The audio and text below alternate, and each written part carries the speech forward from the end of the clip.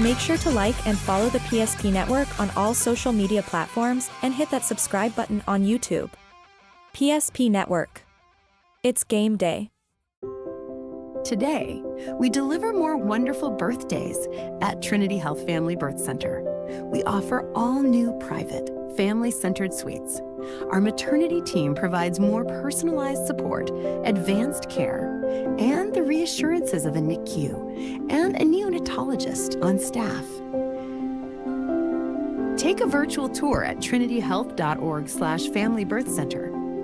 Trinity Health, making more possible. If it's fire damage, Agent Fred Iron. From burnt to unburnt, he does that.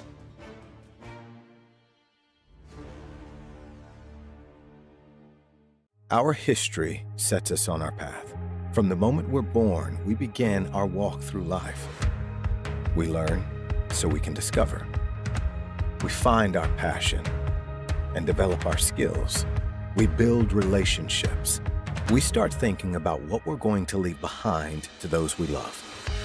Let our legacy help shape yours. First International Bank and Trust. No matter your place in life, we can help you live first. Great news! If you're looking for a new vehicle, Ryan Family Dealerships has the best selection we've had in years. You'll find fantastic offers from Nissan, Honda, Chevrolet, Buick, GMC, Cadillac, Chrysler, Dodge, Jeep, and Ram. Hold on! Ryan sells Chrysler, Dodge, Jeep, and Ram? Yes, we do, and we'd love to sell one to you. Visit one of our 5 convenient locations in Minot and Williston. Get your next vehicle from a name you know and trust. Ryan Family Dealerships. That sinking feeling you get when this happens? That's oil change-anxiety. The anxiety of being without a car with a billion things to do. The fear of being overcharged. The stress of not knowing where to go or who to trust. But you never get those feelings at Valvoline Instant Oil Change, where you can watch us work right from your car, and we finish up in about 15 minutes. We changed your oil and did our 18-point safety check. Valvoline Instant Oil Change. Service you can see, experts you can trust.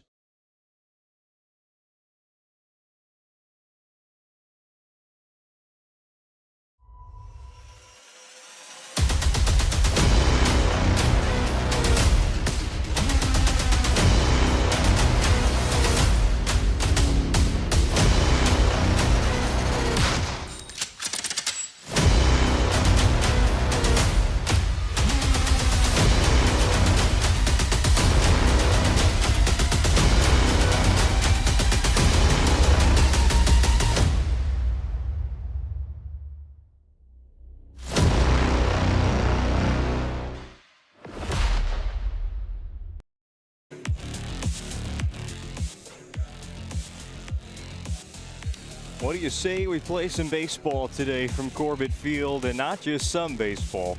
4 WDA varsity baseball games on this field all day long, and all on the PSP Network. Welcome to the ballpark, everybody. I'm Owen Patterson on the call for every single one of these varsity baseball games today from legendary Corbett Field in Minot, North Dakota. We start with 2 games between the Jamestown Blue Jays and Minot North Sentinels. Jamestown is in the heat of the WDA standings right now, right at the top. 6 teams all separated by 2 games at this point of the season. They come into Minot with the Sentinels looking for a bit of an upset and kind of shake up that top of the table, which we'll get into here shortly in the Valvoline Instant Oil Change pregame show. With timely services that won't slow you down and no appointment needed, stay in your car, drive through oil change service at Valvoline Instant Oil Change. At any of their locations in Minot or Bismarck, find out more of what they can do online at VIOC.com. We start with Jamestown and Minot North today, and then at around 4:30, we'll go on the air at about 4 p.m. for our second doubleheader of the day between Legacy and Minot High. 28 innings of baseball on the schedule today. Spend your morning still. It's not even 11 a.m. in the Central Time Zone. Afternoon and evening with us on the PSP Network. Just getting started from Corbett Field. When we return to the Valvoline Instant Oil Change pregame show, we'll take a look at those Trusted Tire and Auto WDA baseball standings, some keys to the game, and also the matchup on the mound as we get set for game 1 of 4 from Corbett Field on the PSP Network. This is WDA Baseball and the Valvoline Instant Oil Change pregame show. For a new vehicle, Ryan Family Dealerships has the best selection we've had in years. You'll find fantastic offers from Nissan, Honda, Chevrolet, Buick, GMC, Cadillac, Chrysler, Dodge, Jeep, and Ram. Hold on. Ryan sells Chrysler, Dodge, Jeep, and Ram? Yes, we do, and we'd love to sell one to you. Visit one of our 5 convenient locations in Minot and Williston. Get your next vehicle from a name you know and trust. Ryan Family Dealerships.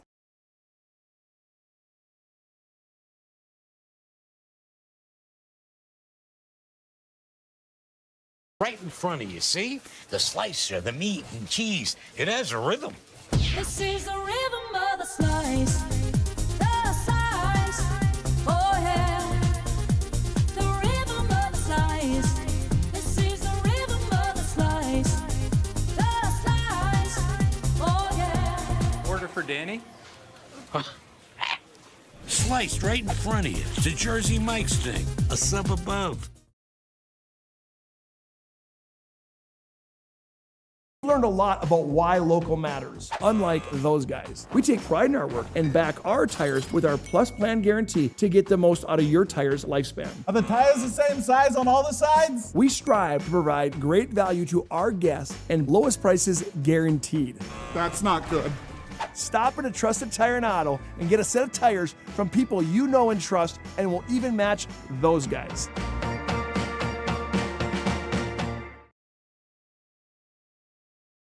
Easy. They take care of their customers. That's right, Carson. You may be number 11 on the field, but at First Western, you and our customers are never just a number. First Western provides the best in customer service. When our customers call with a question, we answer their call personally. Now that's pro-level service. Thanks, Carson. Professional, friendly, full-service banking is what you can count on at First Western. First Western. You can bank on us. And the nuances of cutting men's hair. Less pomp, more adore, huh, Brittany? Square face, wavy hair. Mid-fade with a textured top. Finish it off with a hard part and taper that neckline, coach. Cowlick, what's the move? It's not just all about hard work here. Hit all. 7. Pressure. Points. Yeah. It takes expertise to be a sport clip stylist. Here. That's the spot. Right there, huh? Sport Clips, the pros in men's hair. Financial plan, or planning for farm or business succession. Planning Team Financial Advisors is here to help you work toward achieving your financial goals. With locations in Bismarck, Garrison, and Center, our full-service team of professionals are dedicated to helping you work towards achieving your financial goals. Visit us online, planningteam.com. Securities offered through LPL Financial, member of FINRA Civic. Investment advisory services offered through New Edge Advisors, LLC, a registered investment advisor. New Edge Advisors, LLC, and Planning Team Financial Advisors are separate entities from LPL Financial.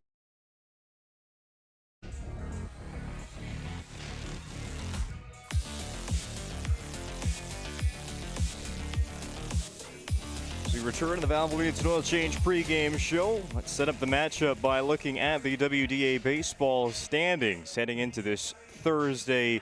Across the league, everybody in action, except for the bye week team. They're brought to you by Trusted Tire and Auto. Dickinson at the top, all alone at 9-3, but 1 through 6 separated by 1 game. All the way down to Mandan at 9-5. It has been just up and down for every team. I mean, one loss, and you could go from 2 to 6 in Minot's case today. But Dickinson in first at 9-3 in the league, 13-5 overall.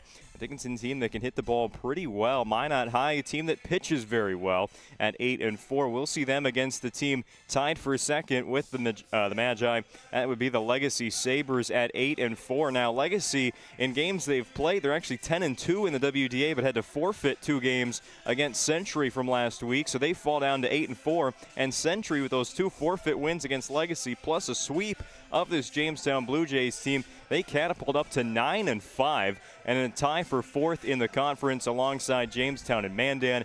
Minot North finds themselves in 9th. You talk about a team that went from 1st down to 8th. with just a matter of 2 or 3 losses. That would be the Williston Coyotes, from tied for first when the last time we saw you to 6-6, which ranks 8th in the league at just 500 on the year. Williston at number 8, right ahead of Minot North, kind of in that bottom 3 right now with Watford City and St. Mary's. But the Sentinels picked up 2 huge conference wins earlier this week. Another afternoon game against St. Mary's here at home to get to 3-9 in the conference, 3-11 overall. Those are your WDA baseball standings, brought to you by Trusted Tire and Auto. Now let's take a look at the Northern Plains. Heating and Air, keys to the game with over 25 years of experience as your heating and air experts and the factory authorized dealer for AeroSeal.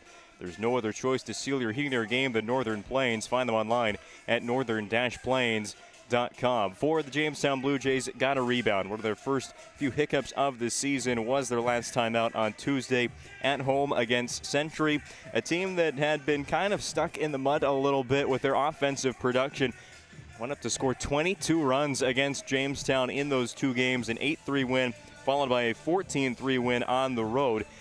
Jamestown, it was the the second time they had been swept all year long. The only other time was when they were in Minot to begin the season against the Magicians, 12-2 and 5-4. So Jamestown looking for a rebound performance here. Stay in that top group in the Western Dakota Association. For the Minot North Sentinels, a team that has been powered by pitching.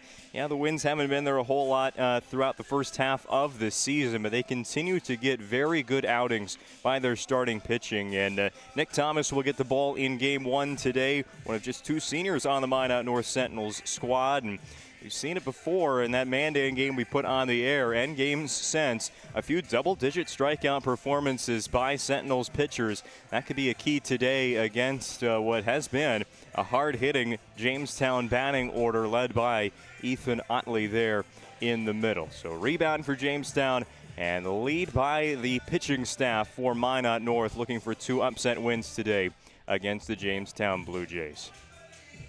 Well, we were expected to go on the air today at 11:30 a.m., but they pushed up start time to 11 a.m., or maybe we just had it wrong at PSP Network. But on the air at 10:30 a.m. this morning, the first of 4 games on the network. We will have, again, Jamestown and Minot North to begin with, and then Minot High hosts Legacy. It'll be the first time we get to see Minot High's baseball team on PSP this spring, and that is a very important doubleheader against the Sabres. A sweep would go a long way for one of those teams, as their toughest matchups of the year coming up later this afternoon. So with our a little bit late start to the pregame show today, we're about to run into first pitch. We do have time, though, for one more break on our Valvoline Instant Oil Change pregame show. When we come back, a quick look at our schedule today and that pitching matchup we promised coming up next on the PSP Network from Minot.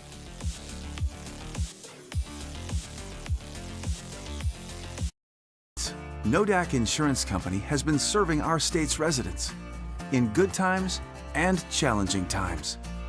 We come together for the greater good, from simple acts of kindness to company-wide efforts that make a difference in our community. It's who we are, rooted in North Dakota and ready to serve when it matters most. Nodak Insurance Company, agents with answers. Darren Johnson, Cody Olson, and Scott Wilkins, your agents with answers in Mandan.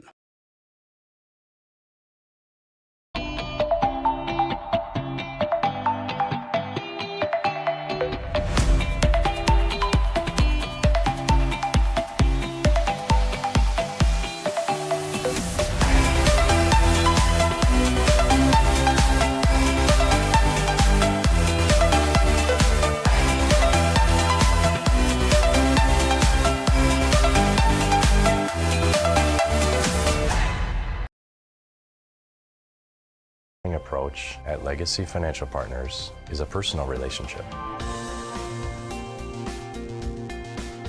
Our unique and collaborative approach to financial planning starts with your dreams, not just the numbers. We will work with you regularly to take action to update your plan as your needs evolve, recommending products and services that are right for your situation.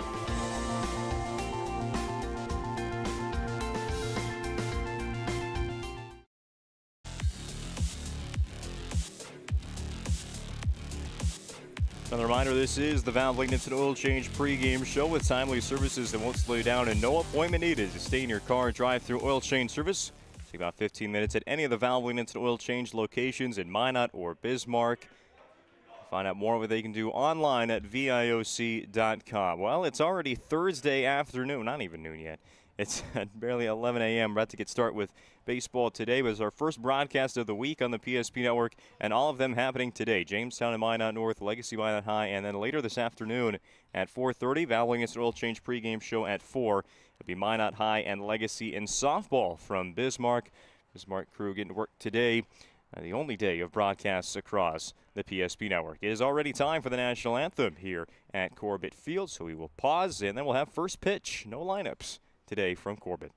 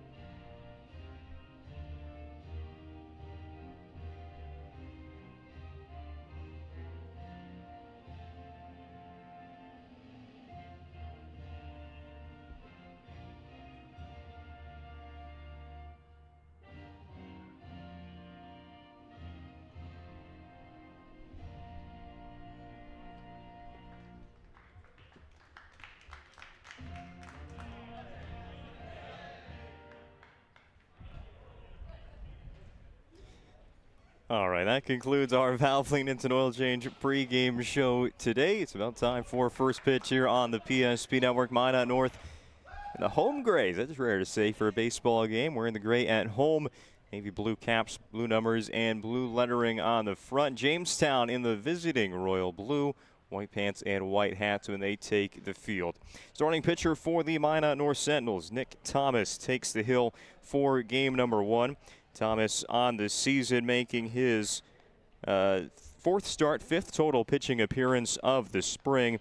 He's thrown a total of 12 1/3 innings so far with an ERA in just above 6.24 so far for the senior right-handed pitcher from Minot North. 6 strikeouts to 5 walks over those 12 1/3 for Thomas. And as we said in our keys to the game, pitching might take Minot North a long ways today against a Jamestown lineup that has turned out to be pretty powerful. And we did not get a lineup card. There's no public address announcer here, so we're going to be filling in the names as they walk up to the plate for Jamestown today. But we do know the top 3. They're warming up out there. Cale Verkey will bat leadoff. Thomas Newman bat second, and Jackson Colpin the top 3.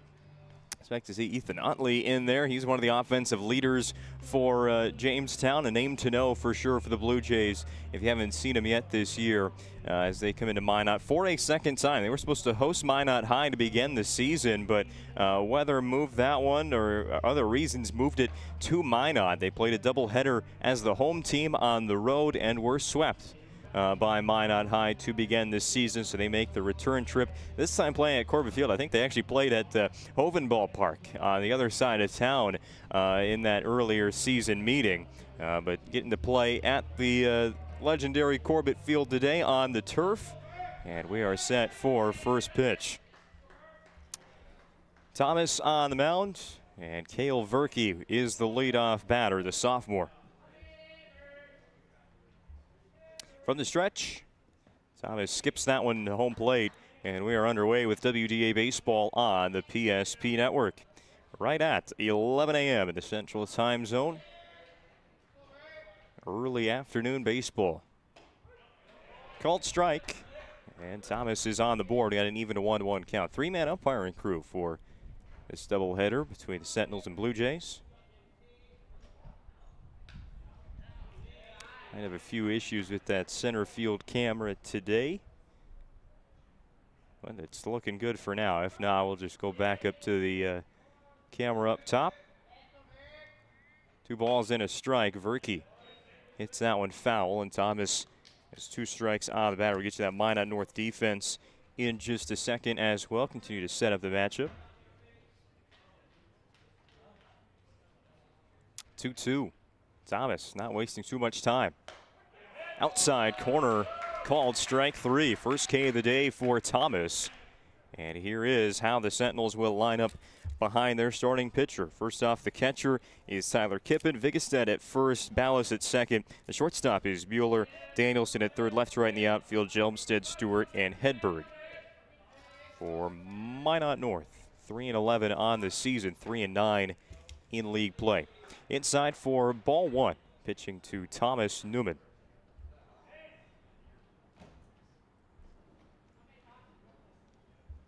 Newman hitting .346, pretty good number for Jamestown's number 2 hitter, but that does rank just 4th on the team.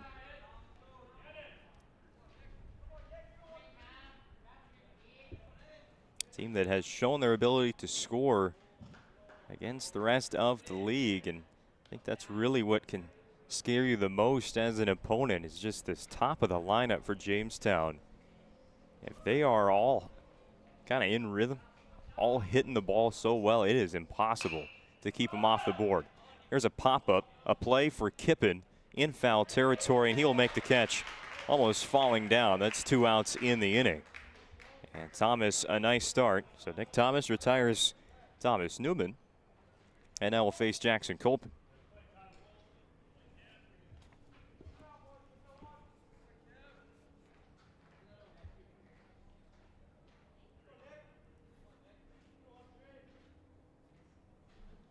First pitch, foul tip caught by Kippen. So starting ahead with a strike is Nick Thomas, looking for a 3-up, 3-down first inning. Drops it in there, but stayed a little bit inside to the right hand hitting Colpin. That about Newman batting 4th on the team. Colpin, the only Blue Jay qualified batter to be hitting over 400 through 16 games. 24 for 59 at the plate is Colpin.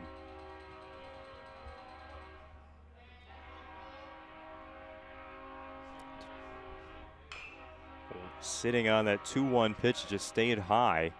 Fouls it off his leg, and Newman is, or sorry, Thomas is 1 strike away.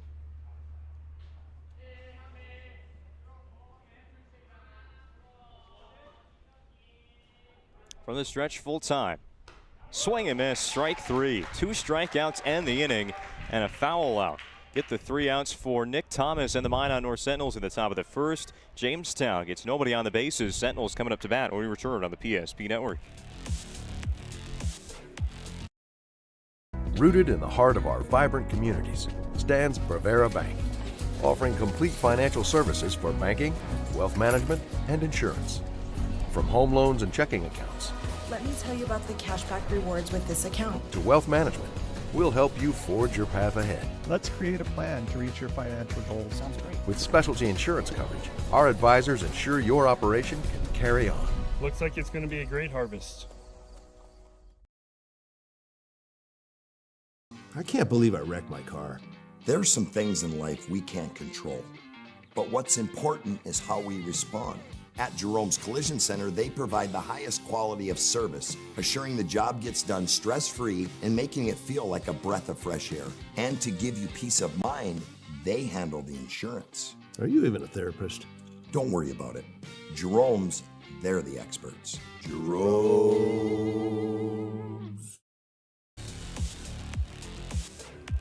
I was talking to the Minot North coaching staff a little bit before the game today, and they were saying it's always a question when you come into these games, high school ball. Nobody really knows the probable pitchers until they're on the mound. And they were saying Thomas Newman, he hasn't pitched yet this year, and that's right. Only one appearance. He did not record a single out against Fargo South, and I think they were hinting at, hey, we might see him today, and they are absolutely right. Thomas Newman will get the start for the Jamestown Blue Jays in Game 1 today.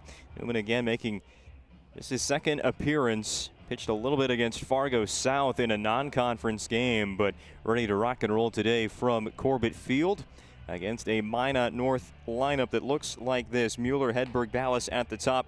Train Jelmstead will bat cleanup, followed by Mason Stewart, Kane Danielson, then Vigestead, Kippen, and the designated hitter, Hagano, will bat ninth.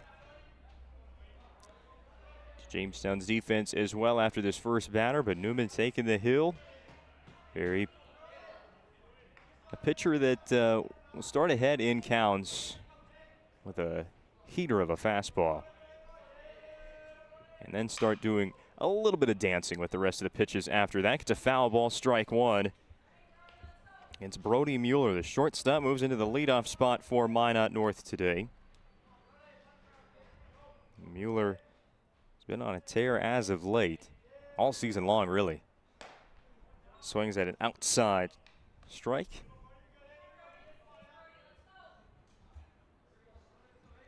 Last time Minot North was at home on Tuesday against St. Mary's. Mueller over 2 games went a combined 4 for 6 with a double and 2 triples. He'll go down on 3 strikes here, though, as Newman wins right away. His first K of the day, first K of the season for the senior Thomas Newman. Good to see him back on the mound. Maybe not what the opponents are thinking, but at least for us, baseball fans, good to see him pitching. Now meet Gannon Hedberg. Right-hand hitting right fielder. Newman 4 pitches, 4 strikes. That one called.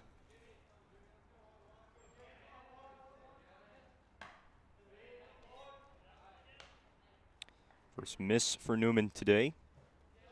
And she was going to have one. For the full wind of the 1-1 at the letters, just high. That'll be ball 2.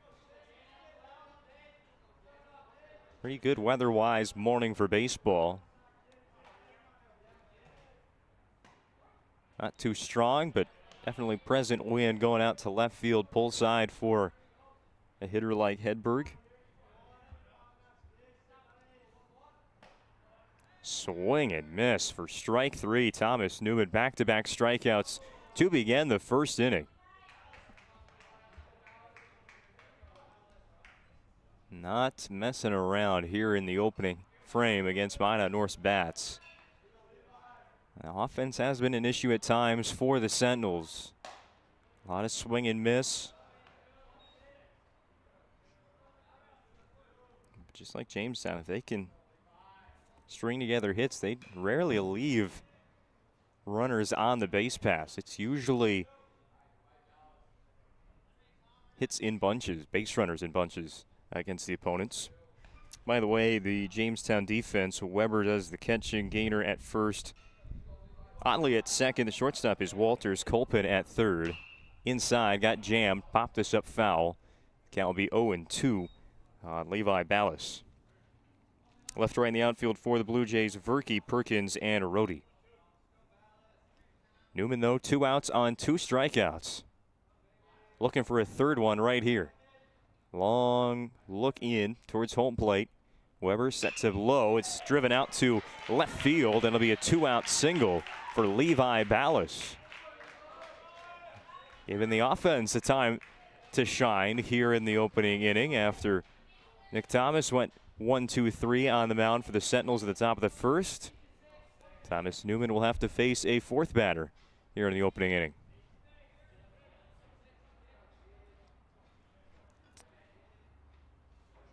The 4th batter will be TJ Jelmstead.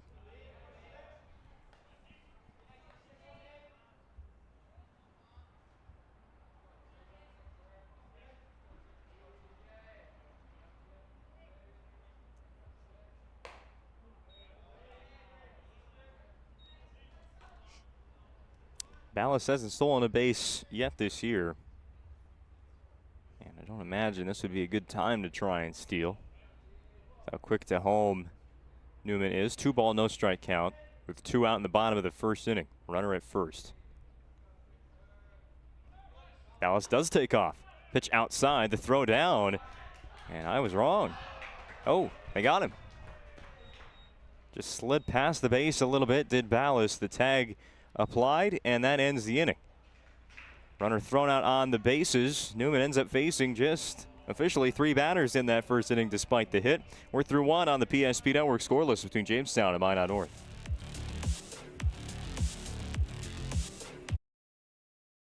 That sinking feeling you get when this happens? That's oil change-anxiety. The anxiety of being without a car with a billion things to do. The fear of being overcharged. The stress of not knowing where to go or who to trust. But you never get those feelings at Valvoline Instant Oil Change, where you can watch us work right from your car, and we finish up in about 15 minutes. We changed your oil and did our 18-point safety check. Valvoline Instant Oil Change. Service you can see, experts you can trust. We can tackle it. Dig it up backhoe service. Site preparation, demolition, road building and grade raises, culvert installation, directional drilling, and every kind of dig. No job too big or too small. It's Dig It Up Backhoe Service. Find them online, digitupbackhoe.com, or call 701-722-3315. It's Dig It Up Backhoe.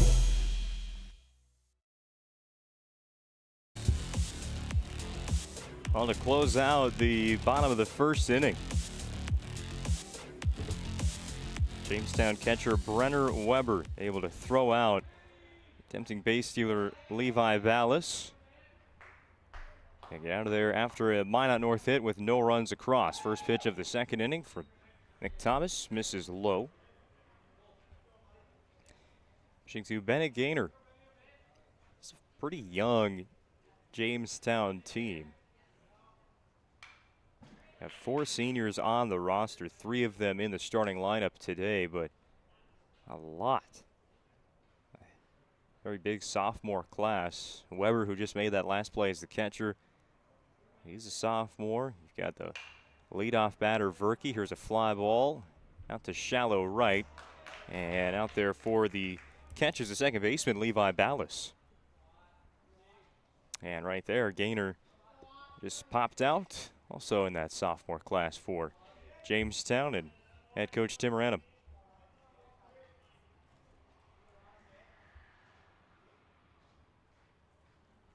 Ethan Otley will bat second this inning. 5th on the lineup card. That one sails over his head to the backstop for ball 1.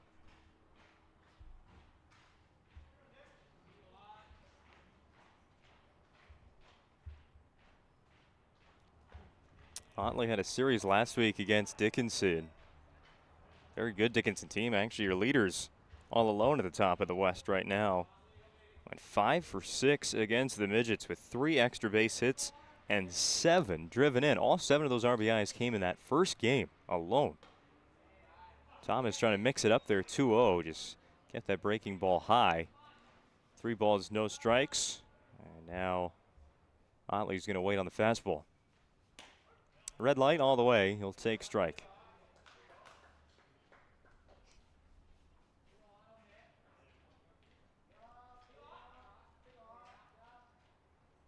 Swing and miss. And Thomas, you could essentially call this an even count. 3 balls, 2 strikes.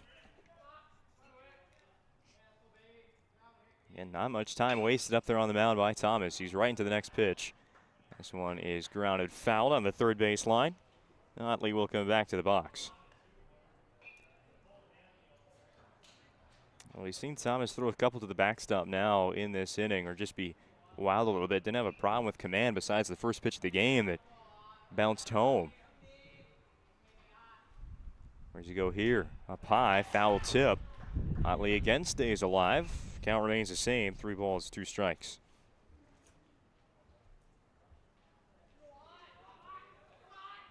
Another payoff. Driven into left field. That's going to get down all the way to the corner. Still rolling. Hits the wall. Otley turning into second base. He will get there on a jog. A 1-out double Puts man in scoring position for the Blue Jays. Their first base runner of the game against Nick Thomas.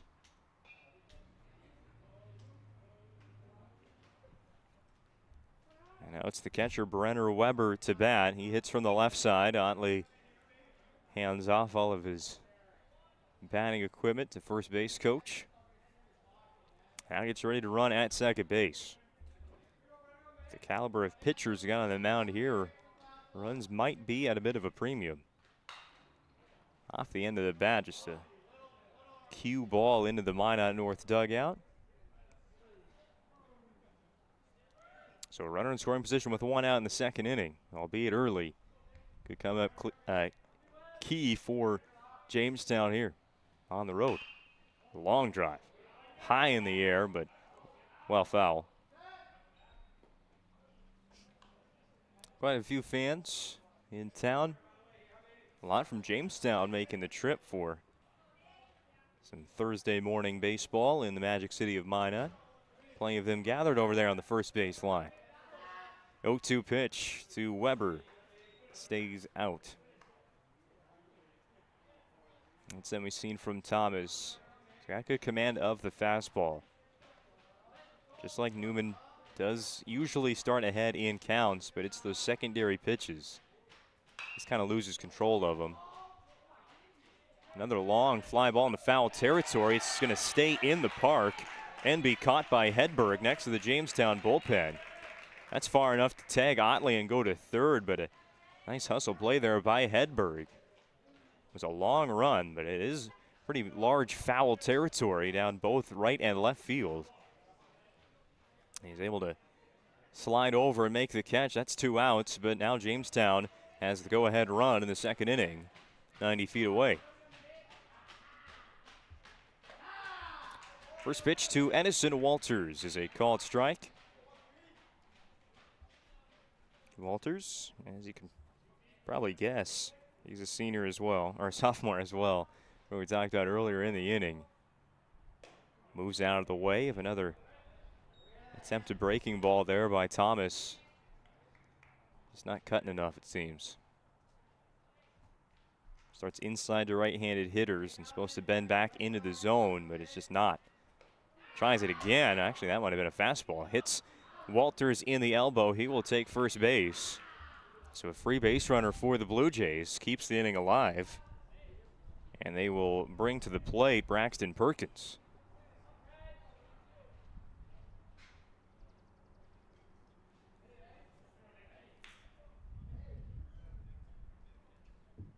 Perkins 15 driven in on the season. Actually leads the team. They'll fly this out to left center field. 3 Sentinels going after it, and it will be Mason Stewart making the catch. The Sentinels survive the 1-out double by Otley, moved over by the sac fly. No run score for Jamestown at the top of the second. 0-0 on the PSP Network.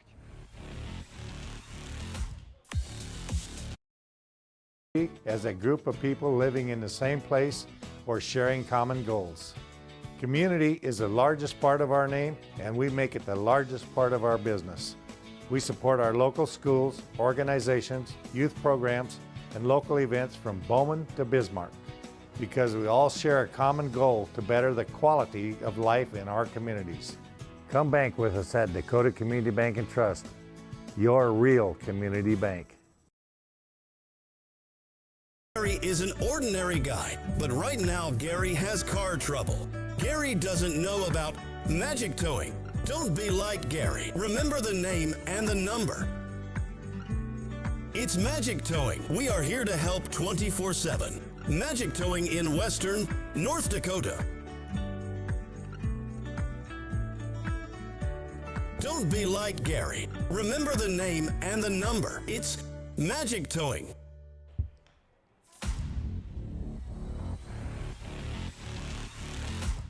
Today's broadcast of WDA Baseball on the PSP Network brought to you by Ryan Family Dealerships. For 50 years, Ryan has been a trusted name for car buyers in Western North Dakota. Shop their entire inventory online at driveryan.com. Visit one of their 5 locations in Minot and Williston.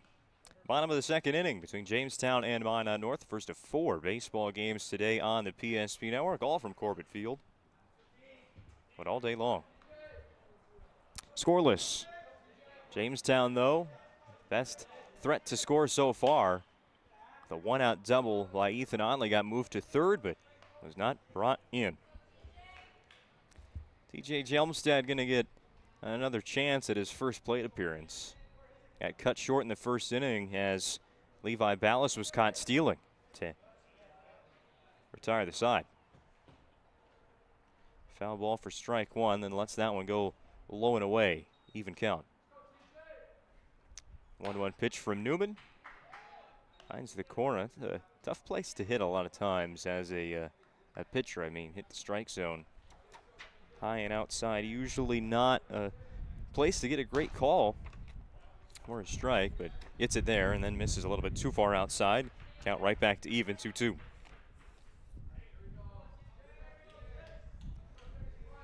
Newman for the full windup.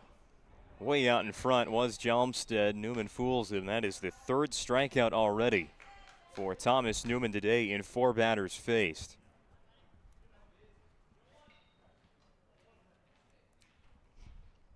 Mason Stewart and Caden Danielson also due up for Minot North in the home half of the second inning. Puts the ball to Stewart. Center fielder with a lot of range at the plate right now. See if he can put that speed on the base paths. Minot North, he showed in the first inning they're willing to run. Mentioned it before Ballas even took off that he hasn't stolen a base yet this year. Maybe a tough place to steal, but the Sentinels seem pretty comfortable with the running game. Got to get somebody on again, though, to put that into effect. 3 balls and a strike. Looking good for Stewart right now, as Newman continues to try and hit the outside part of the plate. He's been just a little bit off here in the second inning. 3-1 pitch. Same spot. Brings it in a little bit. Nothing inside to the right-handed hitters. Full count with 1 out facing Mason Stewart. Swing and miss. That is strikeout number 4 for Newman. Almost looks a little easy sometimes, that fastball that these Sentinels hitters have not been able to catch up to.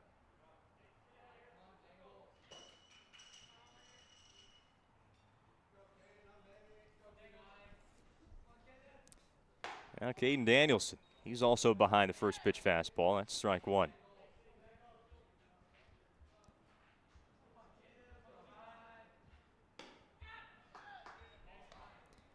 Newman gets ahead 0-2. He's a pitch away from ending this inning. Danielson frustrated in the box. Newman with the put-away pitch, just a second, steps off the mound. Now back into the motion. 1 nod to home plate. Just misses high. Good hold up there by Danielson. His first multi-hit game on Monday against St. Mary's here. Swings and misses. 3 strikeouts in the inning for Thomas Newman. He has 5 on the game through just 2 innings. 0-0 between Jamestown and Minot North on the BNC National Bank scoreboard. 3rd inning coming up next. At any time, to anyone. It's not really something you can schedule on your calendar. But when it happens to you and it's not your fault, there's one law firm to remember. That firm is Schweigert, Clemene, and McBride. We live here and take pride in helping our community. We know this area inside and out. We put in the work and fight for what's right so justice can prevail for you. That is what we're all about. We're on your side. We're Schweigert, Clemene, and McBride.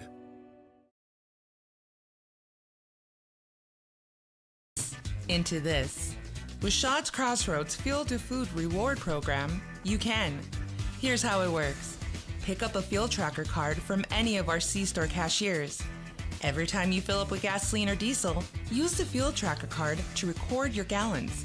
Once you reach 1,000 gallons, you'll be eligible for a $10 gift card to Shots Crossroads Restaurant. Start earning your rewards today at Shots Crossroads.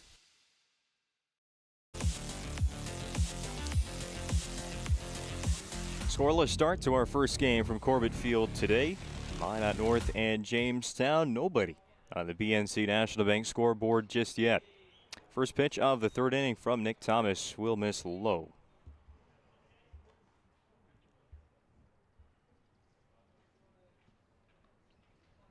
facing the bottom of the order right here in Hudson Rohde. 9-1-2 due up for the Blue Jays in the third inning.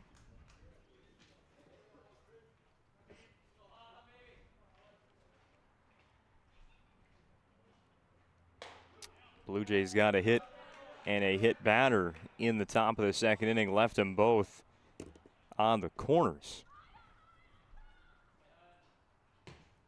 Rohde in a 2-strike count, leading off the third inning, pops us up into foul territory.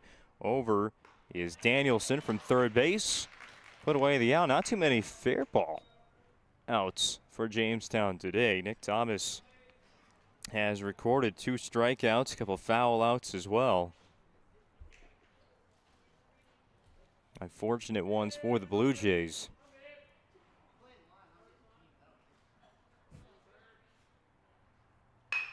Ground ball hit to third. Danielson going to field and throw. There's an out in fair territory for the Minot North infield. Danielson making all the plays to start the third inning as Cale Verkey is retired.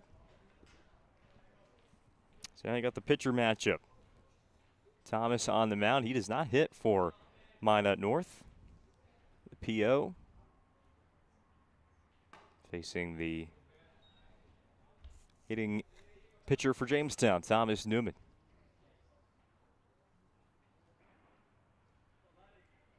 One-0 pitch. Inside. Newman ducks out of the way.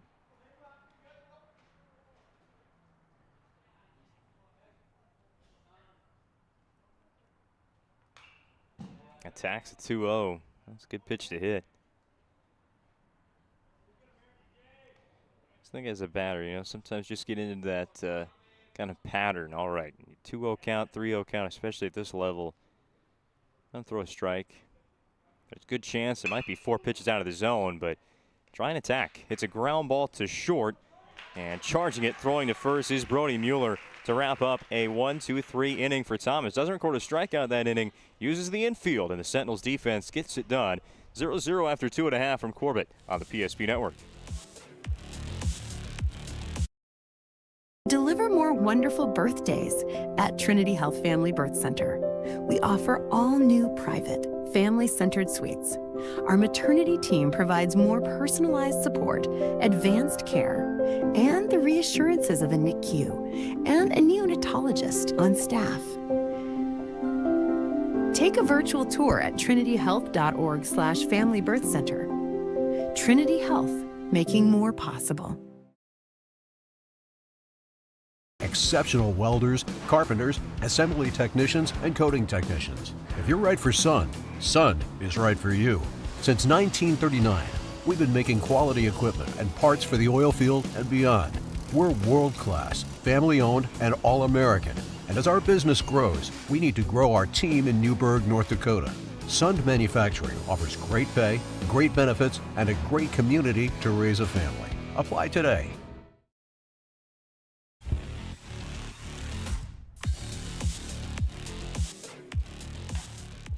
No score heading to the bottom of the third inning on the BNC National Bank scoreboard. Your life is busy. That's why they'll make managing your money easy with locations in North Dakota and Arizona. Find them online at BNC.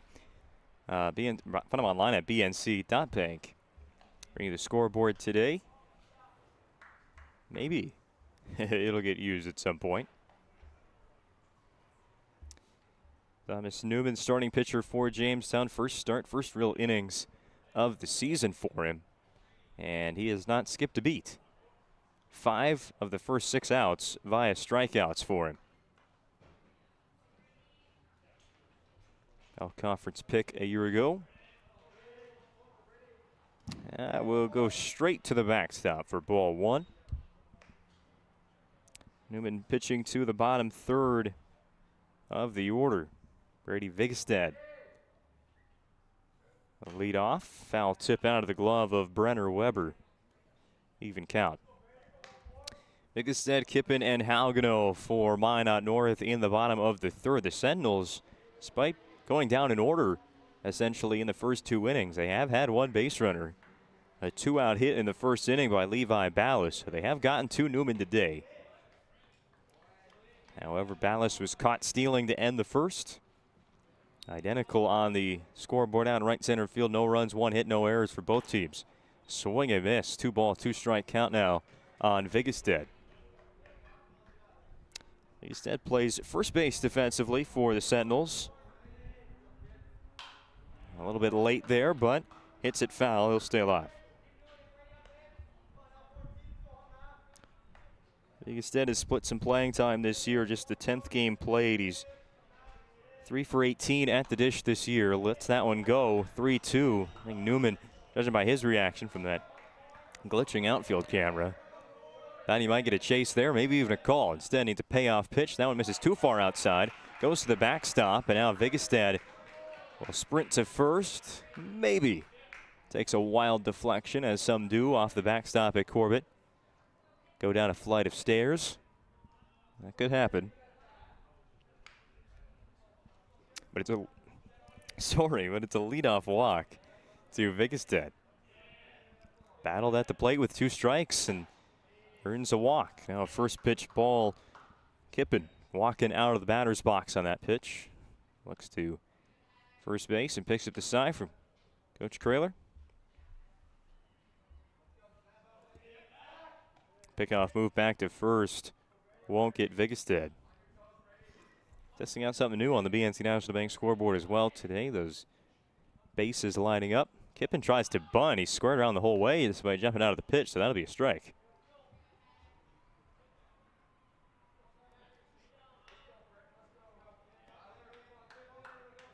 See if after that pitch, they tell Kippen just to swing away. Nope, he's going to bunt again. Another one that was headed right for him. Bunts it foul. Now 2 strikes on the catcher. Bunting, a play that is pretty important in baseball. We've seen a lot of teams win with some small ball this year. That pitch just misses. 2-2. But if you're not comfortable bunting, if you don't know how to execute the bunt, it can backfire pretty quickly. See double plays. You'll see just free outs given to defenses, popping that up. Kind of become a specialty of the game now. That'll be back-to-back walks by Newman to begin the bottom of the 3rd inning. All with a full count. And Kippen will get a pinch runner. That'll be Logan Dixon running at first base for the catcher after working the walk. 2 on, nobody out, bottom of the 3rd inning. Minot North's best chance at scoring. It'll be the DH, Tate Halgano. Bring up the bottom of the lineup card. Halgano will square to bunt. Places this one right in front of home, looking good. Newman will throw to third, and thrown out is Vigestead. He did not slide into third base and gets forced out there, so well executed by Newman. Helps when you got as strong of an arm as he does. Get that one over to third base. And also well executed defensively by the Jamestown Blue Jays, making sure they were in the right spot, right bunt coverage. It was Jackson Colpin covering third, so 1 out. Still first and second. And now it's the leadoff batter, Brody Mueller, at the plate.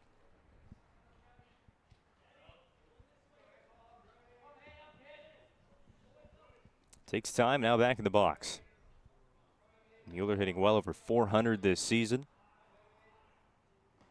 Got some really good contact hitters in Minot this year. You're going to see a few more later on today when the Magicians take the field, including a guy that has a batting average of over 500 over halfway through the season. But it's not always just power for Brody Mueller at the leadoff spot.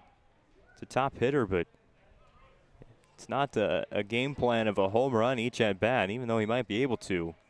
It's simply hit it hard and on a line. Put him in the leadoff spot and have everybody follow the leader. 0-2, lets that one go upstairs. Ball and 2 strikes from Newman to Mueller. There's 2 bench players available for Minot North today. They've already used one. That's Logan Dixon. He's running at second base at the moment. Again, missing high, and Newman into a longer AB again. He's walked 2 batters with full counts already in the inning after dotting up the strike zone for 5 Ks through 2 innings. All 3 batters that have gone on base have reached in the third. Can Mueller add to that total? But first, a wild pitch. Runner's going to advance 90 feet each. Dixon goes to third. And Haugno to second. Infield's brought in after that for the Blue Jays. Right on the infield green turf. It's a full count to Mueller.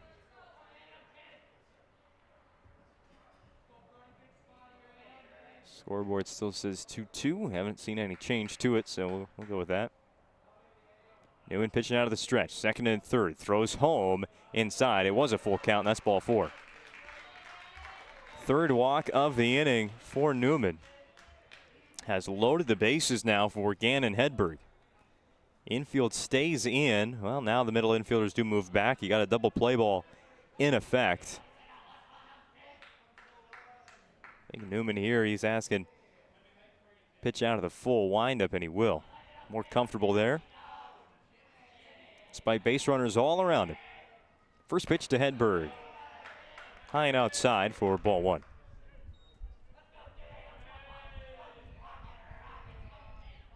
Gannon Hedberg this season has 5 driven in. He's been out of the leadoff spot a couple of times. And the lineup turns around. It's the top of the order. Minot North. They want some base runners out there on the bases for him. So looking at some of the box scores, that hasn't always been the case. Really reliant on these top 4 hitters, but got a perfect opportunity now for Hedberg batting second. Bases loaded, 1 out, looking for the lead. Swings and misses. That's strike 2. Hedberg brought in 2 runs, 1 in each game against the St. Mary's Saints on Monday as part of a 2-for-3 performance. Sorry, 2-for-6. 2-strike pitch from Newman. Grounded to third underneath the glove of Colpin. Rolling into left field. And 1 base at a time go the Minot North Sentinels. They are on the BNC National Bank scoreboard first. An RBI single for Gannon Hedberg. 1-0 North. Bases will remain loaded for Levi Ballas.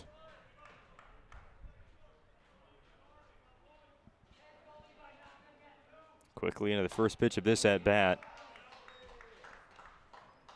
Walks to begin the inning. Always seem to come back and hurt you as a pitcher because after Minot North's first hit of the inning, they score a run on a single. Just rolls into left field. 1-1 pitch. Swing and miss by Ballas. He had the Sentinels' first and only hit until Hedberg's in the game.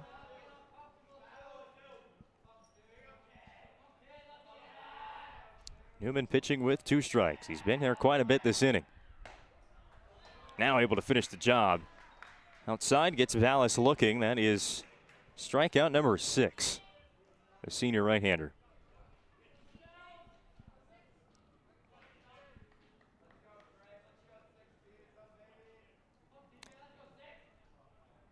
Bases loaded, 2 out. Infield finally gets to breathe a little bit. They'll play at normal depth with a force out anywhere. First out of the inning was a bunt back to the pitcher. Threw out the lead runner at third. And then the strikeout. 1 strike already on TJ Jelmstead. Hits that one foul into the grandstand. Backstop. Nice catch on a bounce by Jamestown dugout. Right to 0-2. Already struck out Jelmstead once in the game. The pitch. Outside. Too far out.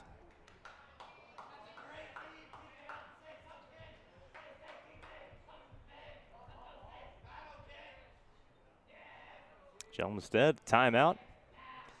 Newman does work rather quickly on the mound. 1 pitch right after another like a machine, but it's 2 strikes. Takes his time for sure. Brings it in this time. That's back-to-back called 3rd strikes to end the inning. Minot North leaves the bases loaded, but they do make sure to score 1 and take the early lead on the BNC National Bank scoreboard. It's Sentinels 1, Blue Jays none. 4th inning next on the PSP Network.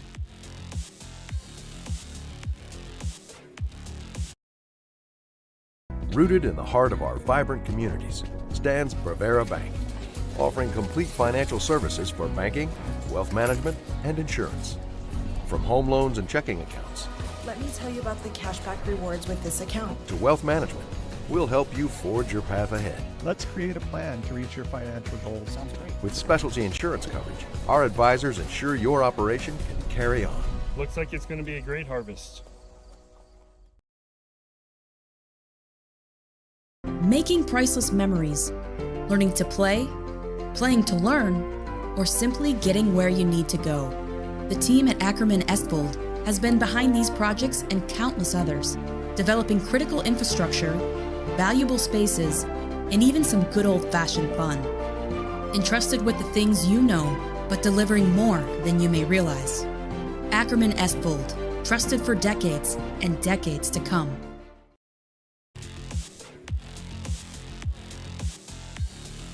Well, the Sentinels get one run in the bottom of the third inning. It's first run of the ball game today. Going to the fourth inning with the lead.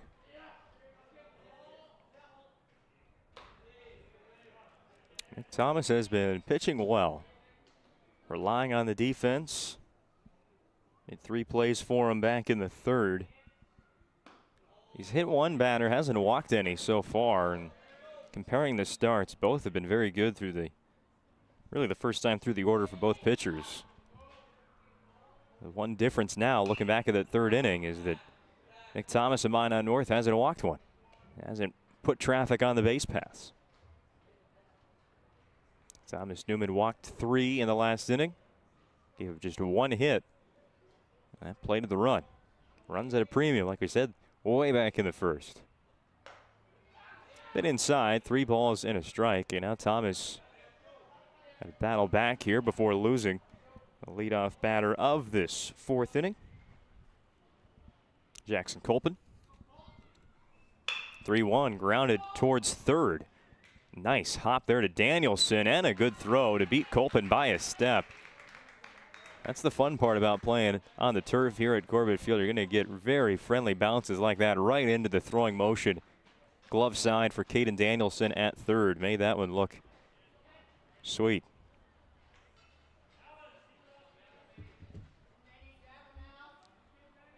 Second time up for Bennett Gaynor. It went in the air to second base. Well, really shallow right. It was Levi Ballas from second base that went out there and made the catch.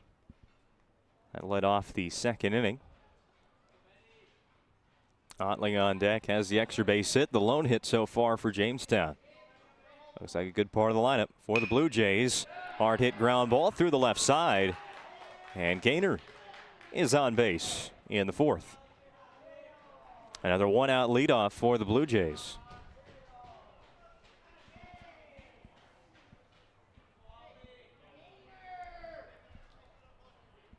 Now Ethan Otley worked a double down the left field line, pulled it all the way into the corner. And a nice easy jog into second base. He was left at third though, now trying to maybe even bring in a run. Long fly ball towards the bullpen and heading out of play. It will drop on the mound out there where the Sentinels relief pitchers might be warming up later on. Thomas, a good start so far. I'll see how many innings you can get out of him. The pitch count has been a little bit high for a 3 1/3 inning shutout with some long ABs. And again, hasn't walked a single batter. Starts with a strike to Otley. This is into fair territory. Dropping in straightaway center, but Stewart makes a diving catch out there on the Corbett Field logo, robbing a multi-hit game, at least for now, from Ethan Otley. It was a line drive falling fast in dead center. And Stewart, we've seen him make plays to the left, to the right, and now sprinting in, needing a bit of a dive / slide for the second out of the inning. Quick pickoff move to first, unsuspecting. But back in time was Gaynor.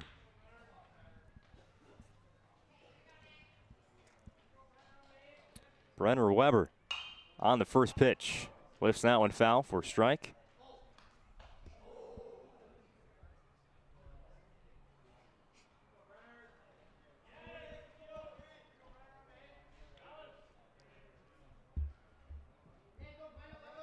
2-out runner at first. Stays up high. It's really where Thomas has missed today. Up. Some might say that's a bad place to miss.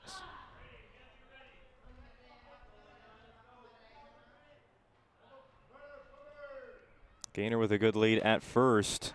A throw back, and Gaynor is safe. Good initial lead and a large secondary, and caught the attention of Tyler Kippen. Throws back to first. Gaynor not taken off.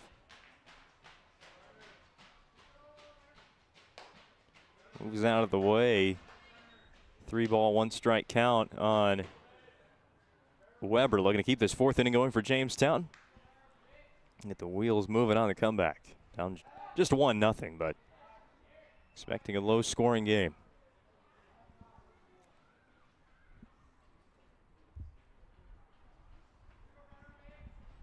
The pitch, hit foul. Full count with 2 out. And Thomas 1 pitch away, 1 strike away.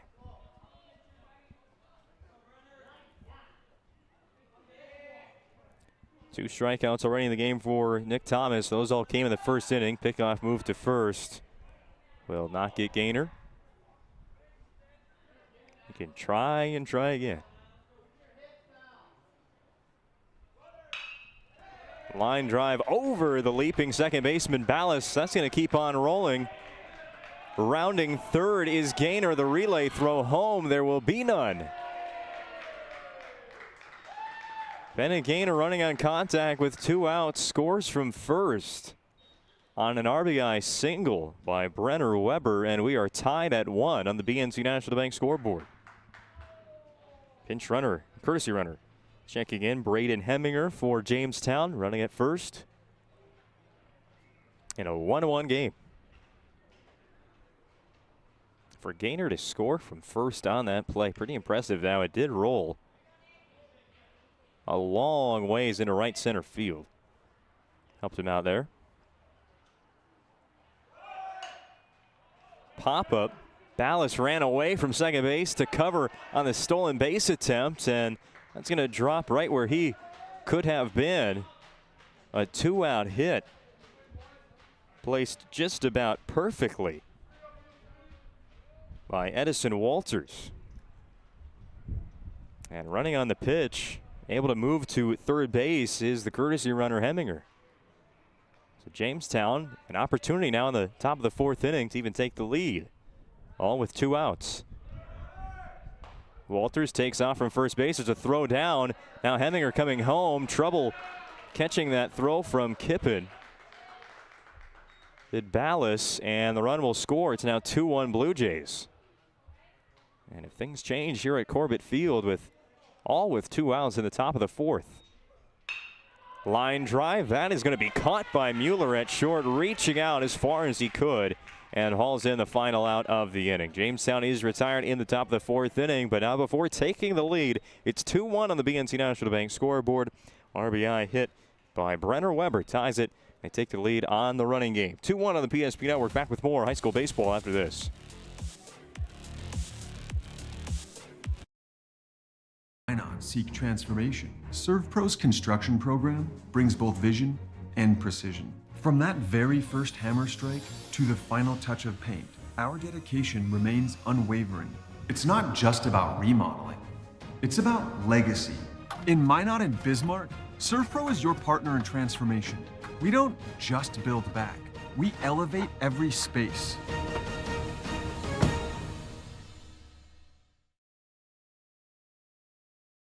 Have over 60 years combined experience in the field. Not only are we writing estimates, talking with customers, we're in the shop working alongside of our team members. I've always had a very strong passion for repairing vehicles. I've been doing it since I've been in high school, and I've always enjoyed seeing the vehicle repaired back to the original conditions. Thank you for the opportunity to serve the Bismarck-Mandan community for the last 7 years. We look forward to expanding into our new addition to better serve our customers, Centennial Collision and Paint.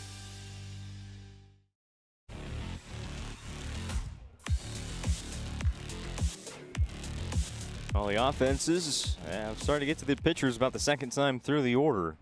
Minot North scores 1 in the bottom of the 3rd. Jamestown gets 2 in the top of the 4th, and they lead on the BNC National Bank scoreboard 2-1. First pitch strike for Thomas Newman in the home half of the 4th inning here at Corbett Field. Next pitch is hit out to right, and making a good read on it. Eventually making the catch is Rhodey in right field. Today's broadcast of high school baseball on the PSP Network is brought to you in part by the UPS Store, located on South Broadway in Minot, open Monday to Friday from 8:30 to 7, and on Saturdays from 8:30 to 3. Located inside the Marketplace Foods Plaza for all your packing and shipping needs. It's the UPS Store. It's going to stay fair. Newman, the underhand flip to first base. They'll retire Caden Danielson. Quick 2 outs for Blue Jays starting pitcher in the 4th. As Minot North will now need to come back a little bit, down by just 1 run. But we are at the halfway point of this first game of 4 today from Corbett Field. 2 between Jamestown and Minot North, and another 2 featuring Legacy and Minot High.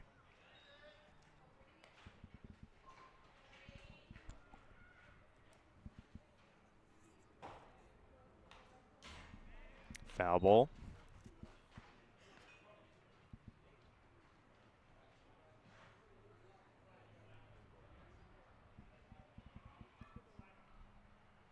The 1-1 from Newman. Home to Brady Vigestead. Walked to lead off the 3rd inning. The run-scoring 3rd inning for Minot North got forced out at third base on a bunt. Ground ball up the middle. Stopped behind the second base bag by Ethan Otley, but had no play. It was hit right back at Newman, but to his bare hand, couldn't pick it up. Otley does, but no throw to first, and Vigestad safe on the infield hit.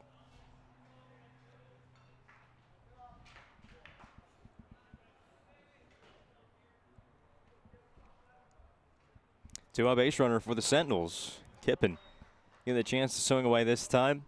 And a tough spot having to bunt, and it didn't fare well to begin with. Pickoff move to first. Vigestad in back to the base in time, plus it was dropped. Kippen, the bright orange bat. Honestly, another accessory to have as a baseball player. Fluorescent aluminum bat.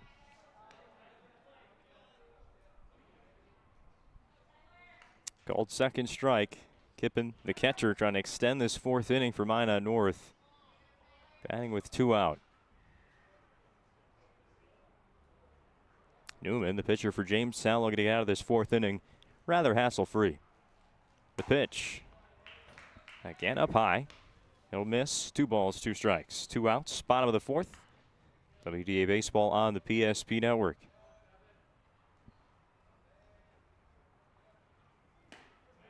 Kippen watched that one all the way, but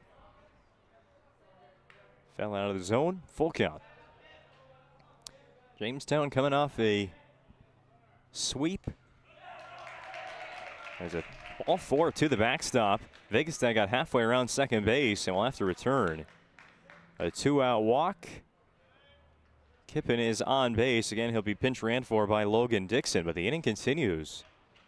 Thanks to another base on balls.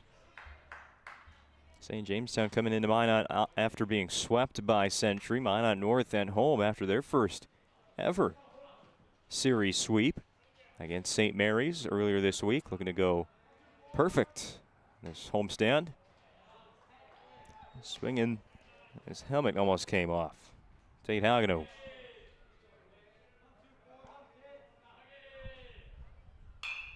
Late.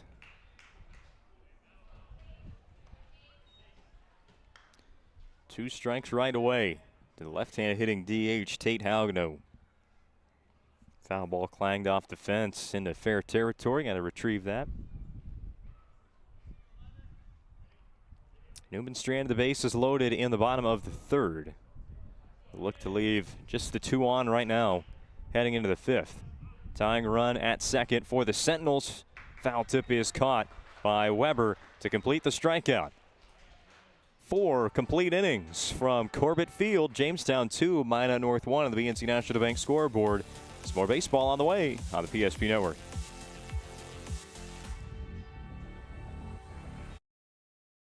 And the nuances of cutting men's hair. Less pomp, more adore, huh, Brittany? Square face, wavy hair. Mid-fade with a textured top. Finish it off with the hard part and taper that neckline, coach. Cowlick, what's the move? It's not just all about hard work here. Hit all. 7. Pressure. Poise. Yeah. It takes expertise to be a sport clip stylist. Here? That's a spot. Right there, huh? Sport Clips, the pros in men's hair. There's as pages in a history book, a time gone by. But even in this modern world, there are new frontiers to conquer. Whether you're tending the land to grow a better tomorrow or growing a business for new opportunities, the work you do powers the world. Exploring the frontier means stepping forward, shaping the future for yourself and for those around you. First International Bank and Trust, helping you live first, one step at a time.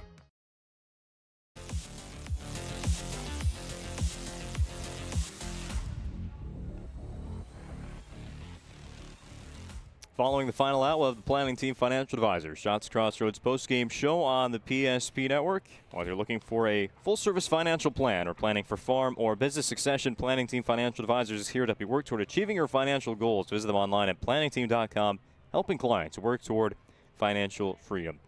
Jamestown and Minot North hope to work toward a WDA win in Game 1 and another one in Game 2, but turn the page into the second half of the season.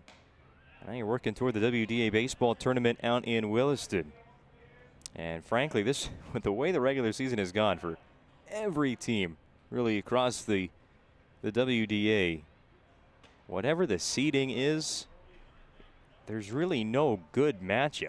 I mean, maybe schematically, if you've got this kind of pitcher or this kind of offense, maybe you can match it up like that, but there's not an easy game across WDA baseball this year. You even look at a team like St. Mary's, who came in here and got swept. At times, they've hit the ball really well this year. It's just a few defensive miscues. It's a better pitching command, and the Saints could be one of those upset teams in the play-in game. Ball and 2 strikes to the leadoff batter in the 5th inning, Hudson Rohde. Nick Thomas still on the mound. He's pitched 4 innings for Minot North today. Get to his stat line here shortly. Foul tip not hung on to by Kippen. For Thomas, 4 innings, 4 hits, 2 earned runs, and those all came in the top of the 4th. 2 strikeouts. He has hit 1 batter, but no walks. Pitch 65 from Nick Thomas today. Popped up into foul ground. Vigestad has a good run at it, and he will make the catch. Stayed well inside the yard for him. Another foul out by the Blue Jay bats. 1 away in the 5th inning. To the leadoff batter we go again. And Cale Verke.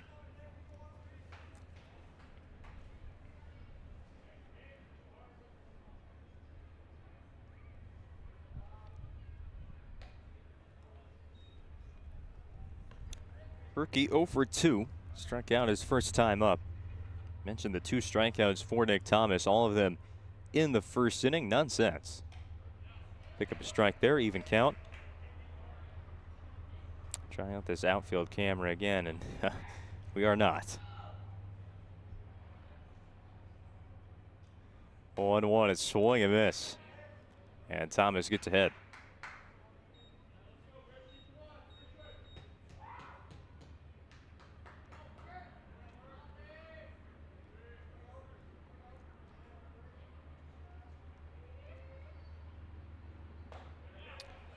Bends right back into the zone for Nick Thomas. Freezes Verke there. Picks up the strikeout, his 3rd. Second time he's retired Verke via the strikeout. 2 gone in the top of the 5th.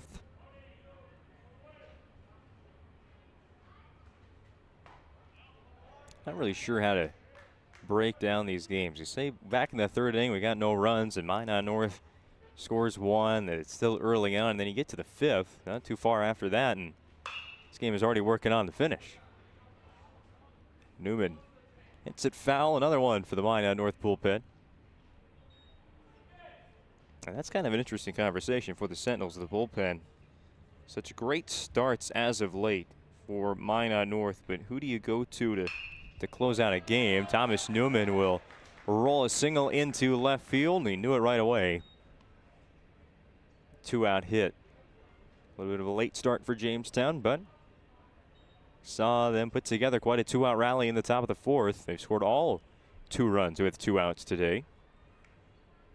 Up to Jackson Colpin.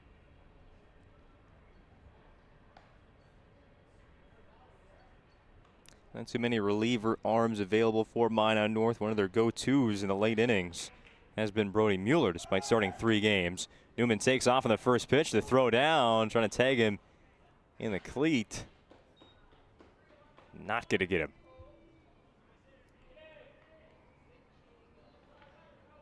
Successful steal for Newman. 1-0 to Colpin. Catches the top part of the zone. Evens count at 1-1. Minot North has also used T.J. Jelmstead, Mason Stewart exclusively as relief pitchers.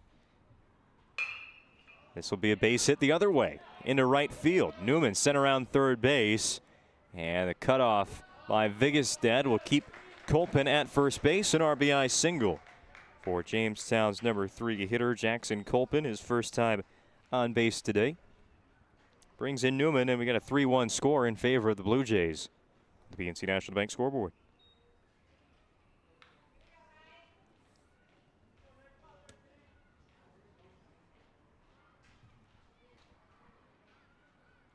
The opportunities a good running game brings. At this level of baseball, prep baseball in North Dakota, whether it's Class A, Class B, you can run the base as well, steal the base like Newman did, get yourself in a scoring position, especially in a situation that Jamestown's in here with 2 outs. They only have 5 hits in the game. But you make it a lot easier to score if you can steal 90 feet like they have today. Colpin took off too early. He's picked off at first base, ran right into a tag, and that will be how the 5th inning ends. An odd way to end an inning, but it's the second time a runner's been caught stealing today. Jamestown 3, Minot North 1, your new score on the PSP Network.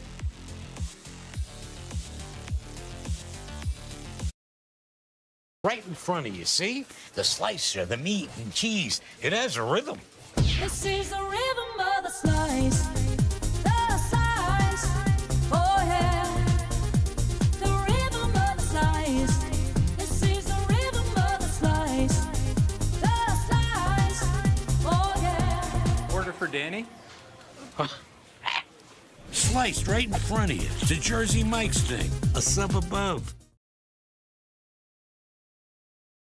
Learned a lot about why local matters. Unlike those guys, we take pride in our work and back our tires with our Plus Plan guarantee to get the most out of your tire's lifespan. Are the tires the same size on all the sides? We strive to provide great value to our guests and lowest prices guaranteed. That's not good. Stop at a trusted tire and auto and get a set of tires from people you know and trust, and will even match those guys.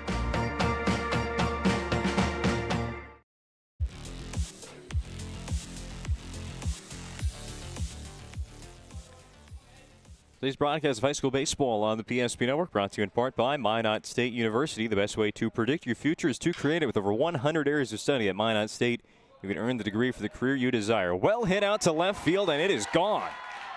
Off the bat of Brody Mueller, first pitch of the 5th inning. It is a home run down the left field line. And Minot North is back to a 1-run game.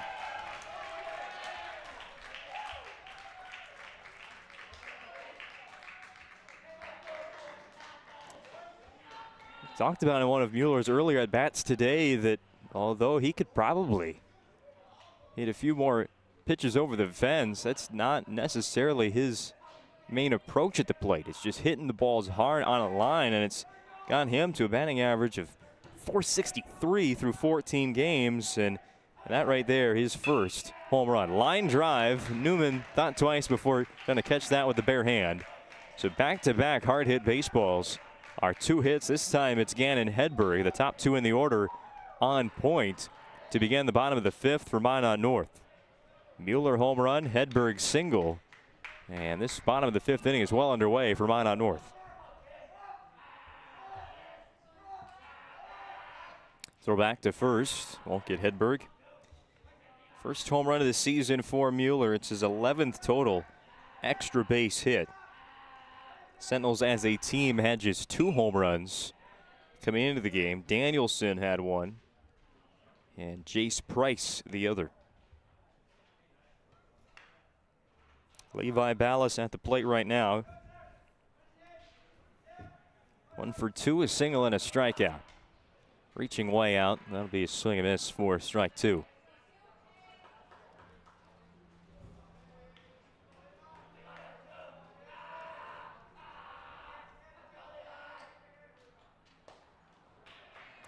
Three pitches, 3 strikes to Ballas. And that is strikeout number 7 for Thomas Newman today. Pardon me. Losing track already. That is strikeout number 9.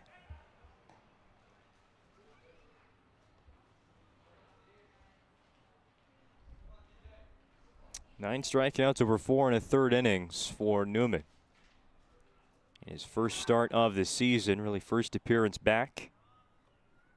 Pitching spot for the Blue Jays. The one issue has been the 4 walks. Putting traffic on the base pass as Minot North continues to hit the ball hard. It was bobbled there at third base by Colpin. Is able to get the lead runner. Hedberg out at second base, the important part. No double play, though, for the Blue Jays, and the inning continues with 2 away. So Jumstead will reach and give Mason Stewart a shot here in the 5th inning. Tying run on board still. Stewart. Nice swing at the first pitch. Just that one well foul behind us in the grandstand, out of play.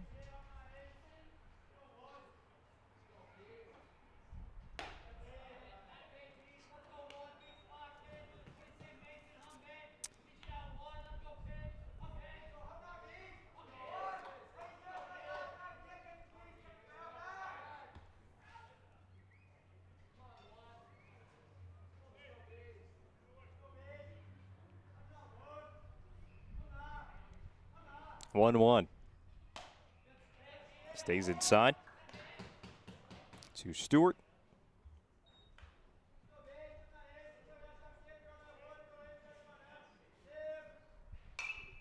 Another one foul. Stewart reaches base about 1/3 of the time. Batting 5th today. So far 0 for 2.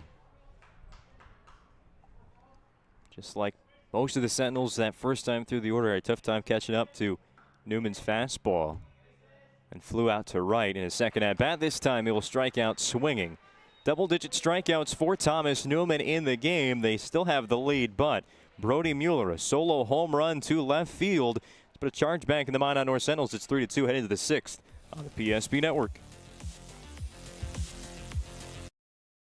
To introduce the fabulous edition of the Master Spas line, including the phenomenal Michael Phelps Swim Spas. Enjoy the relaxing health benefits and enjoy 0% financing up to 72 months or up to $5,000 off on all spas. You'll also find $2,000 off the MSRP on all pools, swim spas, and saunas. Come see for yourself the outstanding lineup of Master Spas, including the Michael Phelps Swim Spas, exclusively at Magic City Home Leisure. That your bank had your back or would go the extra mile to give you the service and attention you need. Partnering with the right community bank can make all the difference. We like to think of a community bank as one that supports its local community. You need to know that whatever your financial future holds, your bank will be there to provide practical support. As a community bank, BNC National Bank will be there for whatever you need in the long haul. Reach out to our team today to learn more about how we're able to help you succeed. Member FDIC.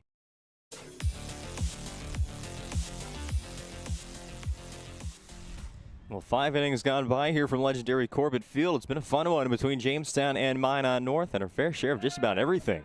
Good pitching, good hitting, and some good defense as well. All the way through. Pop up to first base, Vigestad with the catch. That will retire the leadoff batter in the inning, Bennett Gaynor. 3-2 Jamestown on the BNC National Bank scoreboard. Find them online at bnc.bank. Quick game summary as we get here into the final 2 innings of regulation baseball. Nick Thomas, starting pitcher for Minot North, still going into the 6th inning, and Thomas Newman, who you'd imagine we'll see in the bottom of the 6th inning as well. Both pitched 2 shutout innings to begin the game. A couple of strikeouts in there, really looked like they were going to battle back and forth, and it would be maybe 1 run in the middle to win it. Still pretty low scoring, so kind of along those lines. 2-0 to Ethan Otley.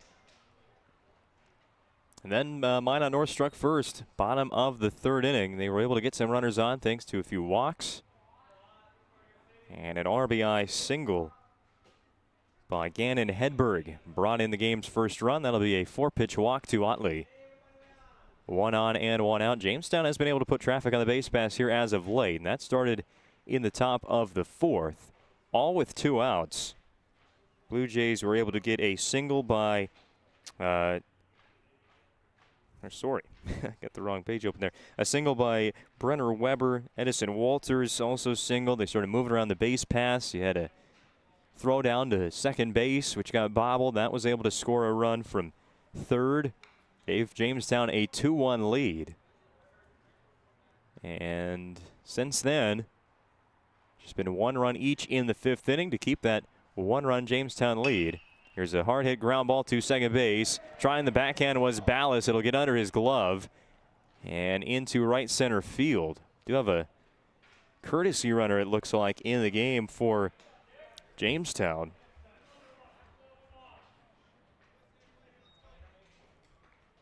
I believe that is Caleb Miller, possibly.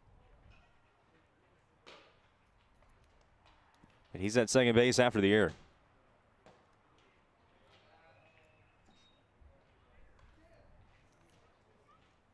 Weber will reach base, saying the 1 Minot North run in the 5th inning came on a solo shot by Brody Mueller. Turned back to second base. Nobody's there.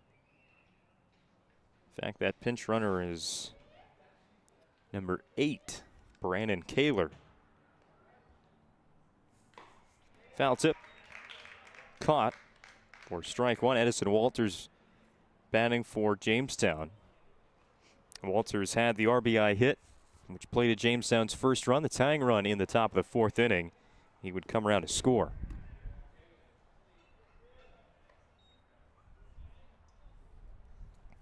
Pretty good day at the plate for Walters. Single and a hit by pitch. There's a few more RBIs out there for him with 1 out in the top of the 6th inning. The pitch. High strike called. 2 balls and 2 strikes on Walters.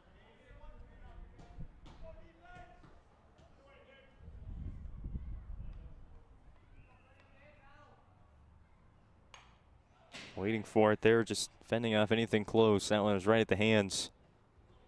Back to the netting. Still 2-2. Thomas from the stretch, first base side of the rubber. Late look at second base, throws home again. Walters protecting anything. That one seemed to be missing high, but it had been called a strike earlier on in the at-bat.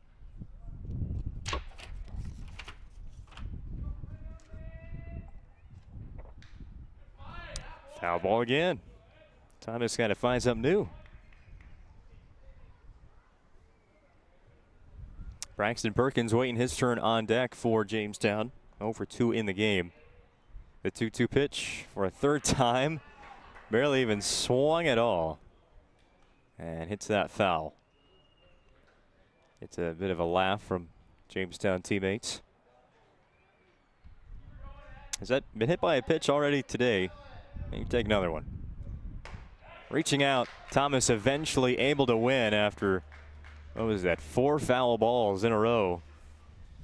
Gets a swinging 3rd strike. 4th K of the day for Nick Thomas. There's 2 out in the top of the 6th. Still 2 runners on base for the Blue Jays. And here he is, Braxton Perkins.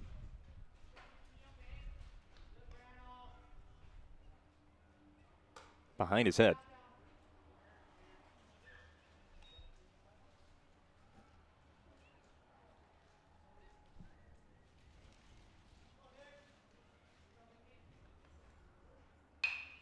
Swing and hit this in the air. It's going to go to the shortstop, Mueller, who has to reach back a little bit, but makes the catch. The inning is over. A walk, and an error in the inning, but Jamestown leaves them both on the bases. Still 3-2 after 5.5 from Corbett Field. Back with more high school baseball at the PSP Network after this.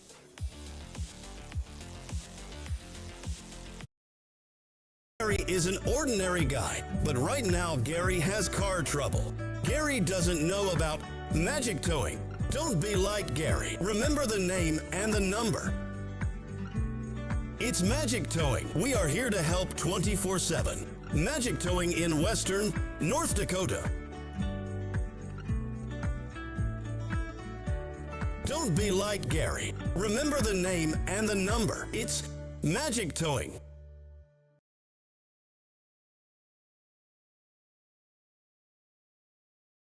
At any time, to anyone.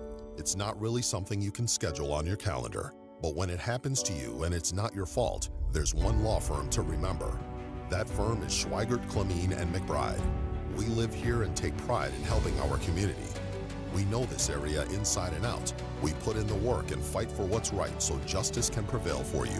That is what we're all about. We're on your side. We're Schweigert, Clemene, and McBride.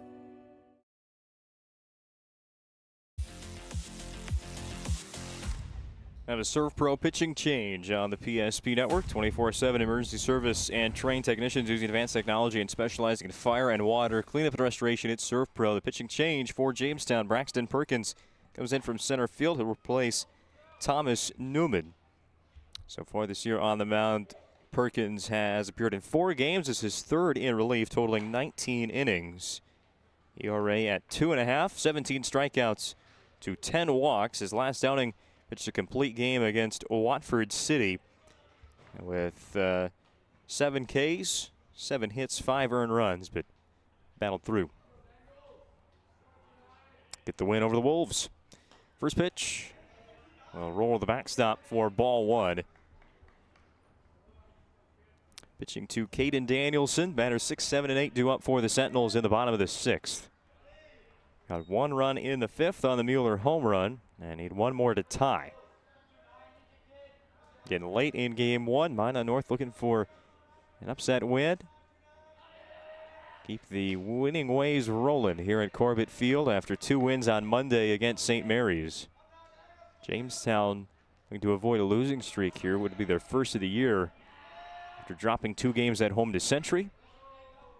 Called strike. Perkins is on the board. And Thomas Newman, the starting pitcher, he trades places with Perkins going to center field.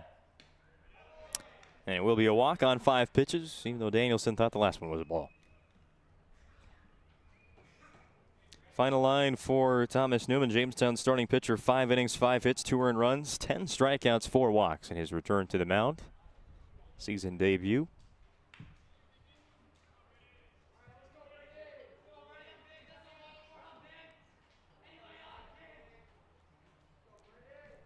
Brady Vigestad, 1 on, nobody out, bottom of the 6th inning. Take a pitch low. That's where Perkins has been missing here early on in his outing. Newman threw 90 pitches, so if you're wondering maybe what would the pitch count number be in that first start of the season, coming on the first day of May, halfway through the year. Newman ends up throwing 90. Well over 50% for strikes, 54 strikes to 36 balls. 1-0 from Perkins to Vigestad. Bunt laid down back to the pitcher. Perkins will throw to first in time, a successful sac bunt for Brady Vigestad. And advancing to second base was Caden Danielson. There's their tying run for Minot North in the bottom of the 6th, trailing 3-2. Quick mound visit taken by catcher Brenner Weber. Minot North has been bunting quite a bit today. They attempted 1 steal and were caught. Had a pinch hitter coming in. It'll be Logan Dixon. He was courtesy running earlier in the game. Now he will replace Tyler Kippen on the lineup card as the batter. So Dixon has been in the game quite a bit today. And on the first pitch, hits this one out into the left field corner, but foul. Jumping on the first pitch he sees as the pinch hitter. Promised a good one. But that's just a long strike. Perkins gets ahead 0-1. Few looks to second base. Another one hit into foul territory towards the Jamestown dugout and falling too fast. Gainer unable to get over there.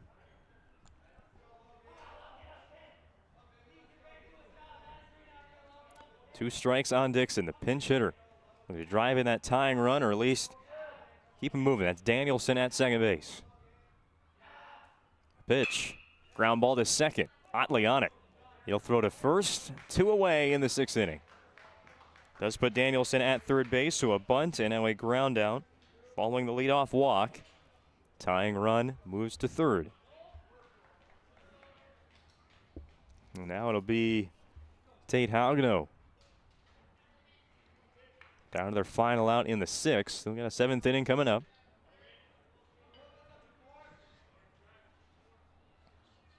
But why wait? Ball 1.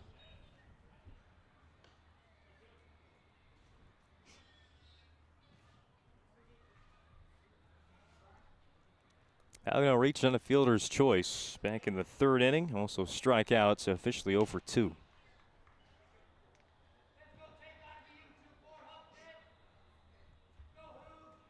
Two runs, 5 hits, 1 error for Minot North today. Sees the strike. 3 runs, 6 hits, no errors for Jamestown.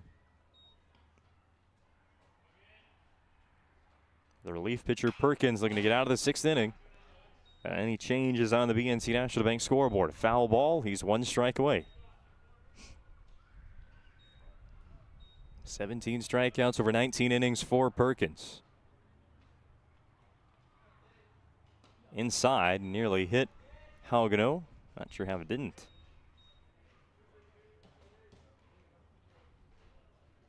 Full count. 2 out, runner at third. The pitch. This is way outside. Dangerous there by Perkins. Tried a breaking ball, just flung out of his hands. That goes to the backstop. A run probably scores for Minot North, and we're tied at 3. But lucky for the Blue Jays, it's just the base on balls. Haugno will reach, but now you face the home run hitter last time he was at the plate, Brody Mueller. Took the first pitch he saw in the 3rd at bat against Thomas Newman and drove it over the left field fence the opposite way. Strike 1, delayed steal by Haugno, and he will reach second base. So 2 on the pond now for Mueller. Has 5 runs batted in all year long. One of them himself earlier in this game. The 0-1, attacking off the plate. Power to the opposite field. Mueller's already showcased that. Makes you think just keep this low. Low and in, 2 balls and a strike. Or if you're Jamestown in this juncture of the game where a hit could give Minot North the lead, do you think just putting Mueller on, force out anywhere, ground ball gets you out of the inning? Facing Gannon Hedberg, but he has an RBI single today. Ground ball hit towards first. That will go foul last second. Gainer was waiting for it behind the bag. Last bounce hit the right side of the chalk line. 2 balls and 2 strikes. Perkins, the reliever for Jamestown. A strand 2 in scoring position as part of a scoreless inning of relief.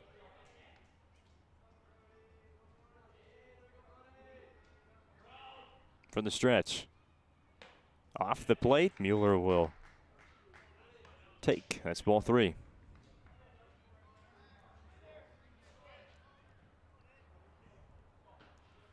Big spot. It will be a walk. So Mueller gets on base, but the runners do not advance. And it essentially works as that intentional walk I talked about earlier. Just pitch around him. Maybe, just maybe, you'll get that third out. So I like that decision by the Blue Jays. You have a chance to hit it. But a walk does load the bases for Gannon Hedberg. 2 for 3 in the game. Has an RBI single already. And now we'll come up with the bases loaded in a 1-run game. Quick mound visit taken. Talking to the infield. Pretty self-explanatory for them. Ground ball and getting out anywhere. For Hedberg, he's looking to just punch one through. 1 run across, and this at bat would be just enough to go into the 7th inning tied.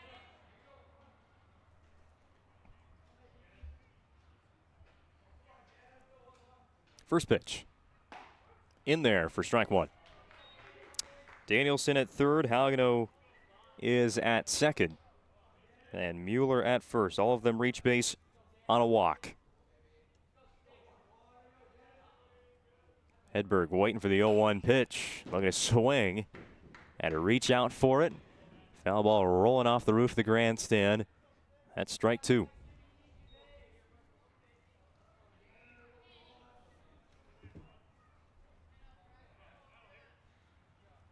Middle infield deep on the edge of the infield brown turf. Colpin at third. As you can see, he's pretty much right in the baseline. Same thing with Gaynor at first. Pitch goes behind Hedberg, and luckily, Brenner Weber, you see how far outside he had to go for that. Gets his mitt on the baseball, able to stop it. Give credit to your catcher. A wild pitch would have scored the run there and tied the game at 3. But Weber stops it, and now the 1-2. Another chance. No chase from Hedberg. Picked it up and was not fooled by the breaking ball from Braxton Perkins. 2 balls, 2 strikes, 2 outs. Bases loaded, bottom of the 6th. The 3-2 lead for Jamestown. Another stop by Weber. Unable to slide over to stop that fastball, but got the glove down. And there's a full count. Nowhere to put Hedberg. A walk would tie the game as well. The pitch from Perkins. Grounded through the left side. 1 run is in. They're going to wave in the go-ahead. And the ball gets to the backstop. Eventually, Halgano able to take that slide and crawl to home plate. Mueller advances. So does Hedberg. 3-hit game for Gannon and 2 more RBI. Minot North up 4-3.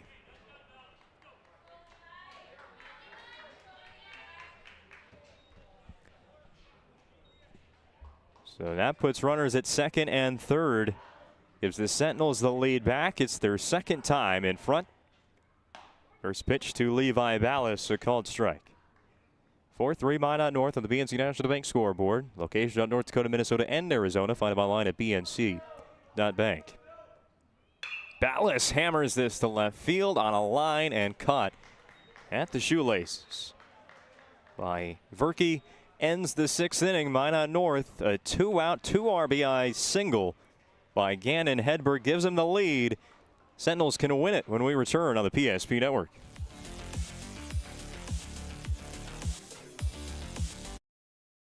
Financial plan or planning for farm or business succession. Planning Team Financial Advisors is here to help you work toward achieving your financial goals. With locations in Bismarck, Garrison, and Center, our full-service team of professionals are dedicated to helping you work towards achieving your financial goals. Visit us online, planningteam.com.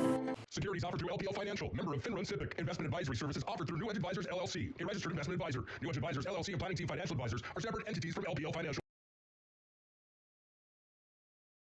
Nodak Insurance Company has been serving our state's residents in good times and challenging times. We come together for the greater good, from simple acts of kindness to company-wide efforts that make a difference in our community. It's who we are, rooted in North Dakota and ready to serve when it matters most. Nodak Insurance Company, agents with answers. Darren Johnson, Cody Olson, and Scott Wilkins, your agents with answers in Mandan. Serve Pro pitching change going into the 7th inning for Minot North. 24/7 emergency service and trained technicians using advanced technology and specialized in fire and water cleanup and restoration. It's Serve Pro.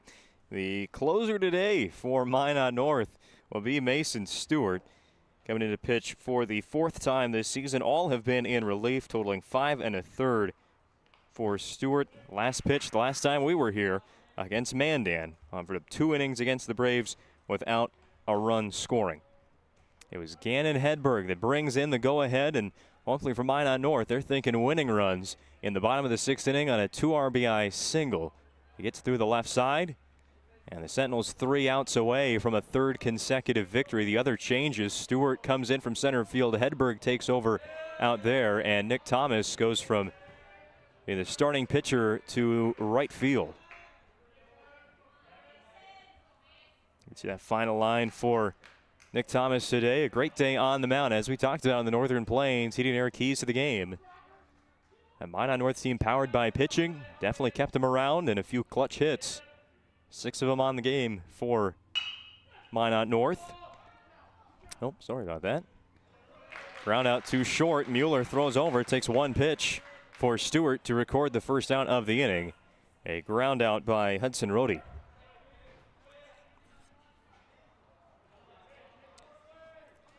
The top of the order now for Jamestown. Cale Verke, 0 for 2. Pardon me, 0 for 3. Takes a strike. Verke, then Newman and Colpin if they can bring him up. Jamestown needs 1 run at the very least here on the top of the 7th inning. 1 ball and 1 strike. Final line for Nick Thomas. 6 innings in the start, 6 hits, 3 earned runs, 4 strikeouts, and 1 walk. He is in line for the win. Drive out to left field. Well hit by Verke, and it's going to fall. 1 hop over the fence, a ground rule double by Cale Verke. That's a good start for Jamestown here in the much needed 7th inning of offense. Flew over the head of Jelmstead and left. Bounces off the warning track for an extra base hit. Blue Jays in business. There's your tying run at second. Newman sees a pitch in the turf. That's ball 1. Thomas Newman was the starting pitcher for Jamestown. Now comes up to the plate as the center fielder for the Blue Jays. He'll get the no decision today. Despite a 5-inning start with 10 strikeouts. Left the game with the lead, but things happen in baseball. Trying to be the hero this time on offense. 1-1 to him from Stewart. Outside. Kippen keeps it in front. Verke willing to run at second base. Anything that gets even remotely past Kippen out of his mitt, really.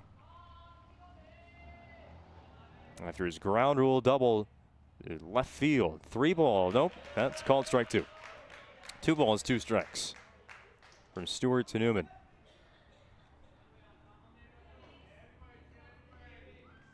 Planning Team Financial Advisors, Shots Crossroads post-game show coming up next. After the final out, who knows when that'll be. Hops straight up in the air into fair territory. Told you Verke was ready to run on anything, and a good pitch to run on there was blocked by Kippen. Shot straight up in the air. Not to the backstop, just landed right in front of home plate. So Verke takes third. Not first, take third base. 2-2 to Newman. Ground ball, just foul, third base line. Let's try it again.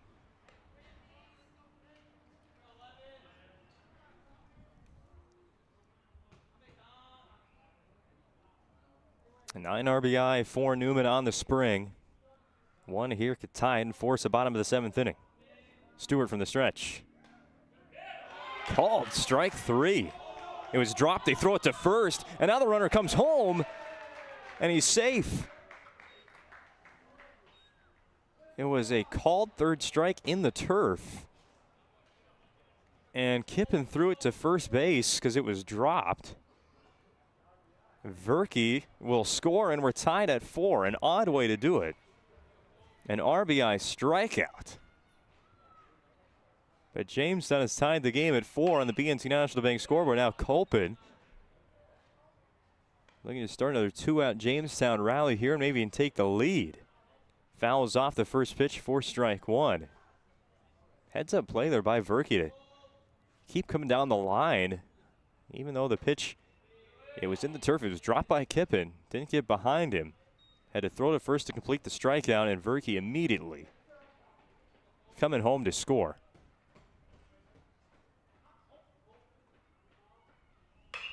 Colpin out to left field.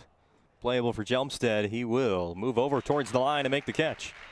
Top of the 7th inning is complete, but Minot North's going to have to come up and hit once again. Jamestown scores on a strikeout. It's 4-4 on the BNC National Bank scoreboard. Back to the rest of the PSP Network.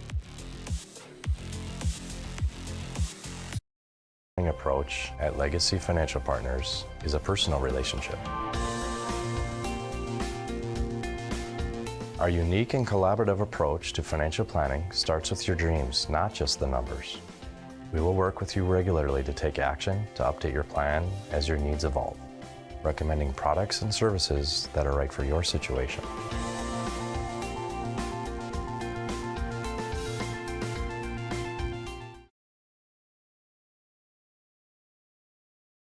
Learned a lot about why local matters. Unlike those guys, we take pride in our work and back our tires with our Plus Plan guarantee to get the most out of your tire's lifespan. Are the tires the same size on all the sides? We strive to provide great value to our guests and lowest prices guaranteed. That's not good. Stop at a trusted tire and auto and get a set of tires from people you know and trust, and will even match those guys.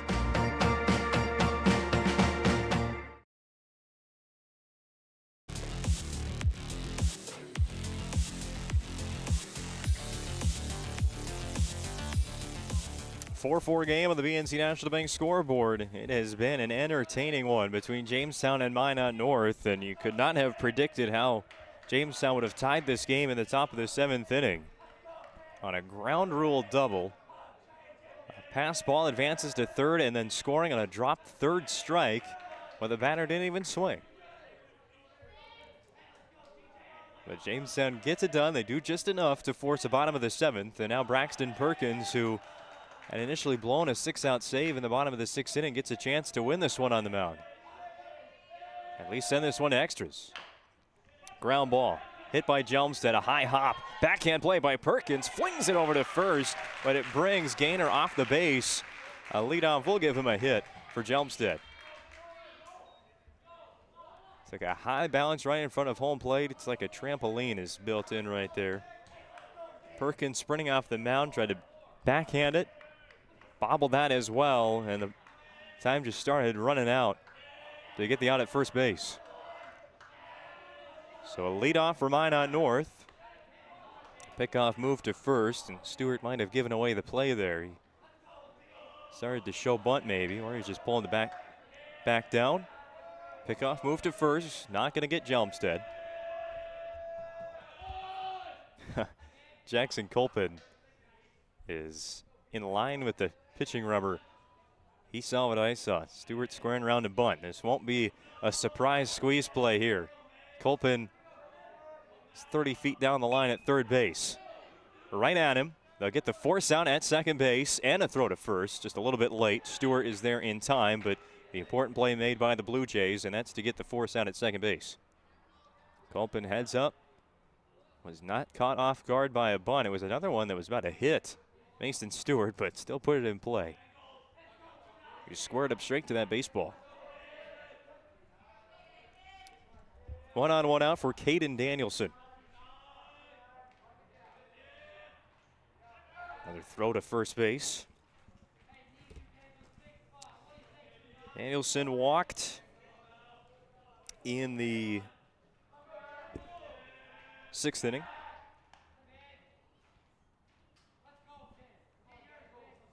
Came around to score on that 2 RBI hit by Gannon Hedberg, which gave Minot North the lead.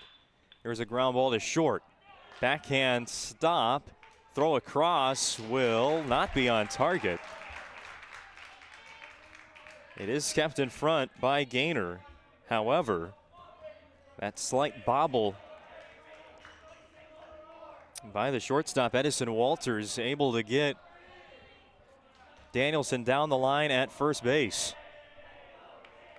So still just 1 out on the board. Brady Vigestead, foul ball for strike 1. Vigestead has been on base twice today, a single, a walk. He also put down a sacrifice bunt, so overall, pretty helpful day. A hit could win it. He'll fly this to the right side of the infield. The pitcher, Perkins, taking charge, makes the catch right up next to the first base foul line. And for Jamestown, that has to be a giant sigh of relief. A 1 out pop up to the infield to make the play, and now a force out at any of the bases with Tyler Kippen back up to bat. He was only momentarily replaced. He re-entered as Logan Dixon pinch hit the last time this spot in the order came up. Inside, Kippen turns out of the way with a pitch that nearly hit him in the elbow.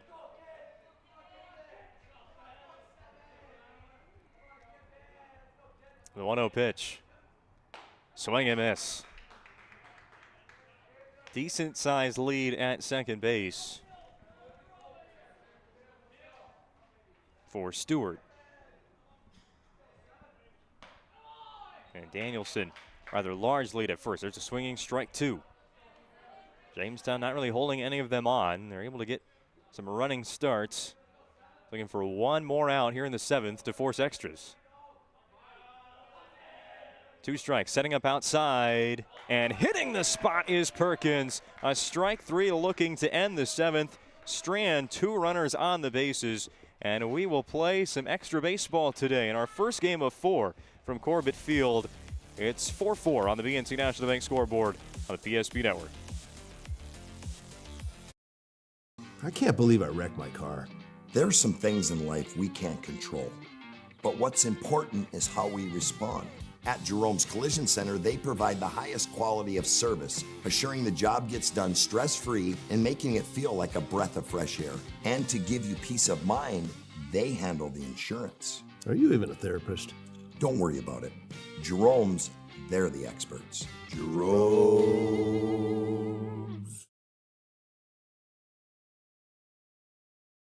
To introduce the fabulous edition of the Master Spas line, including the phenomenal Michael Phelps Swim Spas. Enjoy the relaxing health benefits and enjoy 0% financing up to 72 months or up to $5,000 off on all spas. You'll also find $2,000 off the MSRP on all pools, swim spas, and saunas. Come see for yourself the outstanding lineup of Master Spas, including the Michael Phelps Swim Spas, exclusively at Magic City Home Leisure.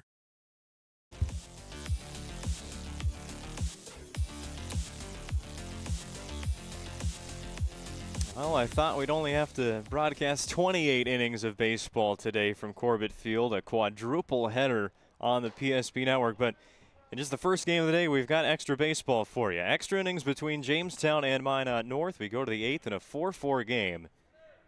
These two teams have a second game coming up after this fantastic finish.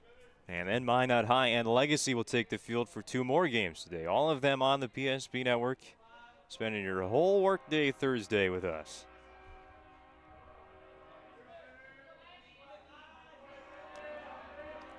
The leadoff batter in the 8th inning for the Jamestown Blue Jays is Bennett Gaynor. Having a pretty solid game. Has a hit in 3 at-bats and a run scored. Plays a good first base defensively. Mason Stewart backed out for the 8th inning as the pitcher for Minot North. Starts with a strike, now misses up high out of the glove of Kippen, even count. Both relief pitchers inherited close games. Not too much margin for error. Braxton Perkins came in for what set up to be a 6-out save. Gave up 2 runs right away in the 6th inning. Gaynor moves out of the way of a ball destined for a hit by pitch. 2 balls and a strike from Stewart. Stewart came in at the top of the 7th. He was looking for the save. This is a jam shot up the middle. Mueller ranging over behind second base, able to throw out Gaynor in time. Off the handle of the bat, somehow traveled that far over the second base bag. And Mueller, he's been making plays offensively and defensively today. Had the solo home run, if you remember that, back in the 5th.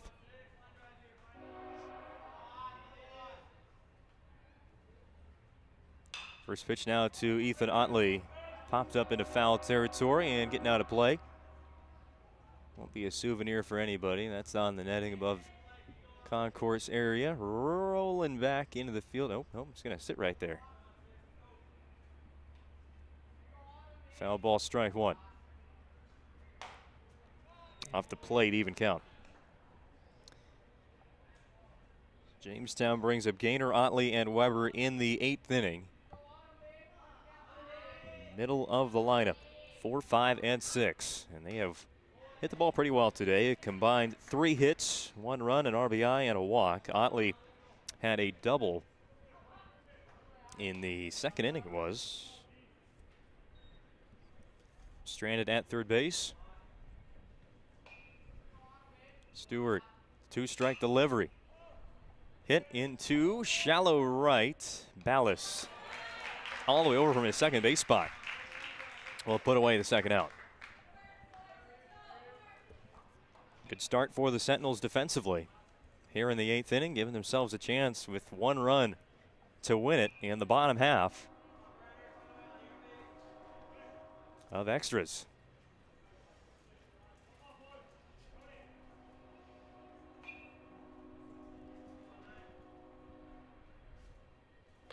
Brenner Weber at the plate. Ball 1 to him.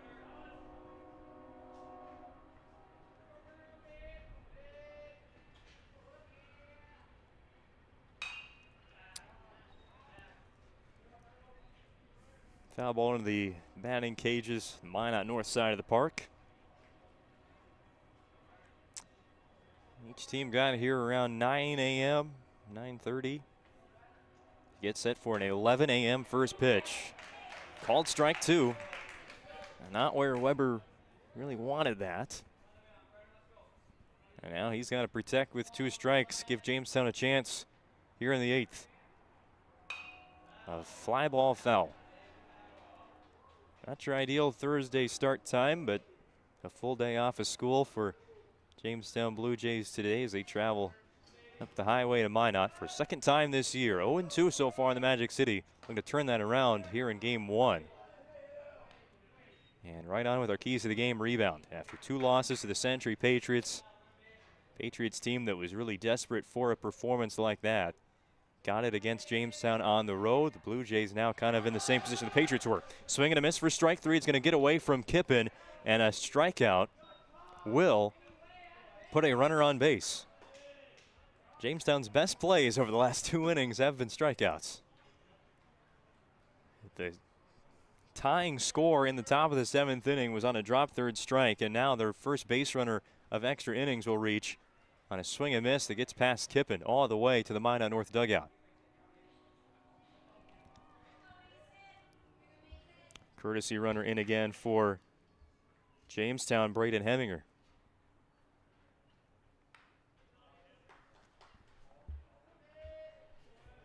So still 2 outs despite the strikeout for Stewart. First pitch, a swing and miss by Edison Walters, the shortstop.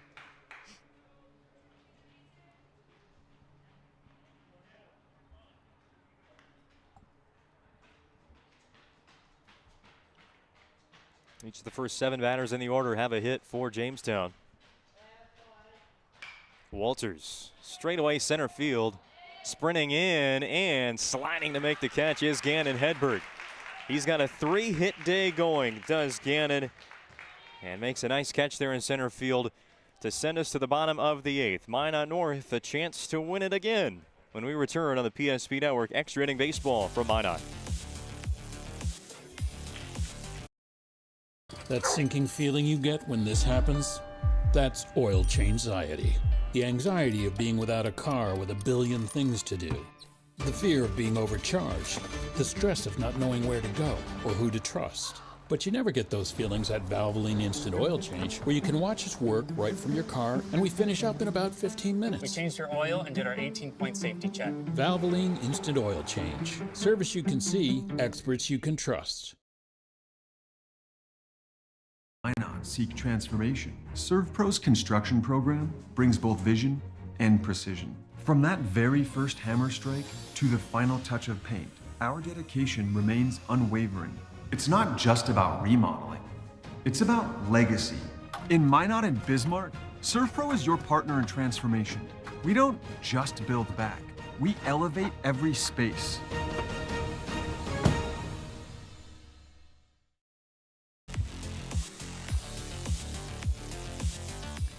This broadcast of high school baseball on the PSP Network brought to you by Prestwich Orthodontics, specializing in braces and Invisalign for all ages. They offer 0% financing and free consultations, virtual or in office. Enjoy professional treatment in a fun, relaxed atmosphere. Check them out at minotbraces.com. 4-4 on the BNC National Bank scoreboard, bottom of the 8th inning.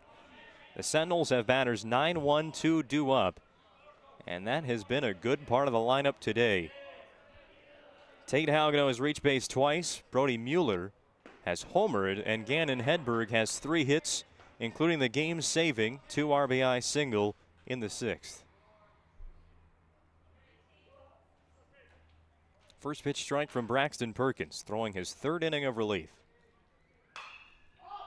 Hit in the air, not too far away from home plate. Perkins will gather another pop fly as the pitcher. Just can't take the center fielder out of him, even if he's pitching.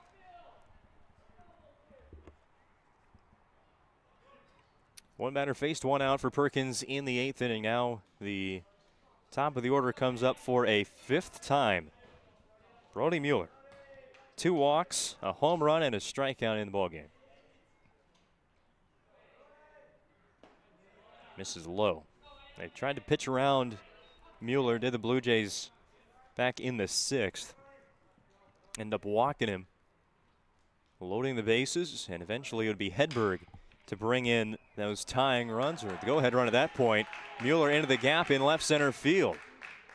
He will get to second base. The relay comes in, and it'll be held to a double.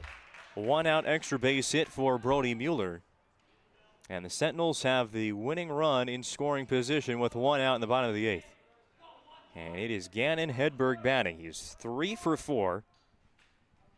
Last 3 at-bats have all been singles. 3 runs batted in for Gannon today.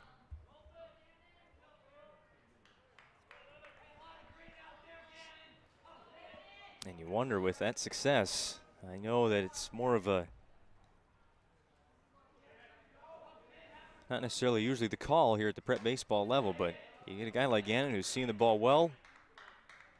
You put him at first base, and that's exactly what the Blue Jays will do. You walk him, get a force out anywhere, a double play can get you out of here, and you face just somebody else. Make somebody else have a big play other than Gannon Hedberg. He will walk, so a 4th time on base for him. First and second, 1 out for Levi Ballas. Ballas on the first pitch, it's a foul.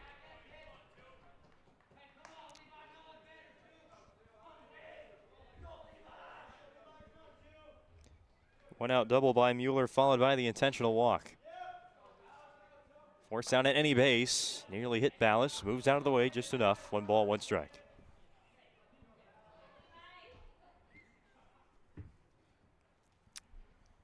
Ballas had the game's first hit in the bottom of the 1st inning.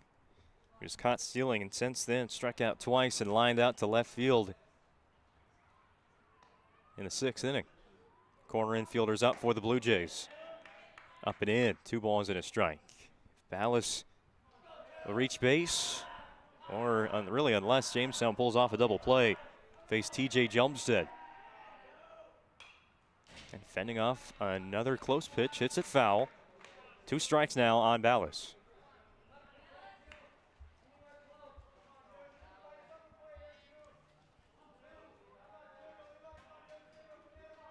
Ballas has 4 runs batted in so far this year. A pitch that goes behind the batting helmet. Another catch by the catcher. He assumed doing his job, but it's been extraordinary.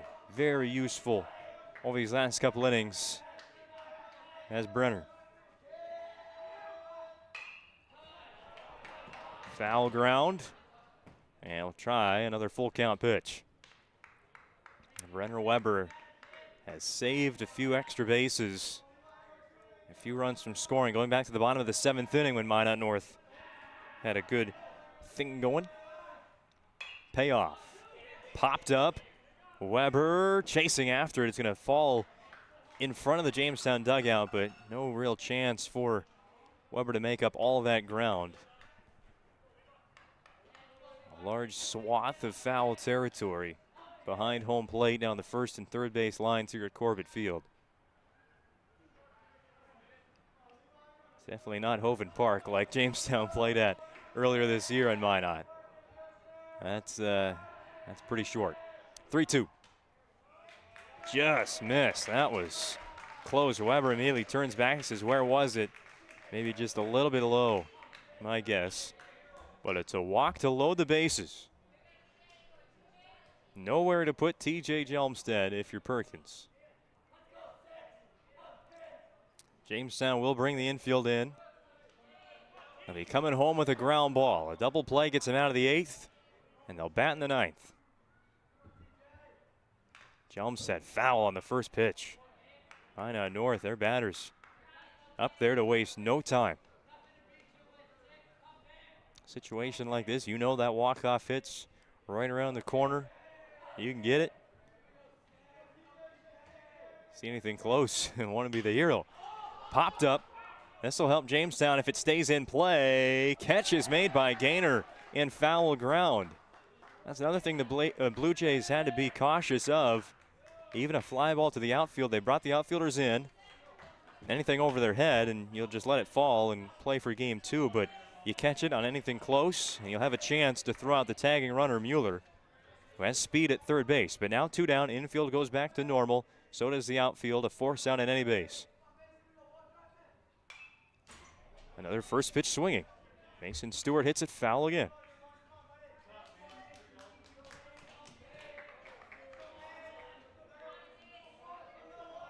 With 1 out, a double by Mueller, an intentional walk to Hedberg, a walk to Ballas, and then the foul out. Swing and miss for strike 2.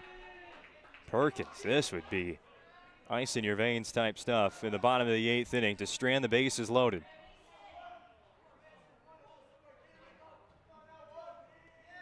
Next pitch, outside. It was a waste pitch really anyway, judging by where Weber was set up.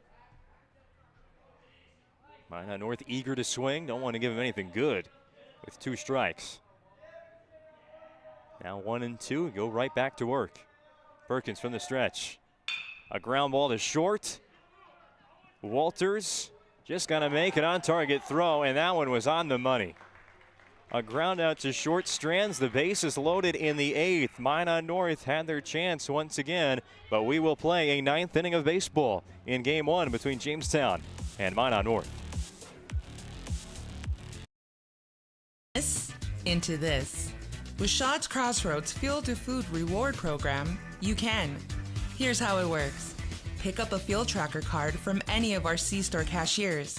Every time you fill up with gasoline or diesel, use the fuel tracker card to record your gallons. Once you reach 1,000 gallons, you'll be eligible for a $10 gift card to Shots Crossroads Restaurant. Start earning your rewards today at Shots Crossroads.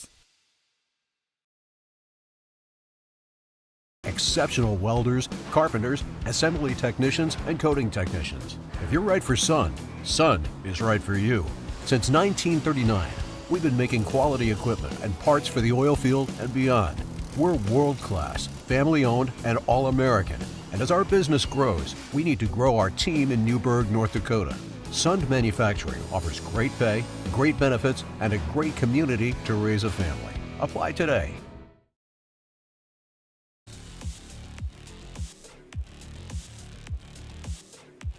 Just the start of a quadruple header baseball today from Corbett Field in Minot on the PSP Network. So glad you could join us here for the 9th inning, extra inning baseball in game 1 between Jamestown Blue Jays and Minot North Sentinels. First ever meeting, of course, between the two sides in the WDA.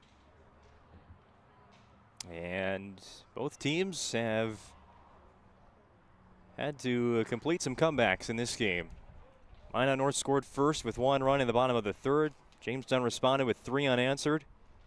And the Sentinels would tie, or actually go ahead, 4-3 after 6. The Blue Jays brought across the tying run on a drop 3rd strike in the top of the 7th inning. And since then, their relief pitcher Braxton Perkins has stranded 5 runners on base to keep this game going. Now into the 9th, Jamestown looking for some offense again. A 4-4 score on the BNC National Bank scoreboard. Leadoff bunt by Perkins. A good one. Into no man's land down the 3rd base line. Danielson was not ready for it. Playing deep at 3rd, and it was hit too far away from Stewart to come off the mound, field and throw. Leadoff bunt single by Perkins. Well, here in high school baseball, I still don't get that ghost runner at second base in extra innings. Got to work for it all, and showing bunt early on.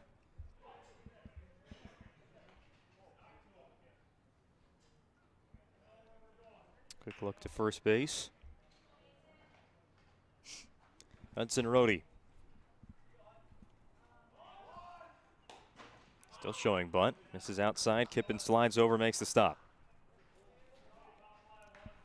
So now Perkins, that bunt single, he's got a hit. 8 Blue Jays have combined for their 8 hits. Rohde so far 0 for 3. Showing bunt. Misses. Runner goes. Perkins will get second base pretty easily. He was there early enough. And with Rohde trying to bunt, 2-0 count. Sorry, 1-1. Well, even. Right side of the infield brought in. Late bunt, pushed down the first base line. It's going to roll into foul ground. 2 strikes now on Rohde. Give him a chance now with a swing to give Jamestown the lead on a ball into the outfield. Seen Blue Jays aggressive on the base pass. Wouldn't surprise me if Perkins would try and score from second on anything down in the grass. Swing and miss for strike 3. Mason Stewart picks up his 3rd strikeout today. His 3rd inning of relief.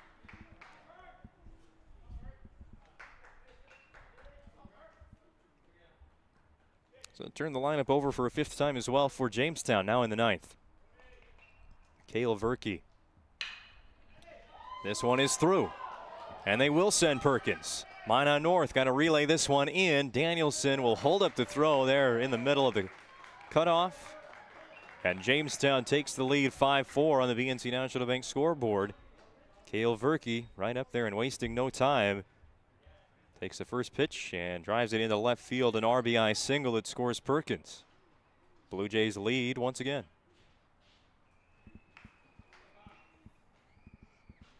Starting pitcher turned center fielder Thomas Newman will now bat. Pitch outside.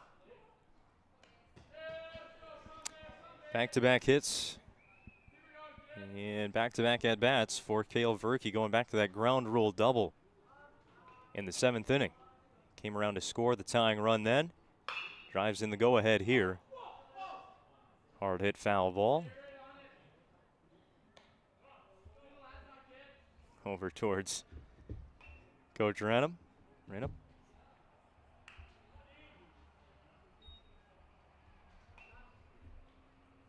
Runner goes. Pitch is low and no throw down to second base. Give Verkey his 2nd steal of the game.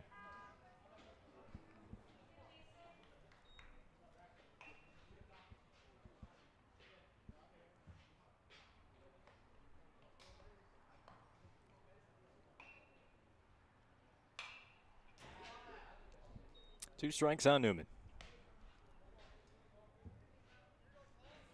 Long relief outing for Mason Stewart today, just like his relief pitching counterpart, Braxton Perkins. Both had opportunities to save the game. Now it's on them to win it. Pop-up stays on the infield. Vigestad the catch. 2 away in the top of the 9th.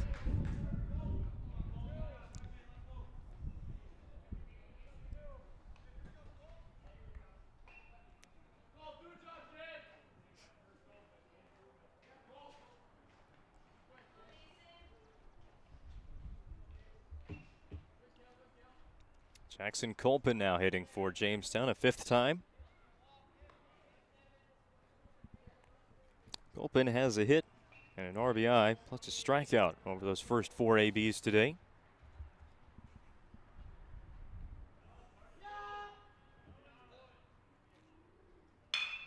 It's a ground ball between shortstop and third.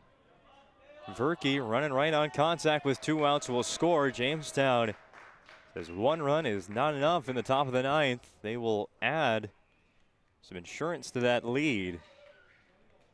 An RBI single for Colpin, 2 of them now in the game. He actually had that RBI on the strikeout back in the 7th inning.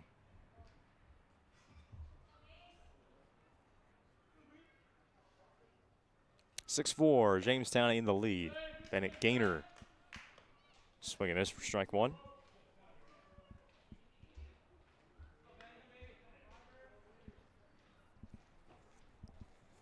Sentinels will bring up Danielson, Vigestad, and Kippen in the bottom of the 9th, needing 2 runs.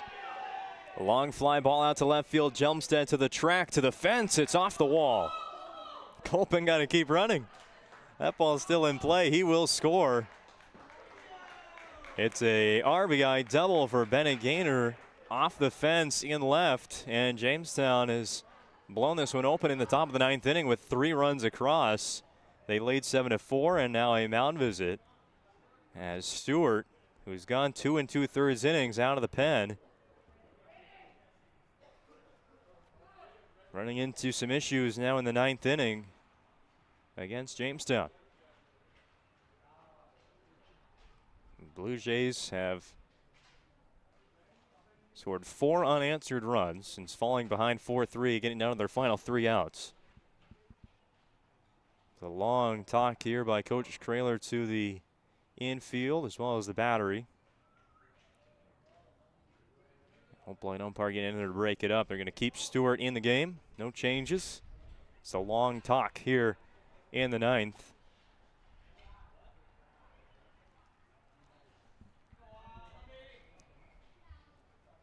Look at the pitch count for Stewart. A few quick at-bats. He's up to 45.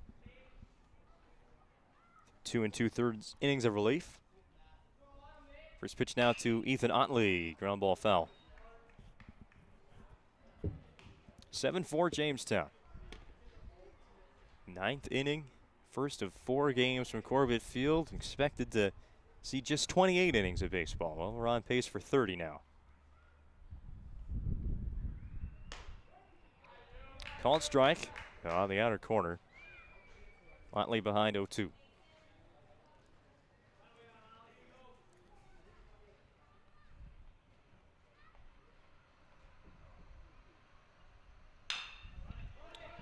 Ground ball pulled to third. Danielson finds it in his glove and makes a good throw to first.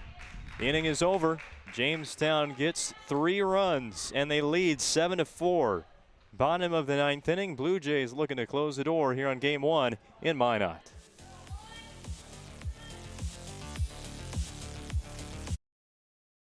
Right in front of you, see? The slicer, the meat and cheese. It has a rhythm.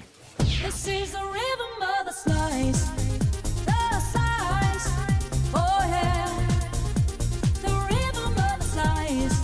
This is the rhythm of the slice. The slice. Oh yeah. Order for Danny? Sliced right in front of you. It's a Jersey Mike's thing. A sub above. Easy. They take care of their customers. That's right, Carson. You may be number 11 on the field, but at First Western, you and our customers are never just a number. First Western provides the best in customer service. When our customers call with a question, we answer their call personally. Now that's pro-level service. Thanks, Carson. Professional, friendly, full-service banking is what you can count on at First Western. First Western, you can bank on us.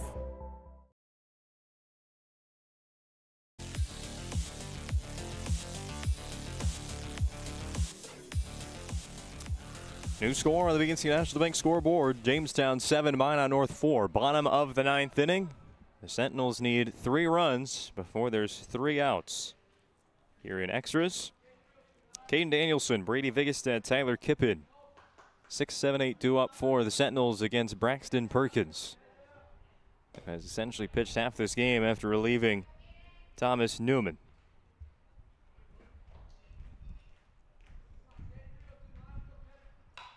Pitch to Danielson, popped up.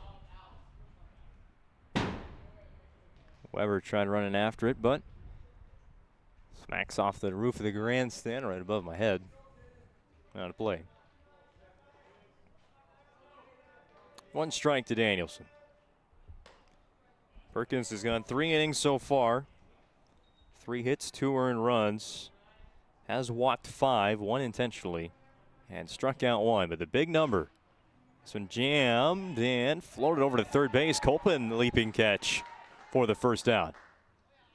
The big number has been the runners left on base, 5 of them in the last 2 innings. Opportunities for Minot North to walk it off. In the bottom of the 8th, they left the bases loaded.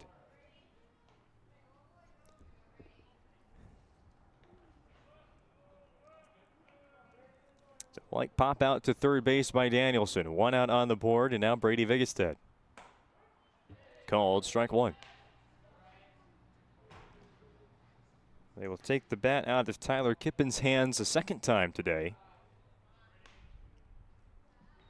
as there's a pinch hitter in the on-deck circle for Minot North here in the bottom of the 9th.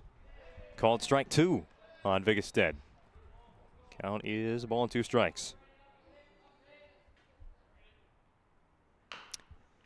Chopper left side, and it's going to go foul. Hudson Latch is on deck for Minot North, pinch hitter. He's the only other bench player available. They have just 2 today, using the DH. So everybody getting in for Minot North in this 9-inning contest.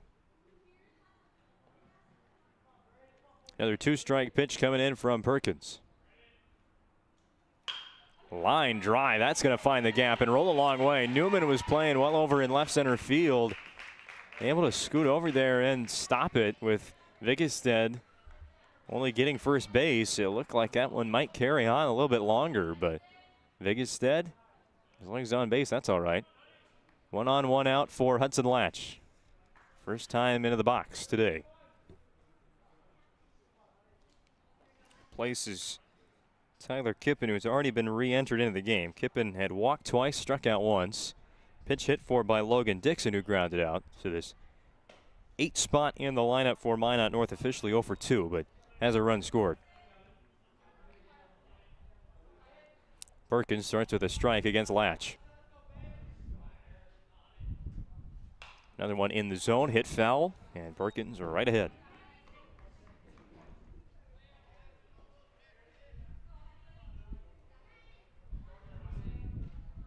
One look to Vigestad at first, and back to the plate. Foul back. Tate Halgano in the on-deck circle for Minot North. Gotta go retrieve that.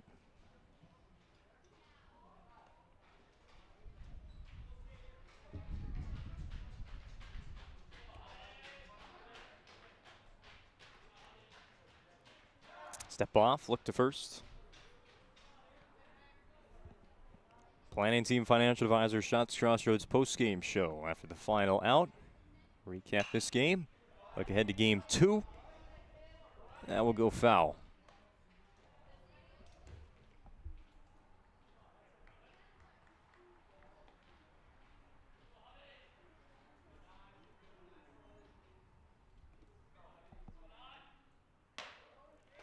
Called strike 3. Went outside to the right-handed hitting Latch.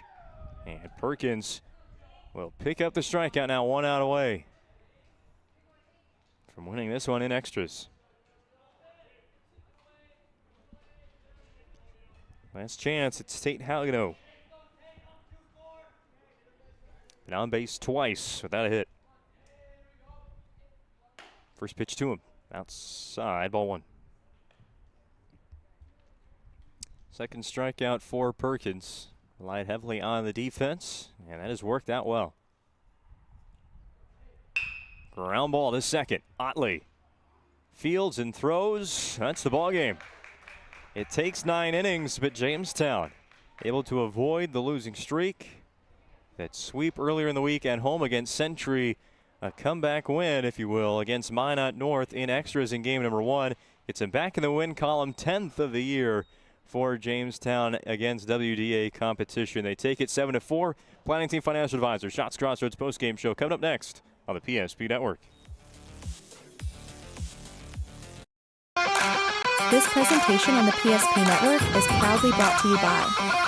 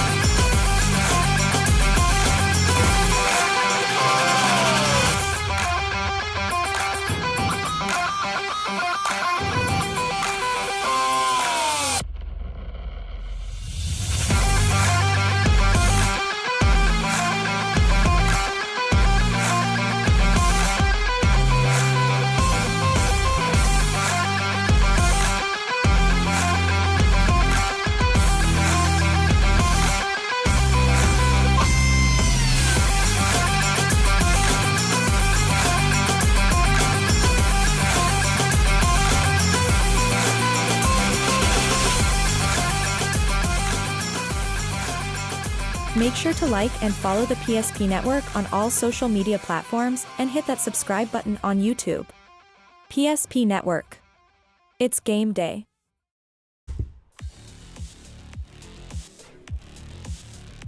Welcome into the Planning Team Financial Advisors, Shots Crossroads post-game show. Shots Crossroads is your post-game headquarters. Order online.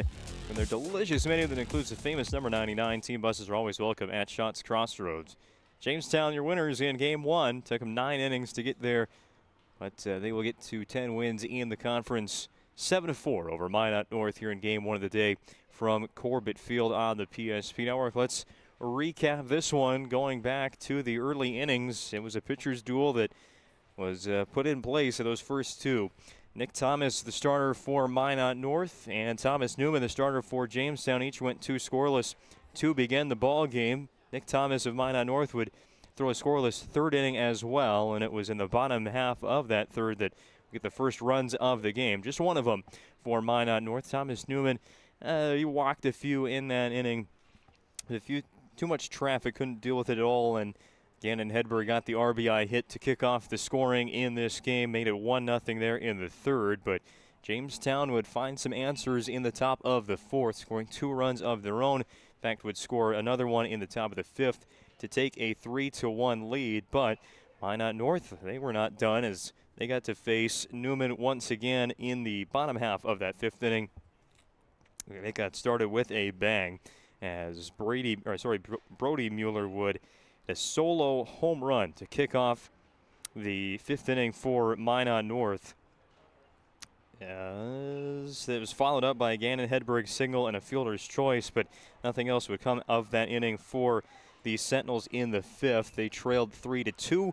Bottom of the 6th inning, Minot got the bases loaded against relief pitcher Braxton Perkins, and it was looking good, looking promising. Got to 2 outs, and Gannon Hedberg came up to the plate, recorded his 3rd hit, drove in 2 runs, and gave Minot North a 4-3 advantage. They turned over to the relief pitcher in the 6th inning, or pardon me, the 7th inning then, Mason Stewart, to close things out, but just couldn't hold Jamestown off the scoreboard. They got a ground rule double from Bennett Gaynor in that inning. And, Cale Verke got a ground rule double early in that inning. He would make it to second base, advance to third on a pass ball, and then score on a drop third strike. The Sentinels threw it down to first base, and Verke, from behind the catcher Kippen, would take home to tie the game at 4. Minot North came up to bat in the bottom of the 7th inning looking for a walk-off win. They had 2 on base, but would strand them both there, sending this game to extras. Top of the 8th inning, Jamestown held in check for the most part by Stewart. They were unable to scrape across a run. Minot North, though, had the best chance of any team in the 8th inning to win it there, as they would get the bases loaded. The bases were loaded on a Brody Mueller double, an intentional walk to Gannon Hedberg, and another walk to load him to Levi Ballas, all with 1 out, with just 1 run needed to win the game for the Sentinels there in the 8th. TJ Jelmstead fouled out to first base, and Mason Stewart grounded out to short. Minot North would strand 3 more runners there in the 8th inning and extras to send us to the 9th inning. And then Jamestown took off. 3 runs in the top of the 9th for the Blue Jays, hit after hit. They were very good on the bases today. Blue Jays steal a total of 5 bags and just going from second to home. There wasn't any hesitation there. Singles even. Scoring from second base, capitalizing with runners in scoring position in the 9th inning is what the Blue Jays did to take a 7-4 lead. Braxton Perkins came out to the mound again for his 4th inning of relief pitching. And once again, Minot North would get a base runner, albeit late in the inning, and Brady Vigestan on a single. They were unable to bring up any more offense after that. And in the bottom of the 9th inning, the Sentinels were retired, leaving another runner on base, and leaving a total of 6 on base over the last 3 innings of this game, with a chance to win it in every inning for Minot North as they fall to Jamestown at 7-4.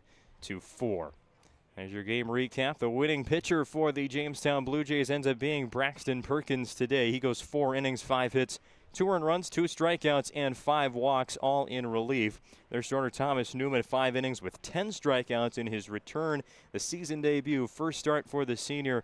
Very talented pitcher, and that fastball was working for him early on. Had a little bit of a command issue in those middle innings when the traffic got to him. 4 walks in the game for Newman, but just 2 earned runs. Overall, very good start for him in his first game back. Starting pitcher for Minot North, Nick Thomas, gets the no decision as well, going 6 innings, allowing 3 earned runs, striking out 4, just walking 1, but gave up 6 hits. Again, left that game with the lead, trying to give it to Mason Stewart for the save, but a blown save for him, and eventually the loss for Mason in relief. 3 innings, 4 earned runs, 3 strikeouts. Did not walk 1, but gave up 5 hits. In fact, 2 of those strikeouts, one of them brought in the tying run for Jamestown in the 7th inning. The other one brought in actually reached base in the 9th and eventually came in to score as part of that 3-run 9th inning as well for Stewart, as he will be given the loss for Minot North. Well, let's get into our awards segment now of the post-game show. Wrap things up for game number 1. We'll start with the Sport Clips MVP of the game. Sport Clips brings the MVP of this contest because they are home to the MVP haircut experience. Check it online with the hairstyles today at sportclips.com or use their app. And obviously, there were some big-time performances today across the board. Some clutch plays made. Braxton Perkins, the pitcher, 4 innings of relief, gets the win. Strands 6 on the bases in the last 3 innings. But I think it's even going to have to go to the losing team here in game number 1. Gannon Hedberg 3 for 4 at the plate, including that go-ahead single. The brought in 2 runs in the bottom of the 6th. 3 RBIs in the game for him. He was intentionally walked in extras. They didn't want to face him. That's how good he was today.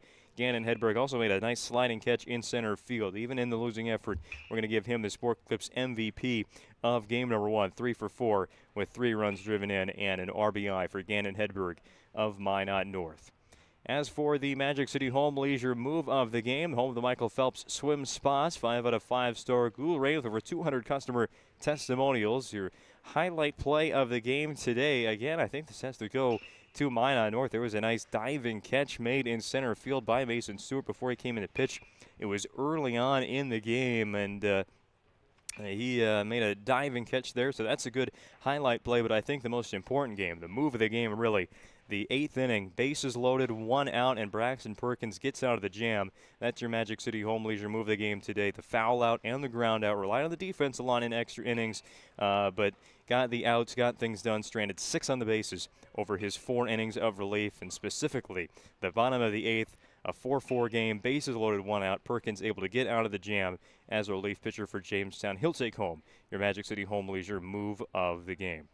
That is it for our planning team financial advisors. Shots Crossroads post-game show for game number 1, a final in 9 innings. Jamestown winners 7-4 over Minot North. The Blue Jays move to 11-6 overall. Minot North falls to 3-12. They'll play a second game next. We also have 2 more to follow that between Legacy and Minot High, so you don't have to do a darn thing. Just keep this tab open all day long, watching high school baseball on the PSP Network. We'll be back in about 15-20 minutes whenever they're set to go for game number 2 after a 9-inning contest. A fun first game today between the Blue Jays and the Sentinels. Your final score for the final time, Jamestown 7, Minot North 4. Back with more baseball on the PSP Network.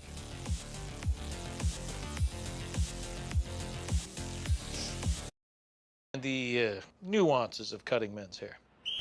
Less pomp, more adore, huh, Brittany? Square face, wavy hair.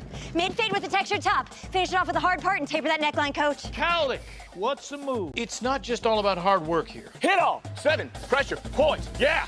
It takes expertise to be a Sport Clip stylist. Here? That's the spot.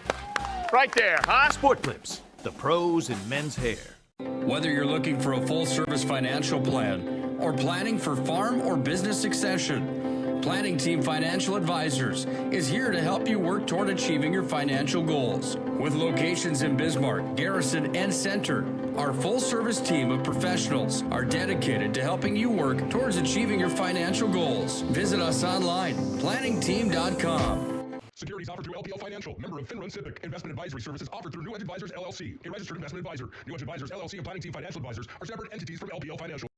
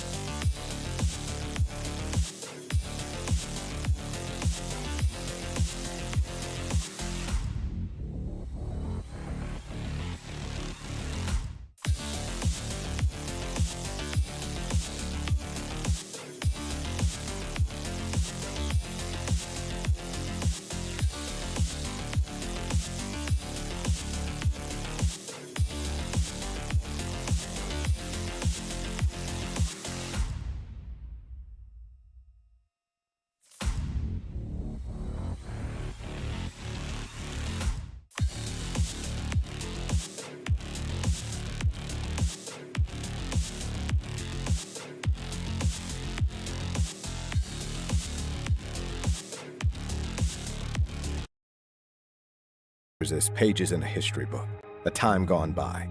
But even in this modern world, there are new frontiers to conquer. Whether you're tending the land to grow a better tomorrow or growing a business for new opportunities, the work you do powers the world. Exploring the frontier means stepping forward, shaping the future for yourself and for those around you. First International Bank and Trust, helping you live first, one step at a time. We can tackle it. Dig It Up Backhoe Service. Site preparation, demolition, road building and grade raises, culvert installation, directional drilling, and every kind of dig.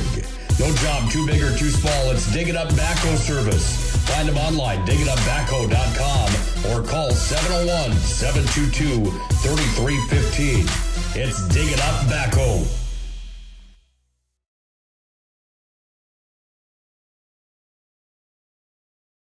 Your bank had your back or would go the extra mile to give you the service and attention you need. Partnering with the right community bank can make all the difference. We like to think of a community bank as one that supports its local community. You need to know that whatever your financial future holds, your bank will be there to provide practical support. As a community bank, BNC National Bank will be there for whatever you need in the long haul. Reach out to our team today to learn more about how we're able to help you succeed. Member FDIC.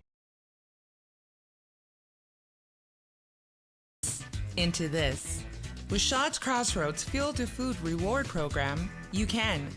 Here's how it works. Pick up a fuel tracker card from any of our C-Store cashiers. Every time you fill up with gasoline or diesel, use the fuel tracker card to record your gallons. Once you reach 1,000 gallons, you'll be eligible for a $10 gift card to Shaw's Crossroads Restaurant. Start earning your rewards today at Shaw's Crossroads.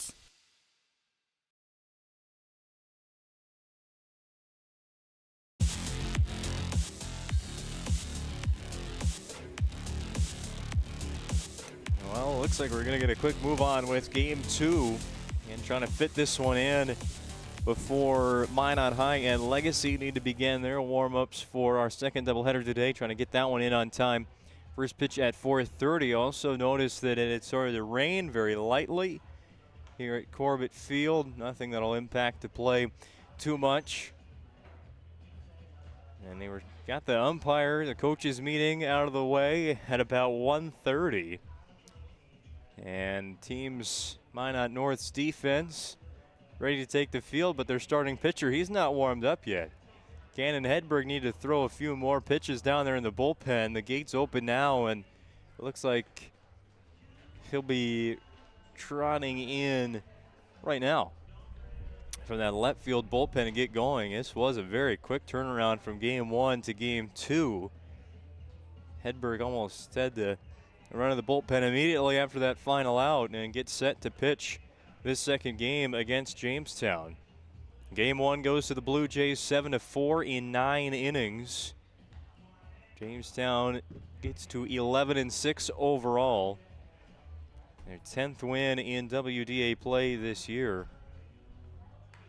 10-5 against West Region competition. Minot North, they with the loss earlier today, fall to 3-12, 3-10 in the WDA. And well, we got some time here. Still waiting for Hedberg to get ready. Look at the upcoming schedule for these teams for Minot North. They have a home game coming up against Williston next week. Look at that. Against the Coyotes, they'll be at home. Not sure if we have that game on the PSP network or if it's a softball broadcast, but then they will be on the road, but essentially at home. And next week, Thursday, as they will play Minot High as the visitors. And Kraler was telling me that there is 2 dates they'll play each other. Knew that one on the schedule. You play next Thursday against Minot for the conference games, and then 1 game the following Thursday. They'll play 2 weeks in a row against Minot High. And that May 15th contest will be just 1 game at night under the lights, 6:30 first pitch between Minot North and Minot High. And I believe we will have coverage of that one on the PSP network as well, looking at our upcoming schedule, and that will be the case. We will have just that May 15th baseball game between Minot High and Minot North on the PSP Network. Next week, Thursday, will be at South Hill Softball Complex as Minot North and Minot High play each other in WDA softball. And we will have that Williston-Minot North doubleheader starting next week on Monday, that is, May 5th, here from Corbett Field. All right, Gannon Hedberg throwing a few more warm-up pitches here in the first inning. And they'll face a lineup without too many changes at all for Jamestown from game 1 to game 2. Everybody got up to the plate just about 5 times in that first 9-inning game. And it's almost just like it was a long half-inning defensively, and Jamestown's already back up at the plate to begin game number 2 today. Get you that lineup once we receive it from Jamestown again.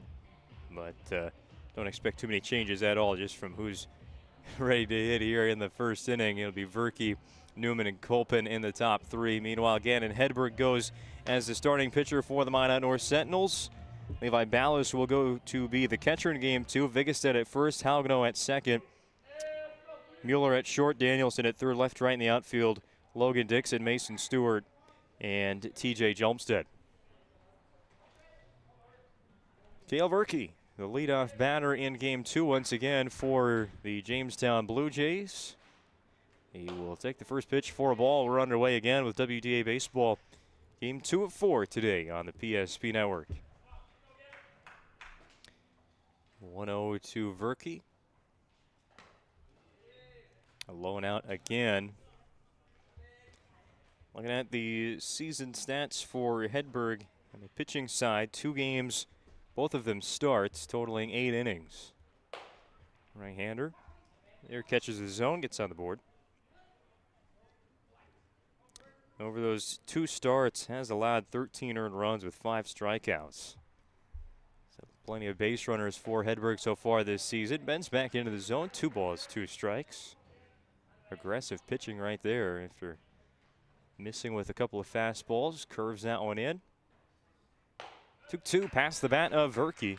All to set up that fastball again. First K of the day for Gannon Hedberg.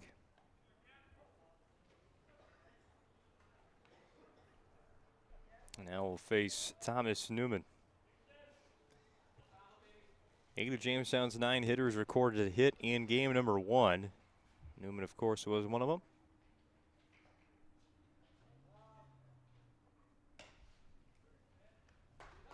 First pitch again misses off the plate. And light rain here in Minot in between games probably started late in game 1. It was so unnoticeable from up here.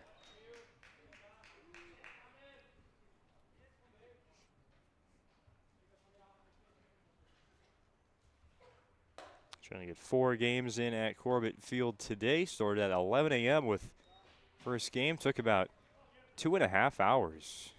2 hours 15 probably to complete those 9 innings of baseball. Blue Jays going for the sweep here in game 2. A couple long ABs for Hedberg in the first inning. The 3-1 count on Thomas Newman with 1 away in the top of the first. Newman will take strike 2 and the count's gone full.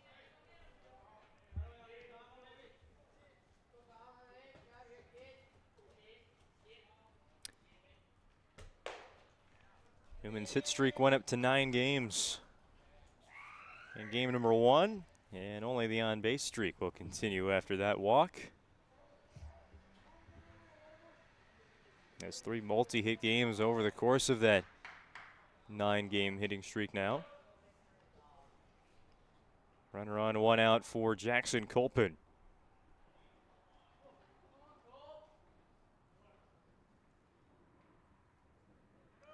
Newman takes off on the first pitch. It's a ball. The throw down will not be in time. A stolen base for Newman, and that is his 16th on the spring. I mentioned the good running game for Jamestown. That helped out a lot in game 1, especially late. Newman a running lead. Be a little bit careful with that. Hedberg well aware. But not just stealing bases for Jamestown. When you're talking about the running game, just scoring on hits from second base. We haven't seen every team be able to do that.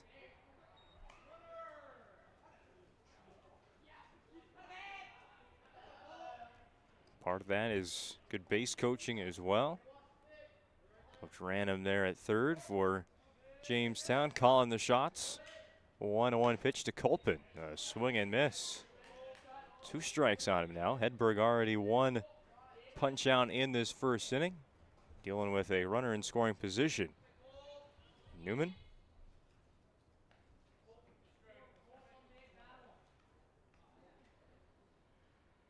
The pitch. Newman will take off for third. It's a ball to the backstop.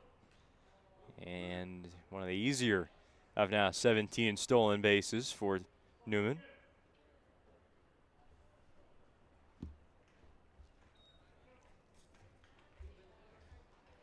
So Copeland's got a job to do. Bring in the runner from third base with 1 out. 2 ball and 2 strike count.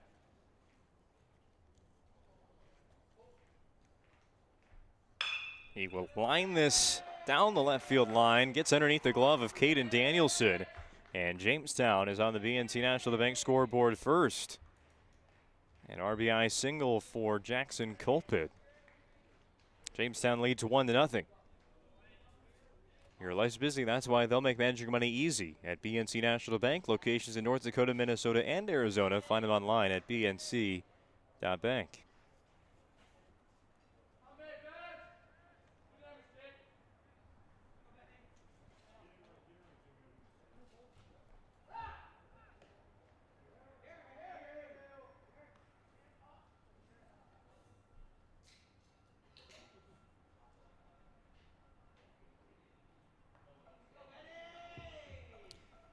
And a gainer. First look of game 2. First pitch he'll take for a strike. The girls were busy after game number 1. Very short break. Not too many folks here at the concession stand, but the Jamestown Blue Jays took full advantage.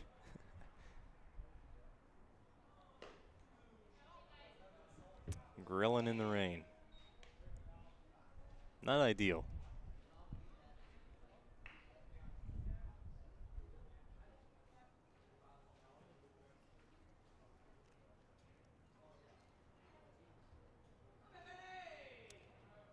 Pitch from Hedberg. Culpin will take off. Hit and run is going to drop in right center field. Culpin with that head start will get to third. It's bobbled out there in the gap, and they're going to send him home. The throw is high and safe. Across home plate is Jackson Culpin. That's what we talk about the running game. Of course, it's stealing bases, but then it's scoring from second base on a ball in a gap. Essentially scoring from first in Culpin's case. Early mound visit taken by the Sentinels as Jamestown's opened up a 2-0 lead in the top of the first with 1 out. It's a single for Gaynor. He'll be at first base when play resumes.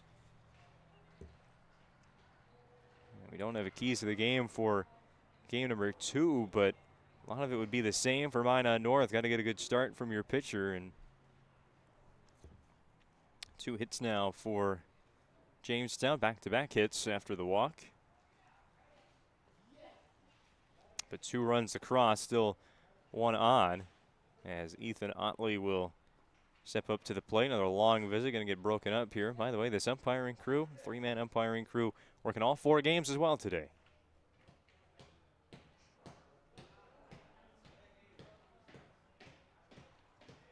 The pitch clock era of baseball. That one might be the longest mound visit allowable.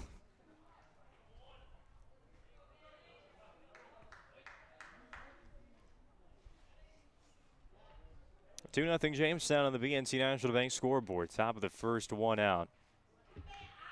Gaynor at first for Ethan Otley.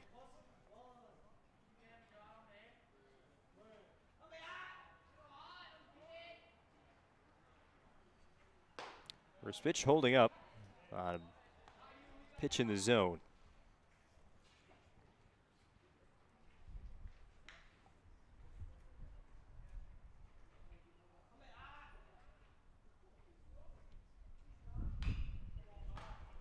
foul. There's 2 strikes on Otley.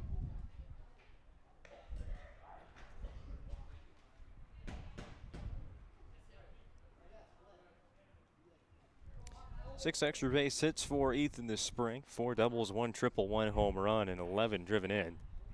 11 RBI, second on the team. Only behind Braxton Perkins.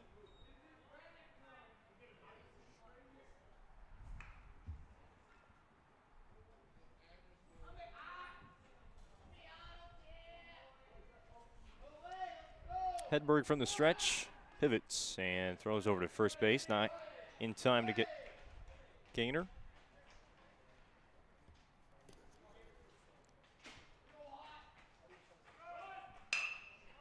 Swung on and grounded off the glove of Mueller at short on a dive. Not sure we're going to give him an error there anyway. Hit for Ethan Otley. Challenging play for Mueller to make over in the hole. The running game of Jamestown, mentioned a lot because it's good. Gaynor goes from first to third on a ground ball that just gets out of the infield.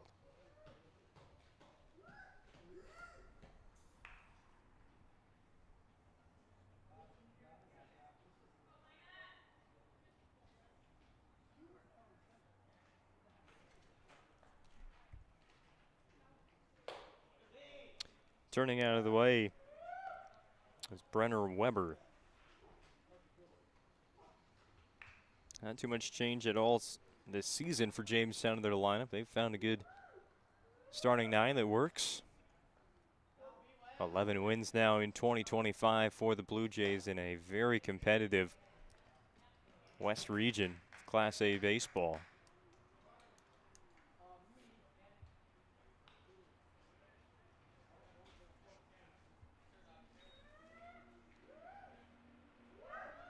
The 1-1 from number 11, Cannon Hedberg. Trying to make it out of this first inning, maybe quickly with a double play. Opportunities there for the Sentinels infield. 2 runs in for the Blue Jays here in the opening inning. We had a pitcher's duel to begin game number 1. Really the whole way through the pitchers did well despite 11 total runs on the board. 9-inning game, that's pretty usual. 2-2.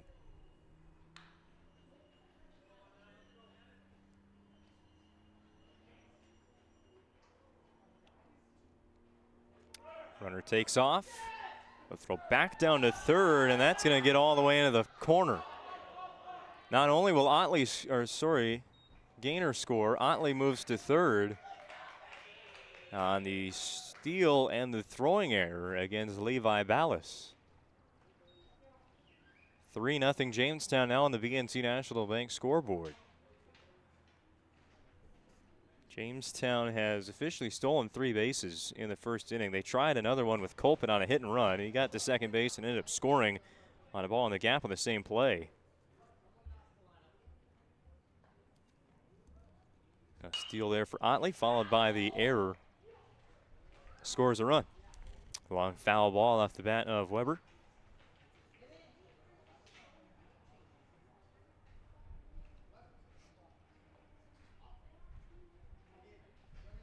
Going to go as an unearned run for Hedberg. Another foul. Weber staying up there at the plate for a long time. Count still 2-2. As I think you call that cyan colored shin guard matches the bat. Full count instead. But again, foul.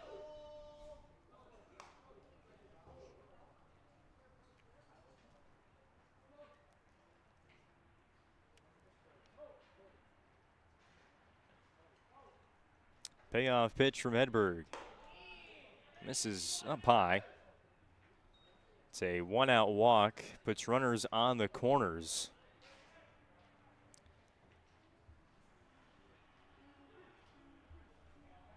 They'll bring up the 8th batter of the inning, Edison Walters.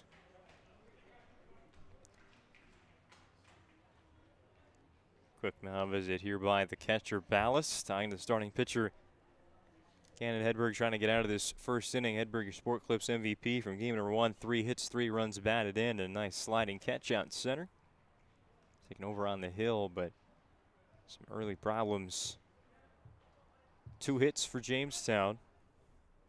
That one the second walk. Sorry, 3 hits for Jamestown. That one the second walk. Pickoff move towards third and gets a run down here at first base. They're going to let Otley score. Just try to get this second out. A tag out the courtesy runner, Braxton Perkins. And there's 2 away in the inning. That was a pretty cool pickoff move there by Hedberg. He motioned towards third, stepped off the mound towards third base, and got Perkins looking that way. Threw it back to first base. Got him in the run down there. Don't ask me who all touched the baseball, how to score that one. They'll catch him stealing. Otley scores, and it's 4-0 Blue Jays.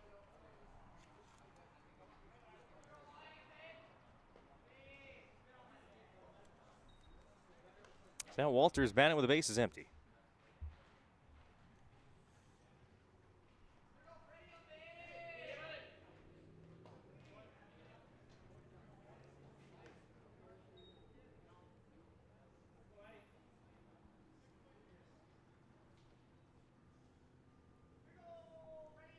Two, 1, misses again.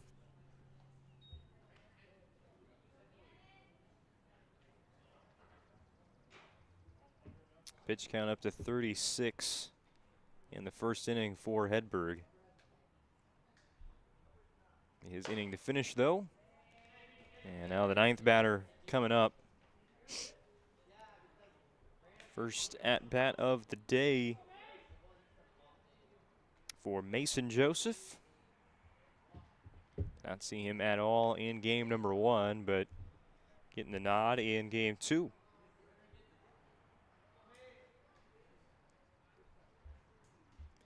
Two-out walk, and there's runners on the bases again.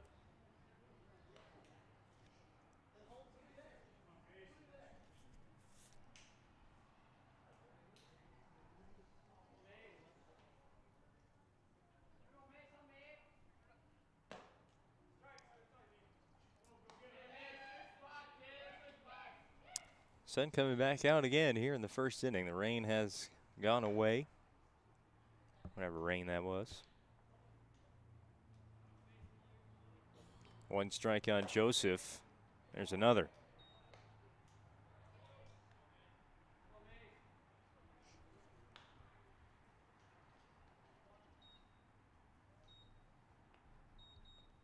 Mason Joseph this season, 3 hits and 21 at-bats.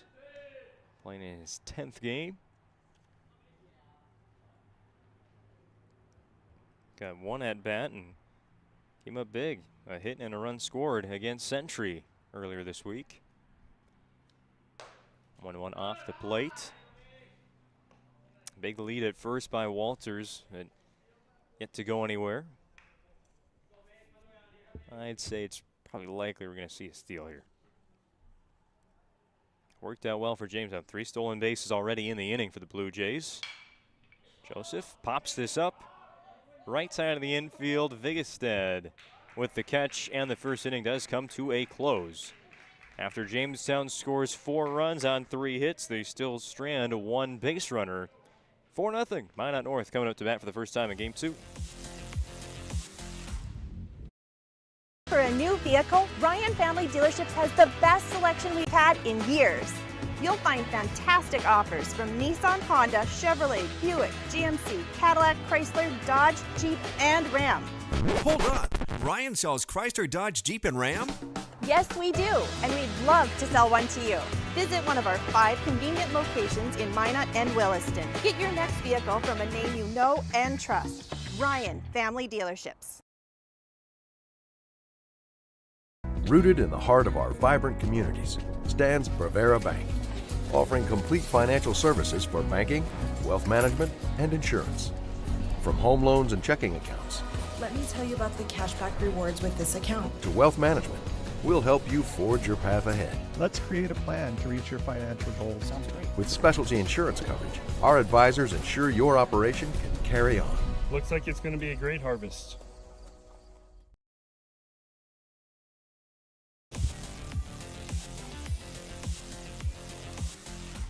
Starting pitcher in game number 2 for the Jamestown Blue Jays, Zach Geiser. And for Geiser, his 3rd start of the year, 11 2/3 of an inning. Pitched in now 4 games for Jamestown, 5 strikeouts to 6 walks at an ERA at 2.4. Right on for number 24. Brody Mueller, the first batter he's going to have to face. A tough out in game number 1. 2 hits, including a home run. First pitch from Geiser. Misses outside to the left-hand hitting shortstop.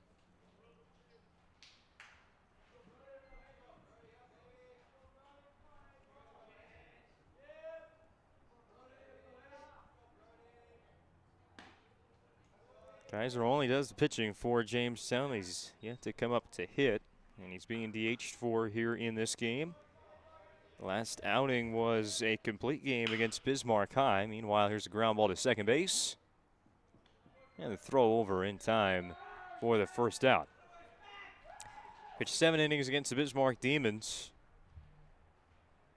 2 earned runs, 5 strikeouts, and 3 walks in the game. Game Jamestown would win 5-2.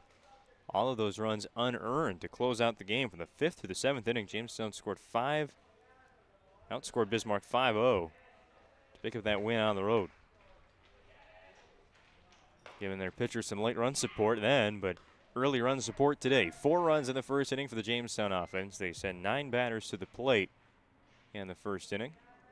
And they've already got 1 out here in the bottom of the first, as the Minot North pitcher, Gannon Hedberg, will see ball 1.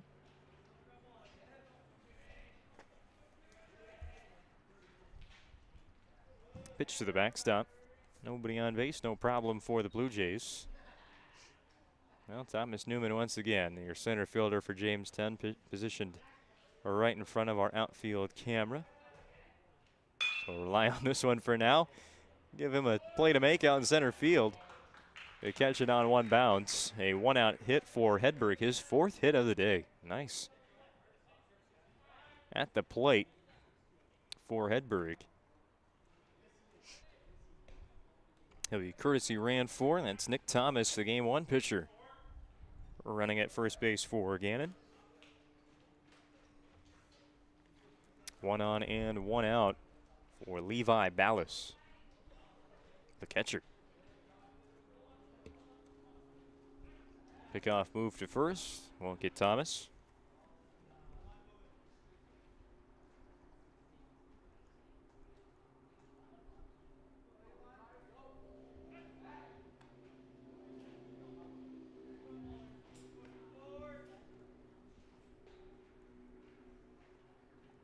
Batting order for Minot North, by the way. Didn't even share this. 1 ball and no strikes. Mueller, Hedberg, Ballas at the top. Stewart, Jolmstead, and Danielson in the middle. Vigestead, Dixon, Haugno, the bottom 3rd. No DH in game 2. And really the only change is Logan Dixon. Line drive to right field. It's caught. And the throw back to first will double off the courtesy runner in Nick Thomas. Nice way to end the inning for Jamestown. A double play on a lineout. 4-0 after 1 from Corbett. There's as pages in a history book, a time gone by. But even in this modern world, there are new frontiers to conquer. Whether you're tending the land to grow a better tomorrow or growing a business for new opportunities, the work you do powers the world. Exploring the frontier means stepping forward, shaping the future for yourself and for those around you. First International Bank and Trust, helping you live first, 1 step at a time. To introduce the fabulous edition of the Master Spas line, including the phenomenal Michael Phelps Swim Spas. Enjoy the relaxing health benefits and enjoy 0% financing up to 72 months or up to $5,000 off on all spas. You'll also find $2,000 off the MSRP on all pools, swim spas, and saunas. Come see for yourself the outstanding lineup of Master Spas, including the Michael Phelps Swim Spas, exclusively at Magic City Home Leisure.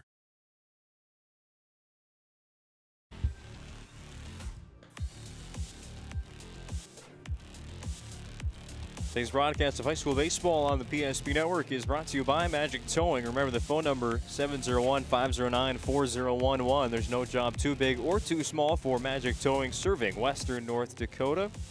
And because Jamestown's a member of the WDA, they will be included in western North Dakota. Remember that phone number once again, 701-509-4011 for Magic Towing.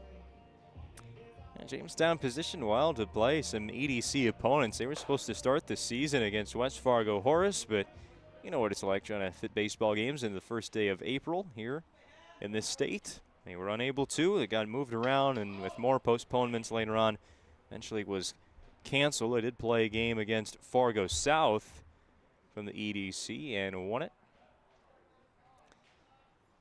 But other than that, just like everybody else in the WDA, basically just conference games all spring long.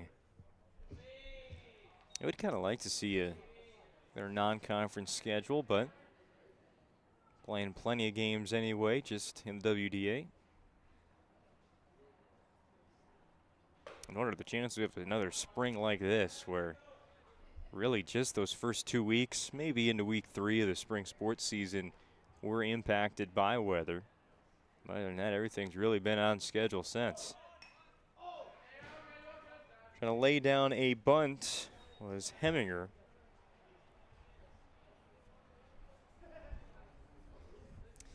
Now,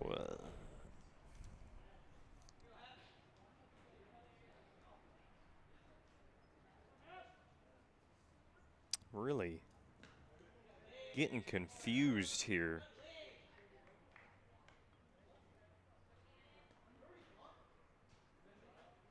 Because I feel like this is the 10th batter for Jamestown, but all the box scores are telling me this is the 9th, except for the one I have, and Heminger is hit by the pitch unless he's in for Verke, but I know he's playing left field. As you got Verke lead off, Newman second, Colpin third, then Gaynor, Otley, Weber. That's 6. And you had Walters and Joseph. Oh, yeah, maybe that is 9. I don't know what my box score is looking at.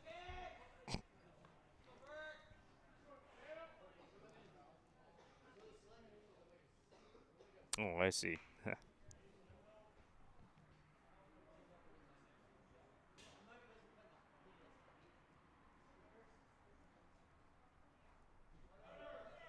Runner goes, pop-up. Could be playable, and it will be by Vigestad. And nobody back there to cover first as Heminger got all the way to second base on that stolen base attempt. Sprints back to first in time. And no double play for the Sentinel defense. 1 out in the top of the second inning for Thomas Newman.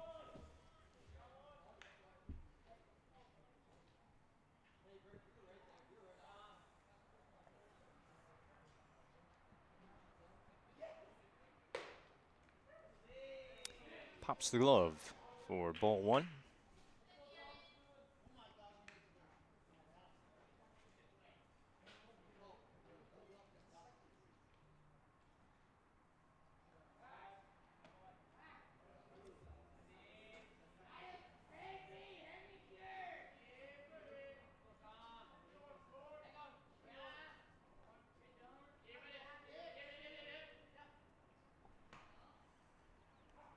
It's a called strike. If he looks over to first base, checking on Heminger, who's already attempted a steal.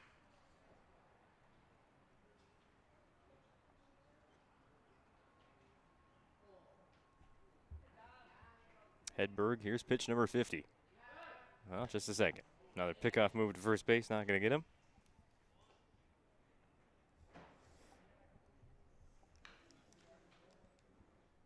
Heminger led off the inning with a walk.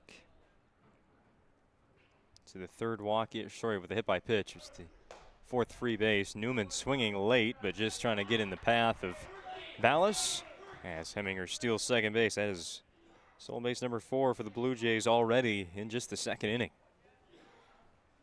Heminger into scoring position with 1 out. Newman swinging late to 1-2, and we got a balk called. Hedberg hadn't even come set.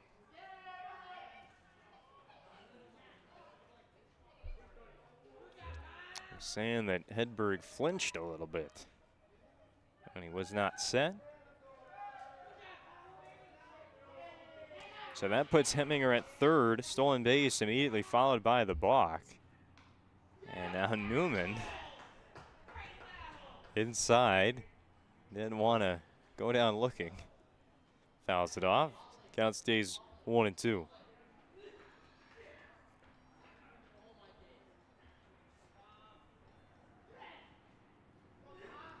Another 2-strike pitch, will miss.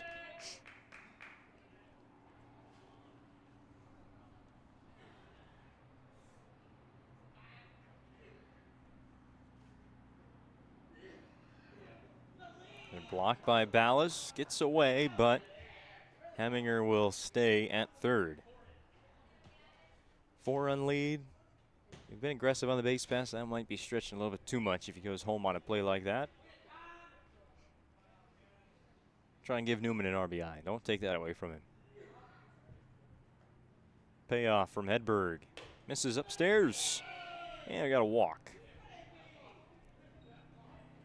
Hedberg just unable to consistently stay in the strike zone today. 3 walks and a hit batter over an inning and a third. Second time up for Jackson Colpin. Runners on the corners, and you would, with 100% certainty, expect Jamestown to move over Newman, get out of this double play territory. Went on the first pitch last time, and he will again. Now cut it off at short, but Heminger not going anywhere, so just give Newman that stolen base. And as a team, it's the 5th for Jamestown, matching their total from all 9 innings of Game 1. Legacy Sabres just rolled into Corbett Field. They still got a while till their game's scheduled to start at 4:30 against Minot High, but you're plenty of time. Called strike 2 to Jackson Colpin. Brought in a run on a base hit and scored as well in the first inning. Part of a 4-run first for the Blue Jays. 0-2 from Hedberg, reaching out, hitting that into foul ground. So the Sabres have shown up, and I assume the Minot High Magicians not too far behind. Been a long first inning and a half here in Game 2 after a 9-inning first game. We got this second game underway at about 1:35. Hard hit and past the diving Mueller. 1 run is in. They're going to send Newman bobbled in left field so he can score standing. 2 more runs batted in for Jackson Colpin, and Jamestown leads 6-0. Coach Kraler out of the dugout again for Minot North, and this might bring about a Serve Pro pitching change. Took a long conversation in the first inning with the infield, and he will make the move. Going to bring in Jelmstead from right. We'll see if that's the pitch or go somewhere on the infield, and we'll tell you all about it when we return on the PSP Network Serve Pro pitching change. 6-0 Jamestown on the BNC National Bank scoreboard. Seek transformation. Serve Pro's construction program brings both vision and precision. From that very first hammer strike to the final touch of paint, our dedication remains unwavering.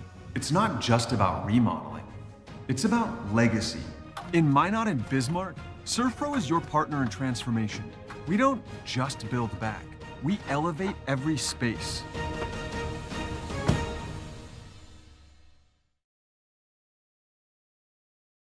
Deliver more wonderful birthdays at Trinity Health Family Birth Center.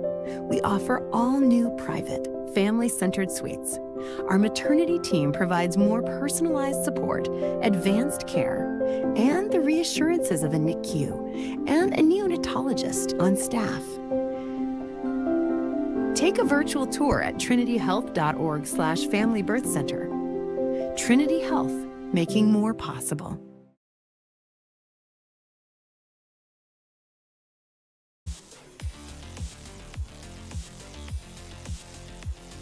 C.J. Jelmstead pitching for a 4th time this spring. First 3 outings have totaled 10 innings. He's gone at least 3 in all 3 relief pitching appearances. No starts yet for Jelmstead, but almost act like this is a start coming in with 1 out in the second inning, trailing by 6. Chelmsford has an 0-1 record with an ERA at 5.6. 1 strikeout to 1 walk over 10 innings this spring. He'll come in from right field. Gannon Hedberg goes out there to right. And Jamestown will have Bennett Gaynor at the plate following a 2 RBI single for Jackson Colpin. 3 runs batted in for Colpin through 2 plate appearances in 2 innings. There's 1 on and 1 out in the top of the second on the BNC National Bank scoreboard. Oh, that looked really nice. Our center field camera.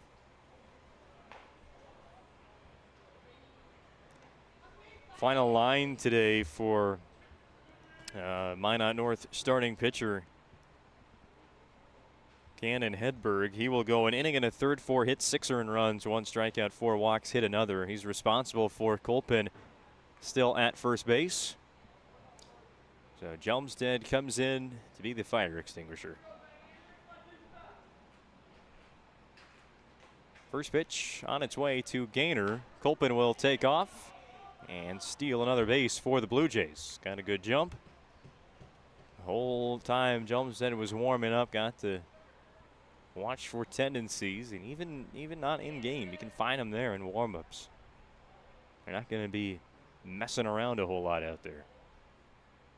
Runner in scoring position for Gaynor. 2 balls, no strikes. To begin the at-bat against the Minot North reliever Jelmstead.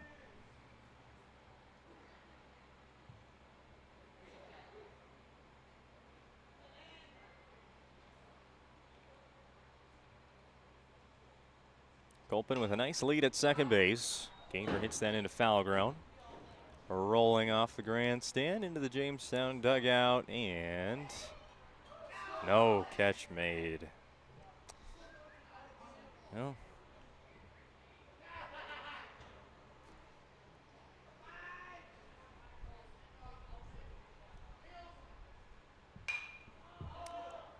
In fair territory this time.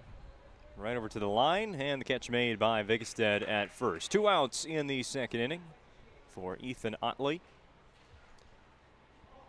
Jamestown has 6 runs so far.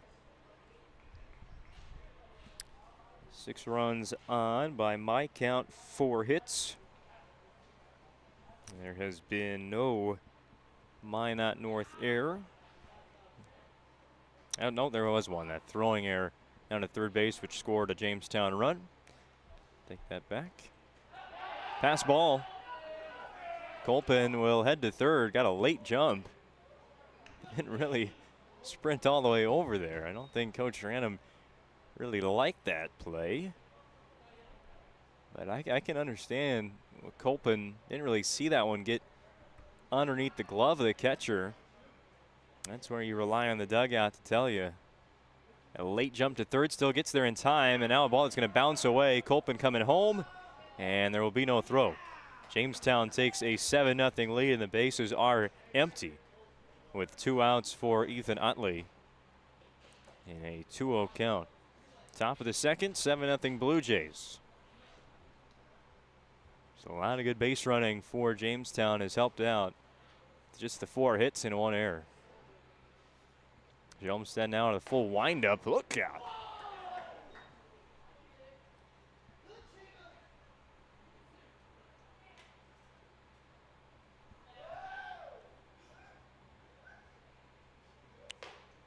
Red light. Otley takes a strike.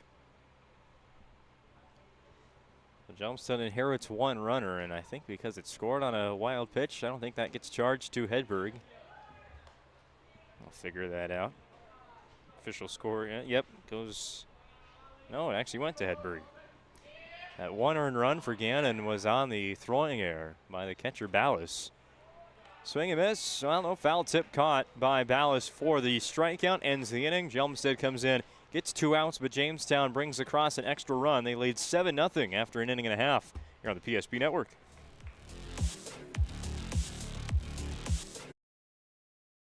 At any time, to anyone. It's not really something you can schedule on your calendar. But when it happens to you and it's not your fault, there's one law firm to remember. That firm is Schweigert, Clemene, and McBride. We live here and take pride in helping our community. We know this area inside and out. We put in the work and fight for what's right so justice can prevail for you. That is what we're all about. We're on your side. We're Schweigert, Clemene, and McBride. Have over 60 years combined experience in the field. Not only are we writing estimates, talking with customers, we're in the shop working alongside of our team members. I've always had a very strong passion for repairing vehicles. I've been doing it since I've been in high school, and I've always enjoyed seeing the vehicle repaired back to their original conditions. Thank you for the opportunity to serve the Bismarck-Mandan community for the last 7 years. We look forward to expanding into our new addition to better serve our customers, Centennial Collision and Paint.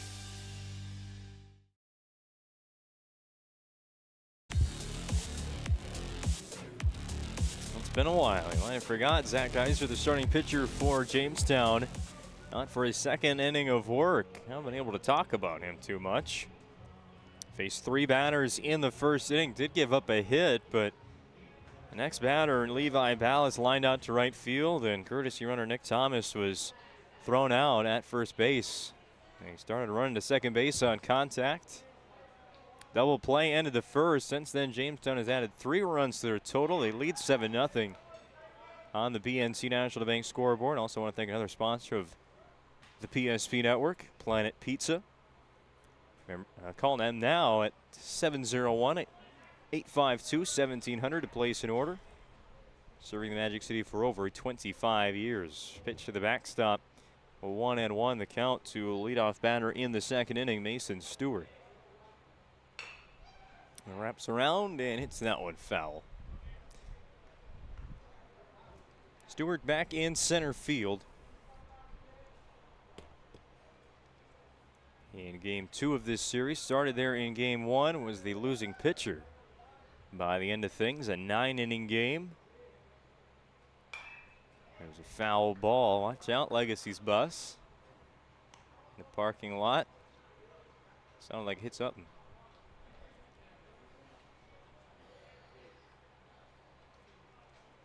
2-strike pitch from Geiser. Swing and miss. Strikeout number 1 for Zach today. Jamestown got 5 innings out of game 1 starter Thomas Newman and 4 from Braxton Perkins. And you think a 9-inning game, 3rd game of the week, especially after allowing 22 runs to Century, gotta save up some arms. And that they did in game number 1, using up Newman and Perkins.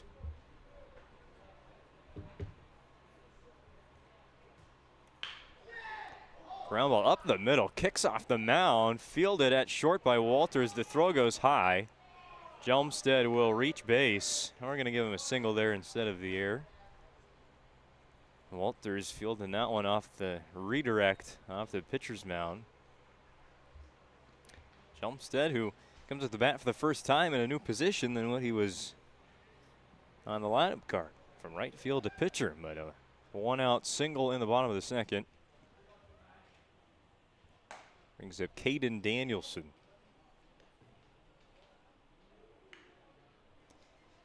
Jamestown used 3 pitchers in game 1 against Century, and another 2 in game 2.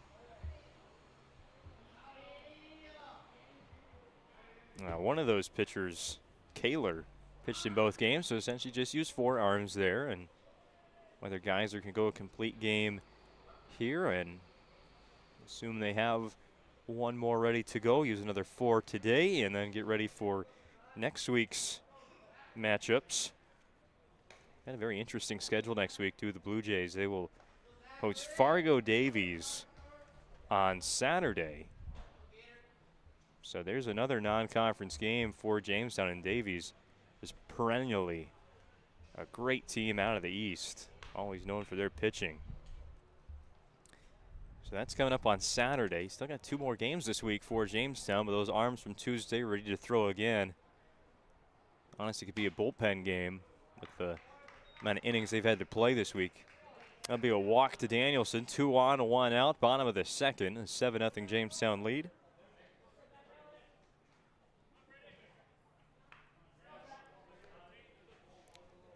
First plate appearance of game 2 for Brady Vigestead. On the first pitch, into left field, a hit. Jamestown will be sent around as the ball gets underneath the glove of Heminger in left. The Sentinels will continue running. Vigestead now towards third. Danielson will score from first. It will be a single plus a 2-base error. That ball rolled all the way to the warning track. And Minot North is on the BNC National Bank scoreboard. It's now 7-2.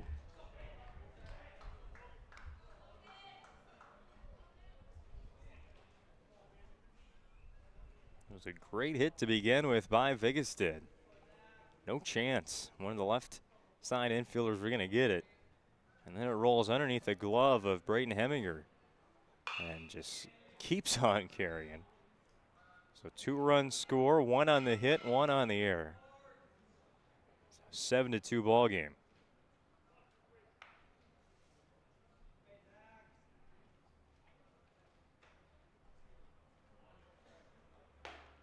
One and 1-2 Logan Dixon. He got a interesting pinch hit appearance in game number 1. He was the courtesy runner twice for Tyler Kippen, and then came in to hit, went 0 for 1, and then was replaced. Kippen re-entered the game, only to be pinch hit for by Hudson Latch later on. Dixon gets the start in game 2 in left field, and now getting to bat for the second time today. After that long foul ball, there's 2 strikes on him. Guys are trying to work around the hit in the air. 2 runs in for Minot North here in the second.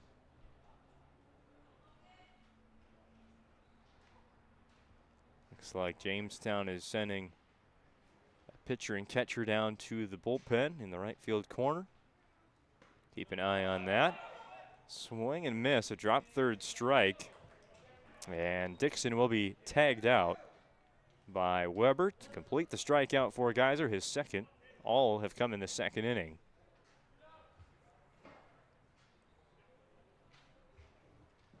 Two down for the number 9 batter, Tate Halgano.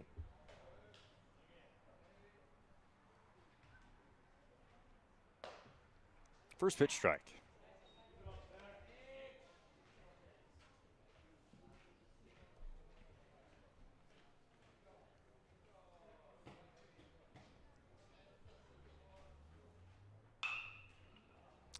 Pop up back into shallow right. And the catch by second baseman Verke. Inning is over. A hit and an error. A walk in there as well. Plate 2 runs for the Sentinels. They trail 7-2, headed to the third on the PSP Network after this commercial break. Right in front of you, see? The slicer, the meat and cheese. It has a rhythm. This is the rhythm of the slice. The slice. Oh, yeah. The rhythm of the slice. This is the rhythm of the slice. The slice. Oh, yeah. Order for Danny? Sliced right in front of you. It's a Jersey Mike's thing. A sub above.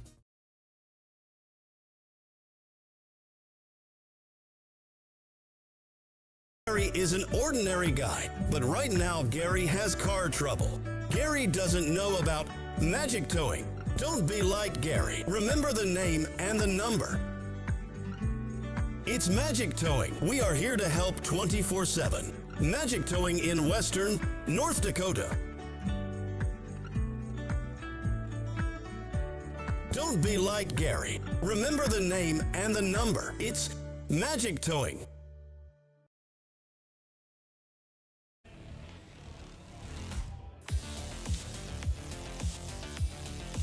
Following the final out, we'll have the planning team financial advisors Shots Crossroads post-game show.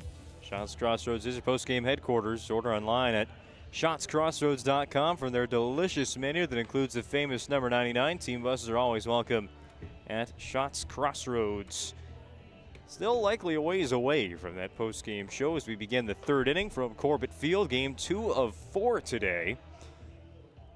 Here since 9 a.m. and plan to be here till about 9 p.m. Game 1 went to extra innings on us. A 9-inning win for Jamestown, 7-4. And they lead 7-2 after 2 in game 2. Rain starting to fall again, it looks like. You can see it now with the sun. But a light rain, just like we had in between games today.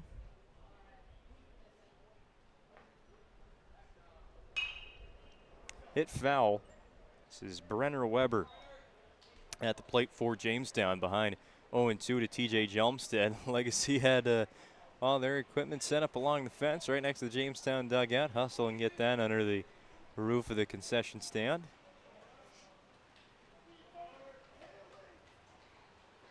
Sabres waiting to take the field later on today as they prepare for 2 big games against Minot High. Maybe this rain a little bit heavier than what we saw in between games. A little more urgency, getting the gear out of the open dugout. It'll be a strikeout to begin the 3rd inning for TJ Jelmstead. He's faced 3 batters and retired them all. After coming in for Gannon Hedberg, 1 run did score with him on the mound. It was charged to Gannon.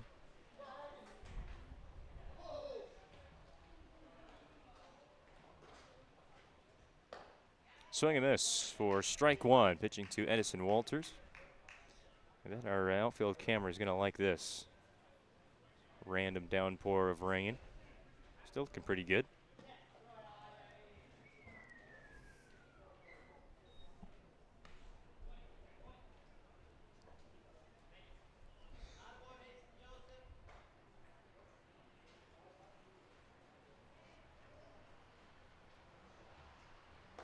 One to Walters will miss. More on the Legacy Sabres situation when we get to previewing that game, but he had 2 wins taken from him. Last week they beat rival Century and then had those 2 wins taken away. More on that later on. So they go from first place in the West into that random pileup. Tie for second. This will be a hit for Edison Walters. Jamestown has another base runner in the 3rd. They scored 4 runs in the 1st, 3 more in the 2nd. And a lot of that success in the scoring column because of their base running ability today. They've stolen 5 bases as a team, taking advantage of a few wild pitches and passed balls. 1 Minot North error. They're looking to start something of that kind again in the 3rd inning. First pitch to Mason Joseph will miss up high. And just like that, the rain's done.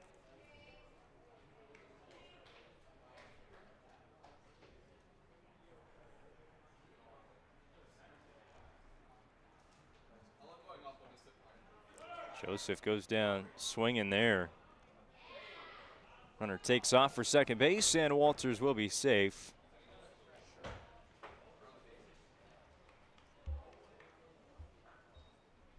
In scoring position now, got a bit of a late jump, it seemed like, for Walters. Dallas had to play that off the bounce, block the pitch. 2 balls and a strike to Joseph.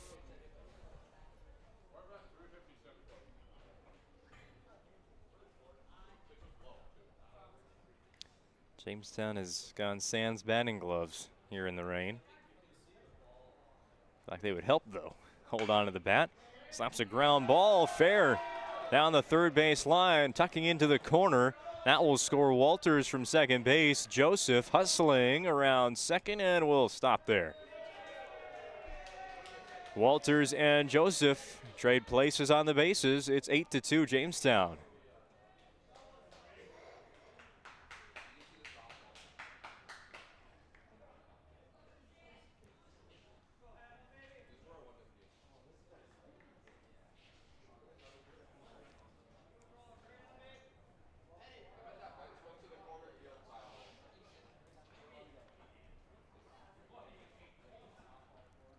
Now Braden Heminger swings through strike 1.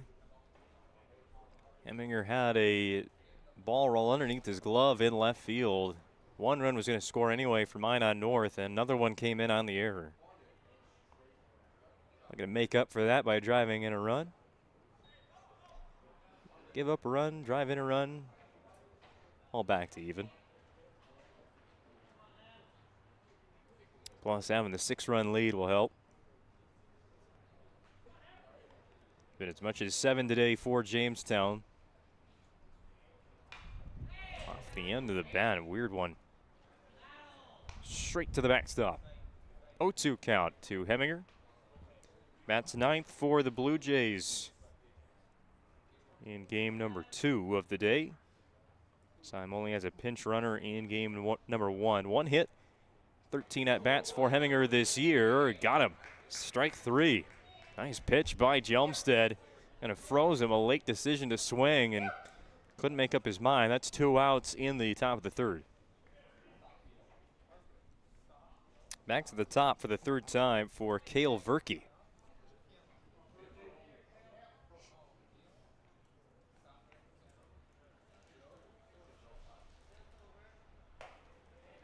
Verke 0 for 2, strikeout and a foul out in the 2nd game of the day.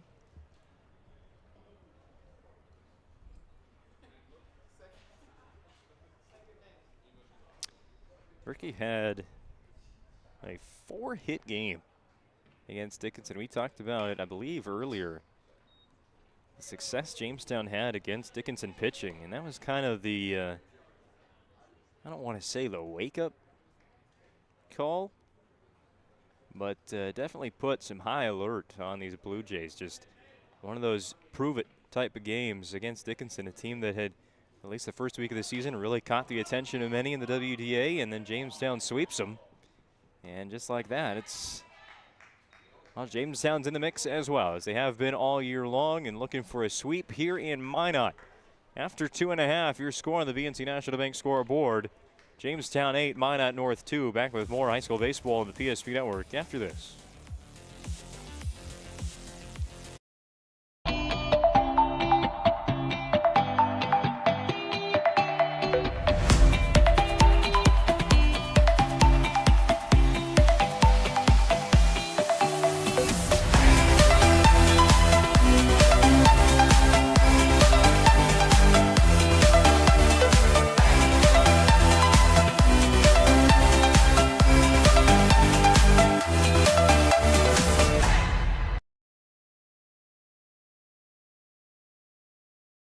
Nodak Insurance Company has been serving our state's residents in good times and challenging times. We come together for the greater good, from simple acts of kindness to company-wide efforts that make a difference in our community. It's who we are, rooted in North Dakota and ready to serve when it matters most. Nodak Insurance Company, agents with answers. Darren Johnson, Cody Olson, and Scott Wilkins, your agents with answers in Mandan.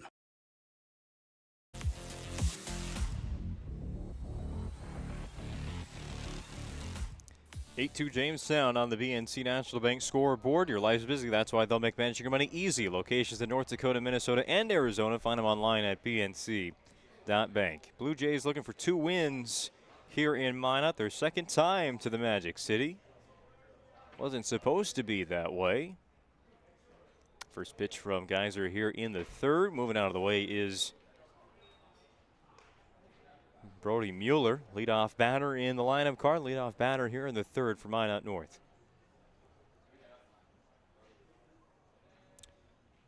Blue Jays were scheduled. Here's a bouncing ball to first. Going to tail foul, 1-1.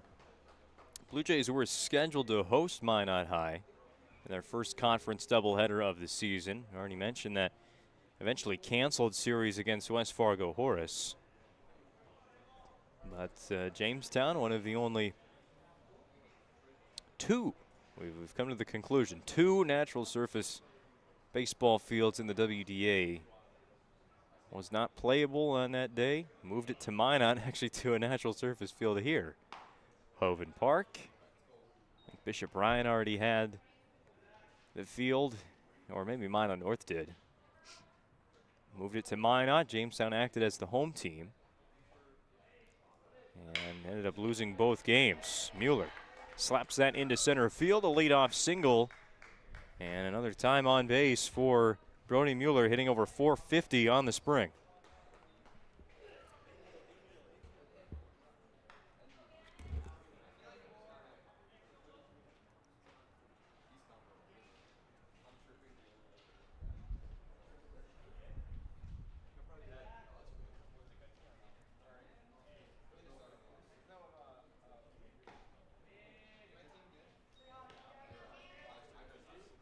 Gannon Hedberg has come up to the plate 6 times today. He's gathered 4 hits, and he's even been the rare intentional walk. 2 hops to short, dropped by Walter, dropped again. And Hedberg on the base pass for a second time in the game, and likely to be courtesy ran for as he was in the first inning. He will not, well, no, he's not even the pitcher anymore. Sorry about that. He was the pitcher then, not now. 2 on, nobody out in the top of the third. Move the line to Levi Ballas. Going to follow the leaders here, a single and an error.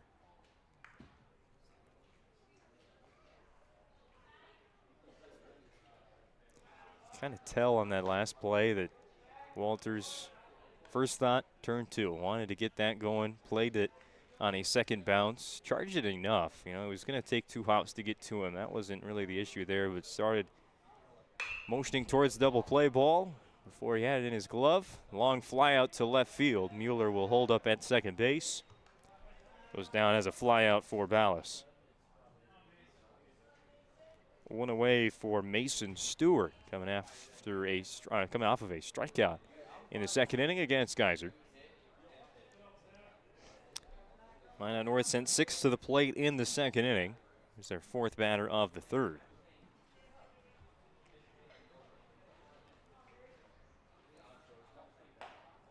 First pitch, a called strike.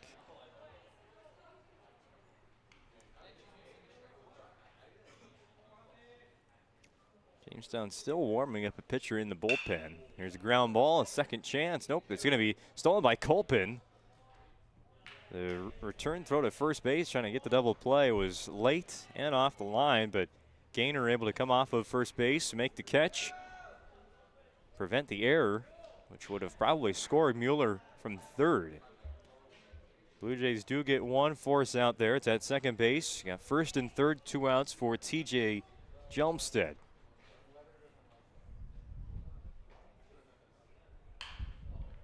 Jelmstead on the first pitch, out to shallow right center, and there's Verke for the out. Again, Minot North strands base runners. Mentioned 6 in clutch scenarios in game number 1. There's 2 in the third inning, moving swiftly into the 4th. For a slower start, it's 8-2 Blue Jays on the PSP Network. Easy. They take care of their customers. That's right, Carson. You may be number 11 on the field, but at First Western, you and our customers are never just a number. First Western provides the best in customer service. When our customers call with a question, we answer their call personally. Now that's pro-level service. Thanks, Carson. Professional, friendly, full-service banking is what you can count on at First Western. First Western, you can bank on us.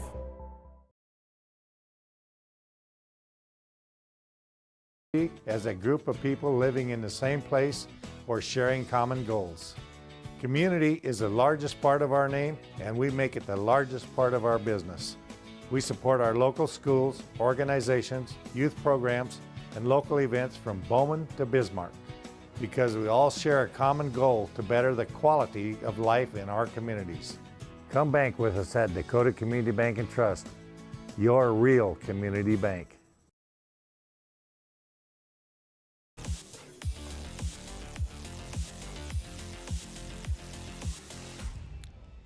Broadcast of high school baseball on the PSP Network is brought to you by Northern Plains Heating and Air.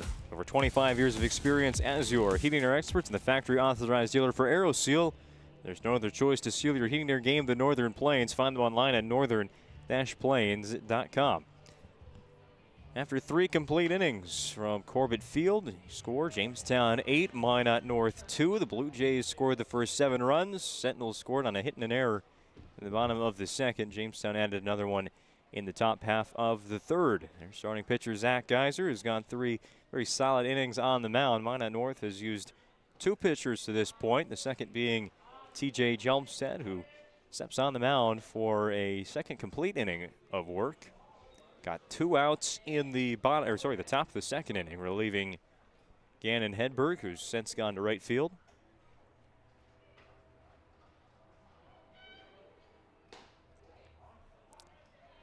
A strike to Thomas Newman.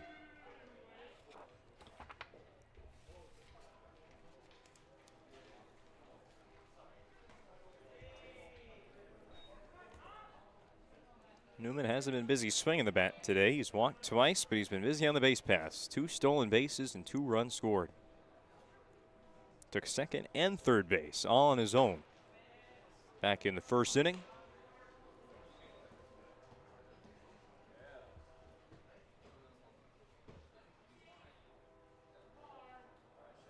Three-one pitch. He's looking to hit. That was up and in, and slugged that one all the way into the corner. Gets it over the fence. Out into the shell. Big BP. None of the high school teams get to take BP on the field. Pop up for the shortstop, Mueller backtracking, and will haul in out number 1 of the 4th. Well, the Minot Magicians have made their way into the ballpark, already in uniform and beginning their warm-ups before they take on the Legacy Sabres, who have gone out of the rain and decided to set up camp right next to our broadcast booth. A rain that was only present for about 3 minutes. Foul ball. Strike 1. Only to the top of the netting here on the grandstand. There's a bit of a hole there. Get a baseball to fit through.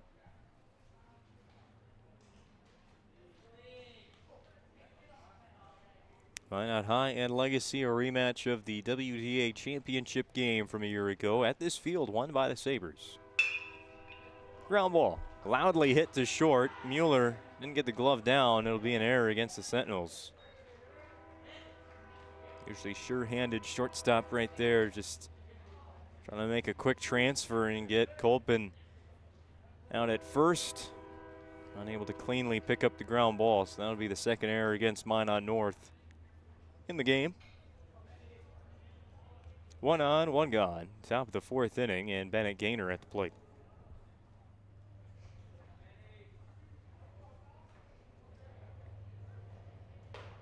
Turns out of the way of ball 1. Got to see some Minot State baseball on Tuesday. The Beavers were at home against Bemidji State. Got a series split against the visiting Beavers team. Slide step home by Jamestown. Ball 2 to Gaynor. Close games between Minot and Bemidji, and the Beavers will be on the field again tomorrow night. Doubleheader starting at 4 p.m. Central against Augustana. Ground ball snagged at third by Danielson. This could be a double play with the transfer too slow. And no throw from Halgano over to first base. So it'll go down as simply a fielder's choice, and Gaynor is on.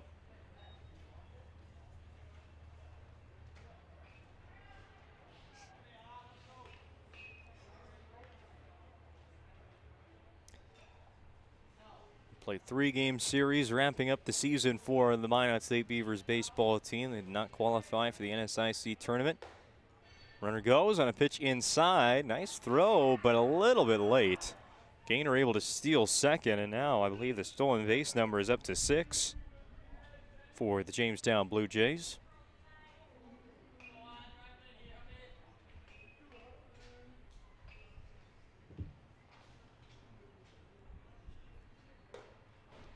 Otley will swing through strike 1. Jamestown coming into town. They have the best hitter in Division II baseball on their team. So if you got nothing going on this weekend or later this evening, make your way out to Corbett Field. There's some good baseball happening. And later on this month, best time of the year, Hot Tots baseball from Corbett Field. Opening day, May 26th. Earlier today, they actually announced their ongoing alternate identity. They'll play as a different mascot, team colors, everything for one game next season. Check it out, the Lakeside Lip Rippers. Even if I try to explain what the logo looks like, you really could not imagine it. Kind of goes for the flaming tater tot as well.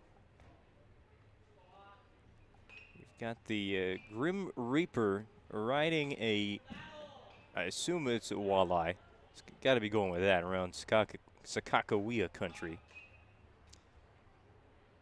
Riding the walleye, but he's got the hook in the lip of the fish. Coming out of the water, that's pretty much it. So let's check it out. Minot Hot Dot social medias, and assume that merchandise will drop shortly. Otley a ground ball to short. Mueller gets to make up for the earlier error with a nice field and throw across for the final out of the top of the fourth. Halfway home in game 2 from Corbett Field. It's 8-2 Blue Jays on the PSP Network.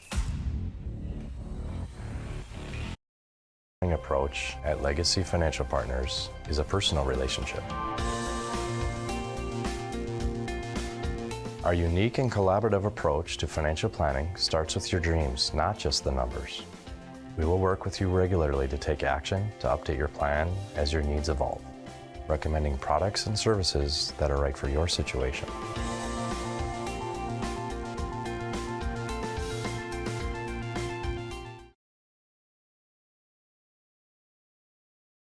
Making priceless memories, learning to play, playing to learn, or simply getting where you need to go. The team at Ackerman Estvold has been behind these projects and countless others, developing critical infrastructure, valuable spaces, and even some good old-fashioned fun. Entrusted with the things you know, but delivering more than you may realize. Ackerman Estvold, trusted for decades and decades to come.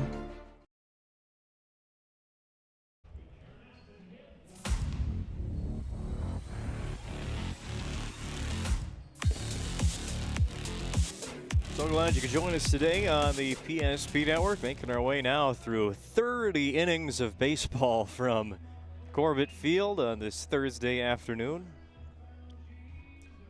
It's supposed to be 28 innings, and then game 1, of course, went to extras, played 9. This game's scheduled for 7, but through 4, Jamestown has a 6-run lead. And then we'll play 2 more baseball games starting at 4:30 if everything stays on schedule. Both teams, Minot and Legacy, taking their cuts in the batting cages, getting prepared for that WDA doubleheader following this. 8-2 Jamestown on the BNC National Bank scoreboard. A ground ball foul out of the reach of Colpin at third.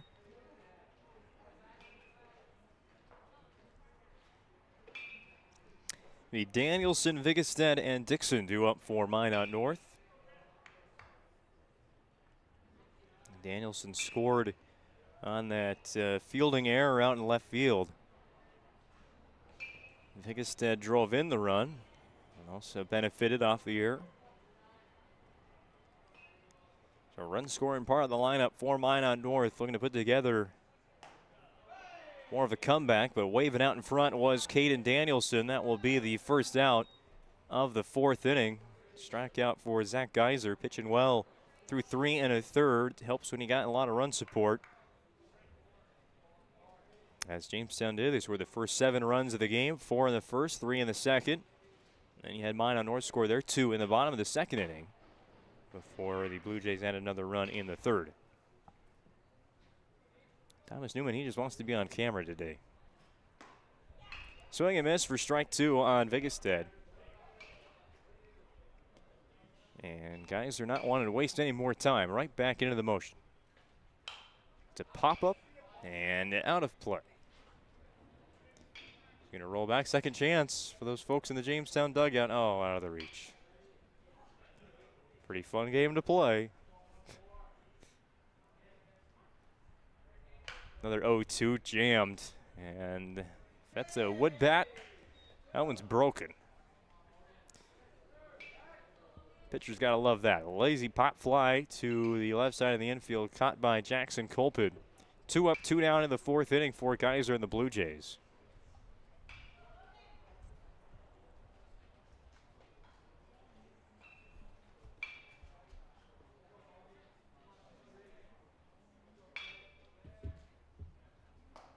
Jumping out of the way of the pitch was Logan Dixon. Looking to get things started for the Sentinels in the bottom of the 4th with 2 away. Inside again.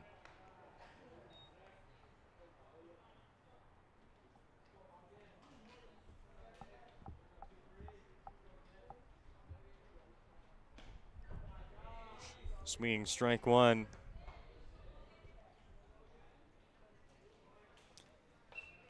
Dixon 160 batting average, 382 OPS through 13 games played. He's been a courtesy runner a bit, sharing times in the starting lineup.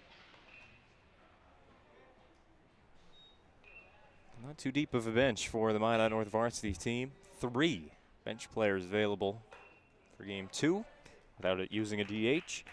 Be a 2-out walk. And now another plate appearance for Tate Halgano. Just kidding. It is Nick Thomas pinch hitting.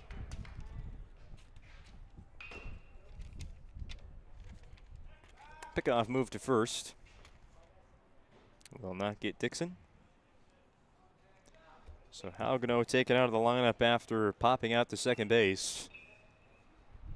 Second base defensively. We'll see what choose to do with Thomas, who's primarily just been a pitcher this year. Thomas was the starter in game 1. A no decision after 6 innings of work. And is behind 0-2.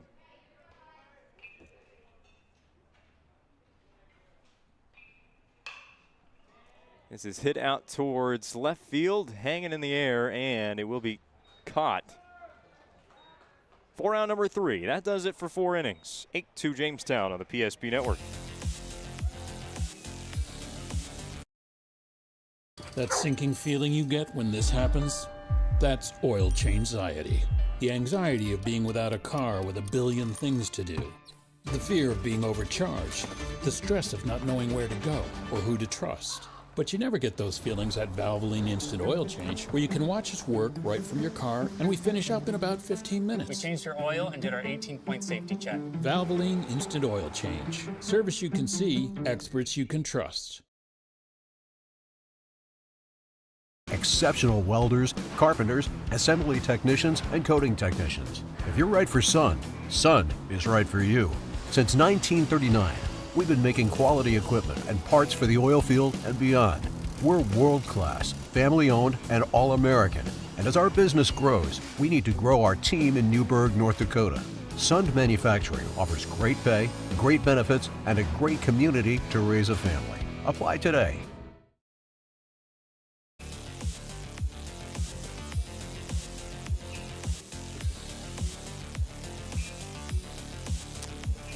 To complete our 4th hour of coverage. This quadruple header of WDA baseball. Just good practice for the quarterfinal round of the WDA tournament. We'll have the coverage of it from Williston, North Dakota later on this spring. 4 games, and 3 on Saturday. First pitch of the 5th inning, gonna say fair. Down the line. This is Brenner Weber on his horse to second base, and he'll get there standing. A leadoff double for the Blue Jays in the top of the 5th. And if they can put together some offense here, you might start thinking about shortening up this game if you're the Blue Jays or run ruling it. But up by 6 now, still got a ways to go. Keep piecing together hits, stolen bases, as they did in the early innings.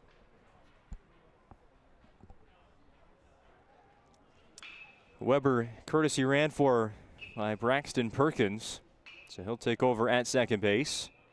And there's a hit by pitch. So Edison Walters will reach base as well to begin this 5th inning. And TJ Johnston, who hadn't really had much of a problem against this Jamestown lineup, had allowed no runs so far. It's the first 2 on base in the 5th inning, and now will face Mason Joseph.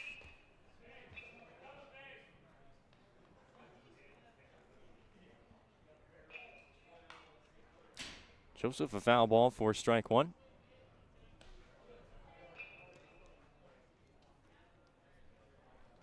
By the way, for Walters, a walk, a hit by pitch, and a single in the game. He's been on base all 3 times. Stolen a base and scored a run. Joseph will fly this towards first base. Vigestad back for the catch. And could have been down in shallow right, really out of the reach of everybody, but Stays enough on the infield for Vigestead.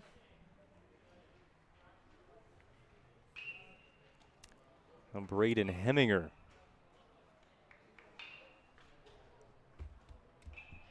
Finishing up 3 times through the order for the Blue Jays. Through 5 innings. Ball 1 to him. And we got WDA softball coming up from Bismarck to later this afternoon. 4 o'clock Valvoline Instant Oil Change pregame show. 4:30 first pitch. Minot High against Legacy. Ground ball back to the pitcher. Took an awkward spin. Jelmstead able to stick with it. Throw to first for the out. Base runners do advance. 2 in the scoring position for the leadoff batter, Cale Verkey, who's 0 for 3 in game 2. Looking to break out of that in a good time.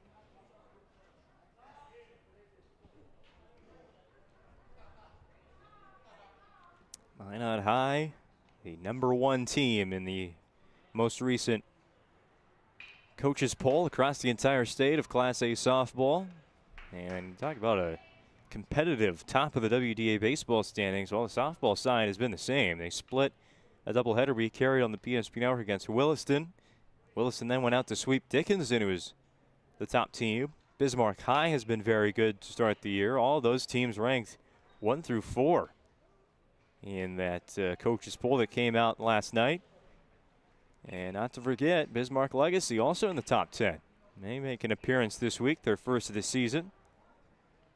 Legacy, what they have to do, though, is try and keep their opponents off the scoreboard. The Sabres can sure score runs. It's just about keeping the other team off the board. Fly ball right to the left fielder. Catch made by Logan Dixon, and it is another scoreless inning on the mound for TJ Jelmstead and the Minot North Sentinels. 8-2, bottom of the 5th after we pay the bills. To introduce the fabulous edition of the Master Spas line, including the phenomenal Michael Phelps Swim Spas. Enjoy the relaxing health benefits and enjoy 0% financing up to 72 months or up to $5,000 off on all spas. You'll also find $2,000 off the MSRP on all pools, swim spas, and saunas. Come see for yourself the outstanding lineup of Master Spas, including the Michael Phelps Swim Spas, exclusively at Magic City Home Leisure. I can't believe I wrecked my car. There are some things in life we can't control. But what's important is how we respond. At Jerome's Collision Center, they provide the highest quality of service, assuring the job gets done stress-free and making it feel like a breath of fresh air. And to give you peace of mind, they handle the insurance. Are you even a therapist? Don't worry about it. Jerome's, they're the experts. Jerome's.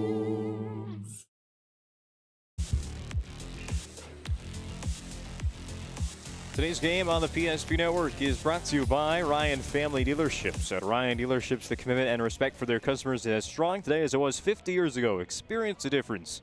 You can visit one of the 5 locations in Minot or Williston. Shop online at driveryan.com. Stay tuned later this afternoon. Said it before, say it again. Minot High and Legacy. Games 3 and 4 of the day from Corbett Field. First time we get to see Minot High baseball. And it's already May 1st. Mueller out to right field and dropped. Mason Joseph had a tough read on that. It was a line drive smoked to right field. And in the end, Joseph didn't have to move too much. Went back on it, and it fell right at his foot. Leadoff single on a 1 pitch for Brody Mueller. Now Gannon Hedberg started the game as a pitcher for Minot North. Only got an inning and a third in. 7 runs, 6 of them earned.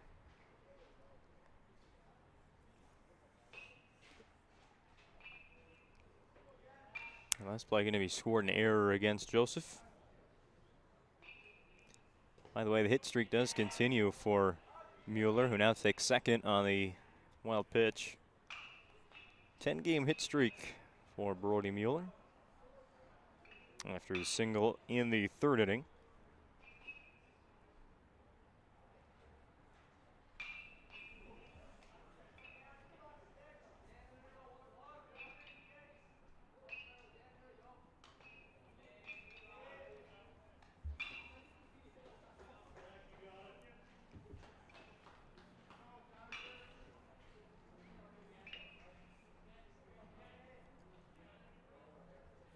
1-1, just off.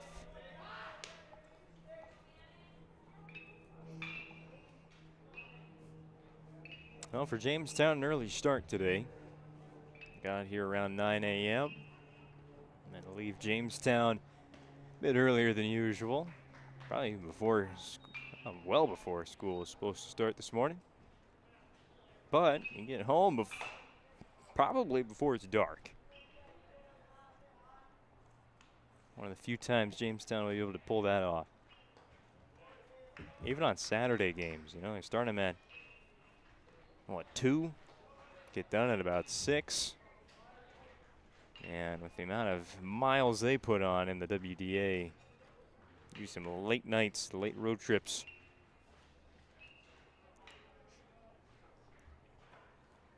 Walk to Hedberg. 2 on and nobody out. And now a base hit by Levi Ballas. Mueller advances 90 feet. And the bases are now loaded to begin the 5th inning. Opportunity for Minot North to bounce maybe. Tyler Kippen will courtesy run for Ballas at first base. 2 hits in the inning, or sorry, 1 hit in the inning, an error and a walk. Just about everything for the Sentinels. Mason Stewart looking to keep the line moving.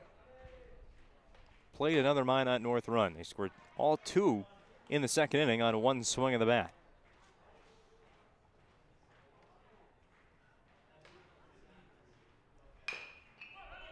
High bounce to the pitcher. Geyser will. He had a chance to throw that one home. Instead, threw it to first. Still gets an out. There was a force out at home plate. Wonder, shoulda, woulda, coulda. Run will score for Minot North. It's 8-3 on the BNC National Bank scoreboard. Locations in North Dakota, Minnesota, and Arizona. Find them online at bnc.bank.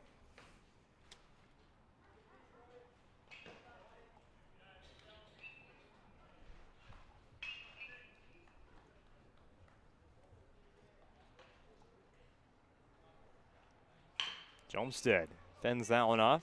Chopper to short. Will score another Minot North run, but they trade it for another out. Kippen moves to third base. 2 gone. Now an 8-4 score.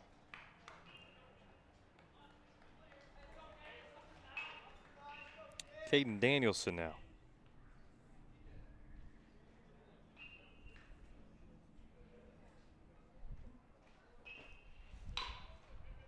He'll hit this one on the ground to third. Kolpin not moving too much. Didn't need to. That is the 3rd out. 3 straight ground outs, but 2 more runs score. Minot North closing the gap. 6th inning coming up on the PSP Network. 8-4 Jamestown. Minot seek transformation. ServPro's construction program brings both vision and precision. From that very first hammer strike to the final touch of paint, our dedication remains unwavering. It's not just about remodeling. It's about legacy. In Minot and Bismarck, ServPro is your partner in transformation. We don't just build back. We elevate every space.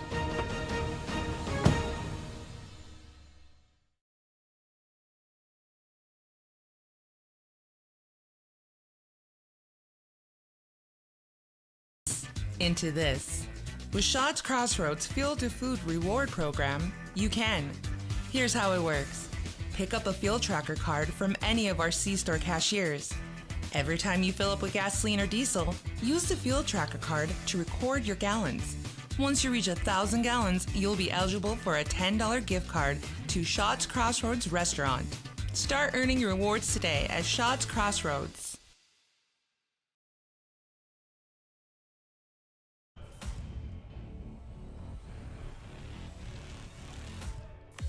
Clearer skies overhead as we get to the end of game number 2 between Jamestown and Minot North. An 8-4 Blue Jays lead in the top of the 6th inning, and mainly just clouds for game 1. We got to noon, and then in between games, and only for about 4 minutes, in the early part of this contest, that we have rain. That has gone away, at least for now, and we're playing baseball with a whole lot of sun over top. Thomas Newman will lead off the top of the 6th inning for Jamestown at the plate against relief pitcher TJ Jelmstead. He has done a great job of holding this for Minot North. He's gone 3 1/3 innings of relief, allowing just 1 run. Underneath the glove of Danielson at third. Tough one to field anyway. Hard hit by Newman. And it's a single. Well, if you like what you're seeing today on the PSP Network, make sure to follow and subscribe. Subscribe to the PSP Network YouTube channel. It's free to do. Don't miss any upcoming regular season broadcasts. We've got some soccer coming up. Of course, more baseball and softball leading up to the WDA tournaments. Both of those sports. Newman takes off on the first pitch. He's done that now 3 times.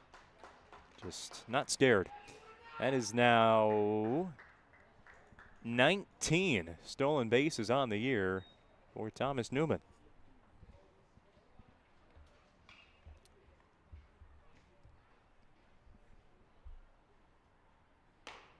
Jackson Colpin, and a 1-ball, 1-strike count now. So follow at Network PSP anywhere. Facebook, Twitter, Instagram. I think we're still posting on there. Highlights. Swing and miss. 2 strikes on Colpin.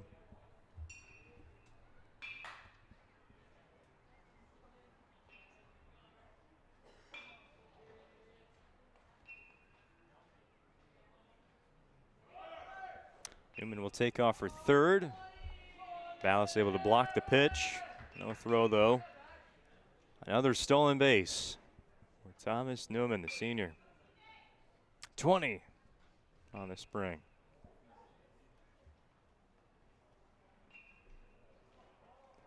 2-2, grounded, foul. Last second.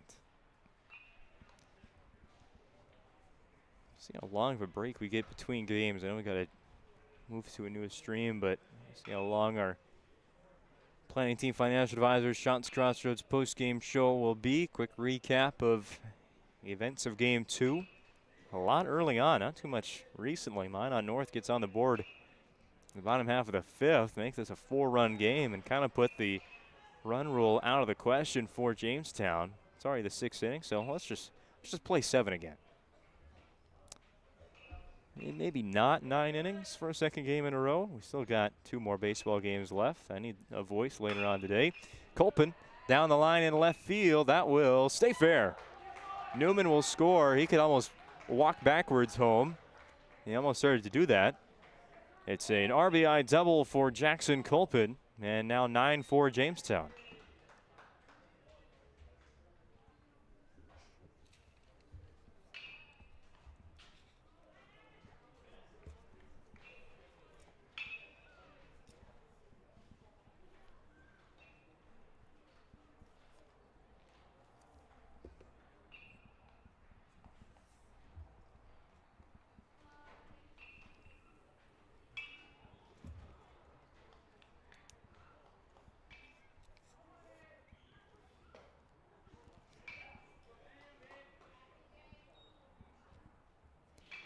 Still no outs.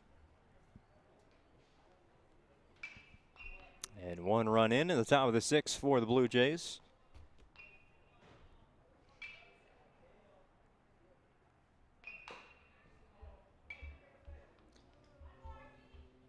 On the road for the last time this spring.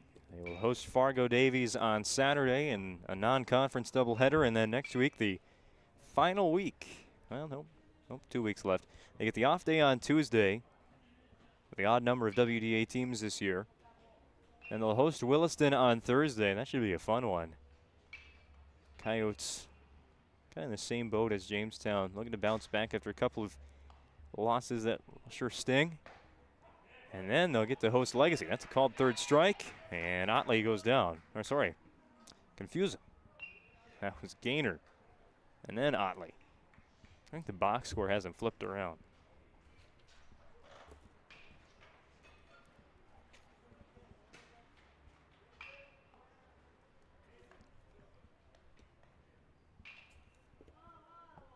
Long look at Colpin at second base. Nobody holding him on and get a big lead.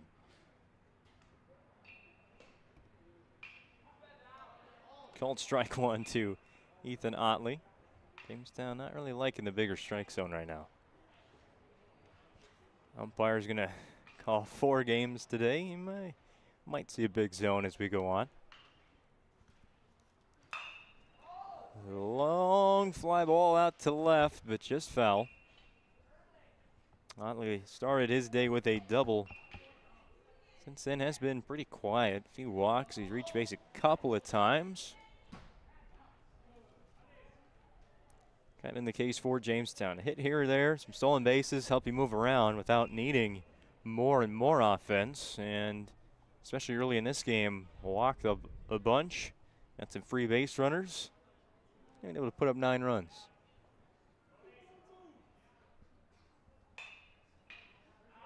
Foul.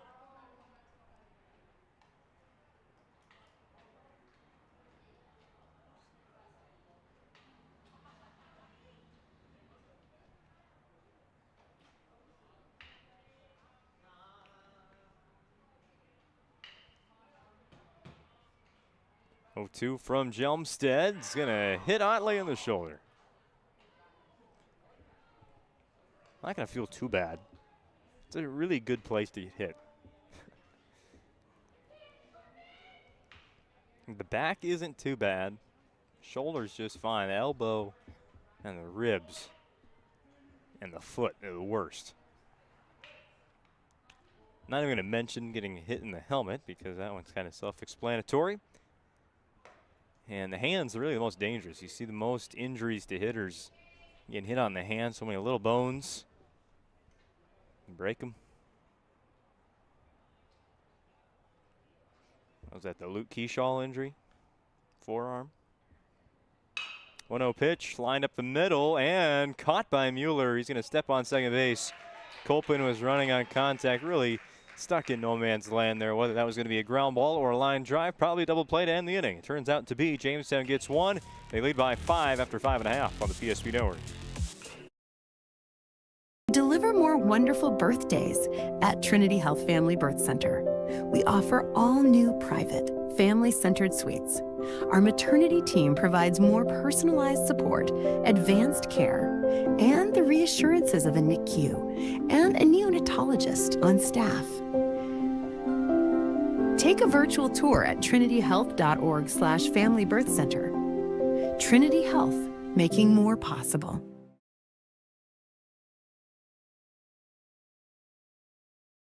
The nuances of cutting men's hair.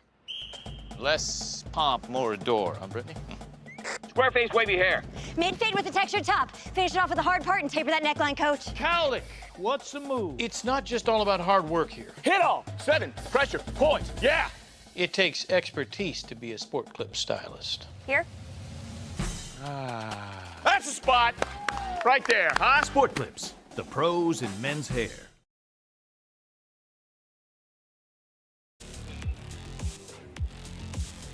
Handing out some awards following the final out. The planning team financial advisors, Shots Crossroads post-game show, including the Sport Clips MVP of the game. And home of the MVP haircut experience. Check them out on. All right, let's try that again. Check in online with a hairstylist today at sportclips.com or using the app. 6th inning of game 2. Wrapping up the doubleheader between Jamestown and Minot North, only to begin another one. And just over an hour, Minot High and Bismarck Legacy.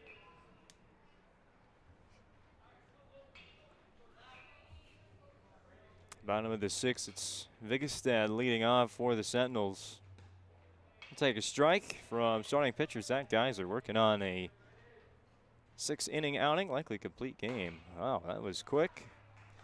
I'm not sure they could even reset the pitch clock. Vigestad's going to take time. Actually, he can just take time here. He does not have to get back in the box that quick. If he wants to go on his time, Zach Geiser has strikeout in about 12 seconds. Nice way to start the inning. Get this game moving a little bit. I think Vigestad, though, he could have taken the time out there.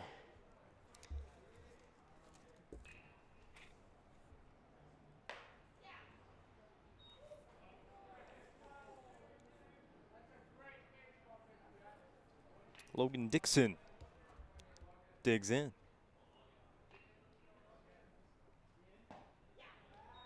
Swings through, strike one. And again, guys, he's just not even thinking right now. He's just throwing.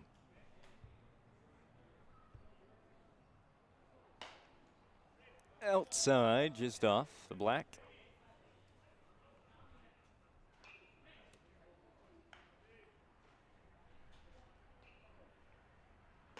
Swing and miss. Well, Jamestown will come up in the top of the 7th inning, barring any long run here by Minot North with a 5-run lead, just trying to add to it a little bit. And see, with how fast Geyser's been working, any good rhythm right now. Here's a foul ball over right line and caught, hung onto by Gaynor. Got close to being a collision with the catcher and kind of backhand caught it, flipped his glove upside down to make the catch.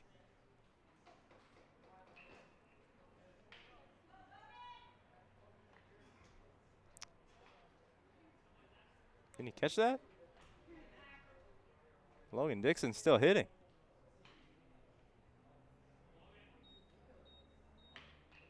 Apparently, I must have been deceived by that. I thought he caught that. Huh.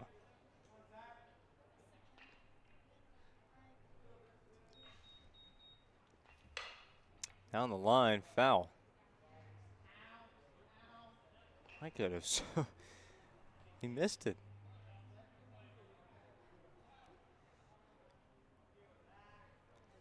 Foul ball bounces into fair territory. Got to get the ball. No, now we're throwing it back to the infield. Could have just chucked it over the fence into the bullpen. Pitcher warming up for Minot North for the 7th inning.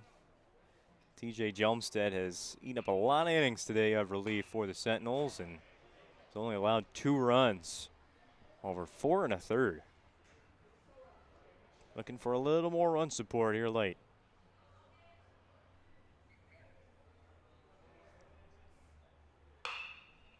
Dixon hitting a few more foul balls after being saved by that missed foul ball that I swear Bennett Gaynor caught.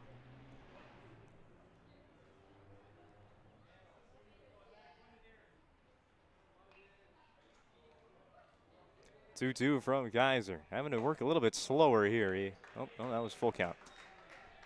The ball forward to Dixon. So a 1-out walk.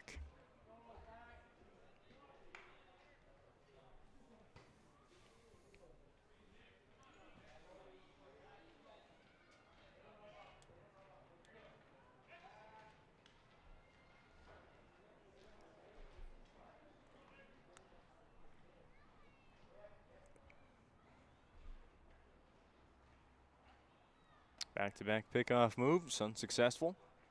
Next Minot North baseball broadcast will be on Monday when they host the Williston Coyotes.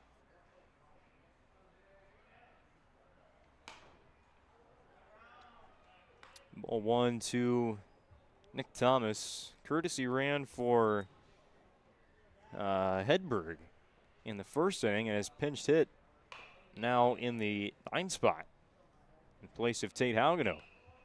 Came in as a pinch hitter back in the 5th.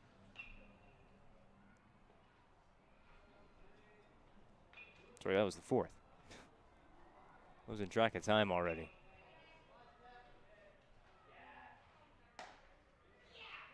Called strike to throw back to first base. Still not going to get Dixon.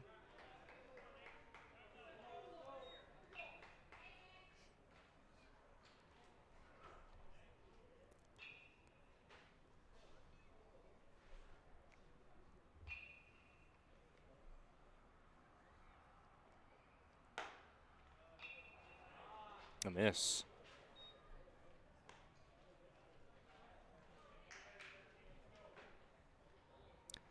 (9-4) on the BNC National Bank scoreboard. Jamestown going for the sweep. Took game 1 in 9 innings, 7-4. Got him swinging. Nasty. 2 away.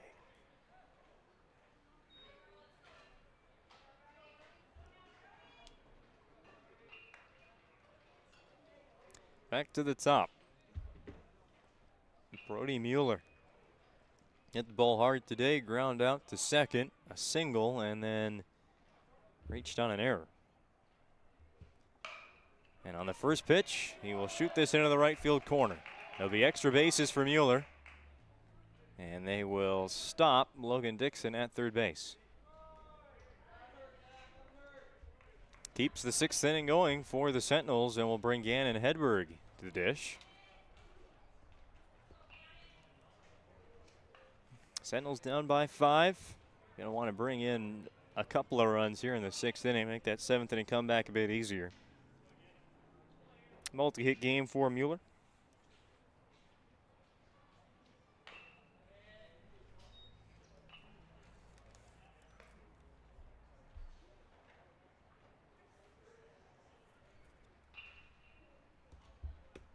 Has been a bit of an issue for Minot North, leaving runners on base late innings of game 1 so far in game 2. Few base runners they've had here in this second game.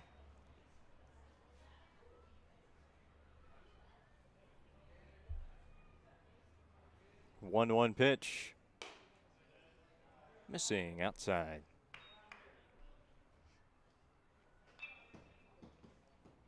Looks to be a pitching change happening for Minot North going into the 7th inning. Still not that time yet. Still batting in the 6th. Don't need to worry about that Serve Pro pitching change till it happens.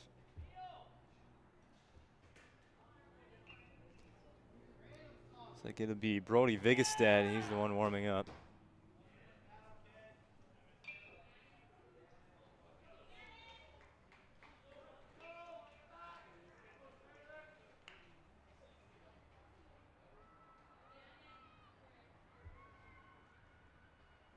Two-strike pitch to Hedberg.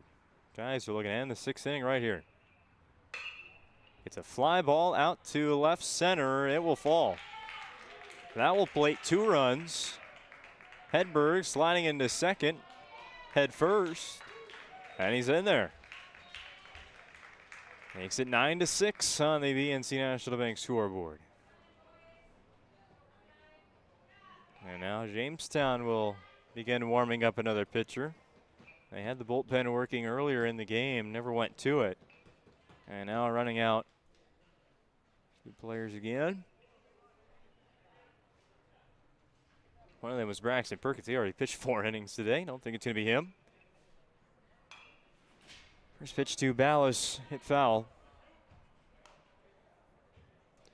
A pinch hitter waiting on deck in Hudson Latch. And Mason Stewart's spot. That'll go foul again, 0-2. 2-out runner at second base against Ballas, the catcher.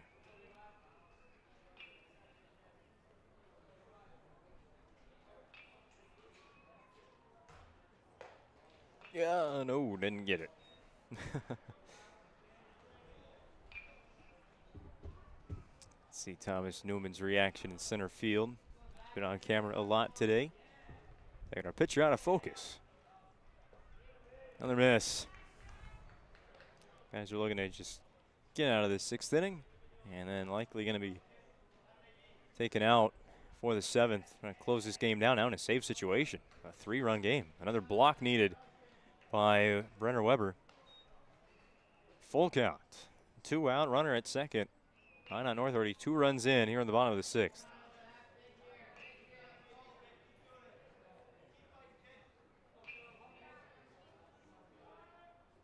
Time called.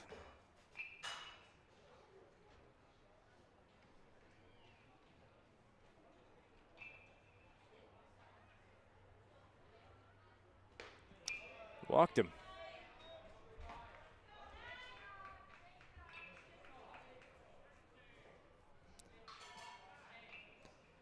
Courtesy runner Kippen comes back in for the catcher Ballas, and now the pinch hitter, like we mentioned, Hudson Latch, going to get another chance. He hit in the 9th inning, it was, I believe, or maybe the 8th of game 1. Struck out. It's another opportunity now in the 2nd game of the day. Hitting in place of Mason Stewart, the center fielder. 2-1, 2-out. Bottom of the 6th, 9-6 Jamestown lead on the BNC National Bank scoreboard. Latch will take ball 1. Nope, that was a strike. Gotta remind myself, Lon, I can't be the umpire up here.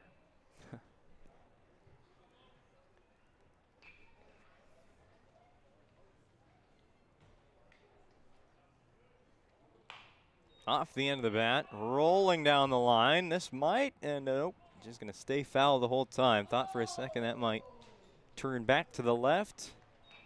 Stayed close, but stays foul.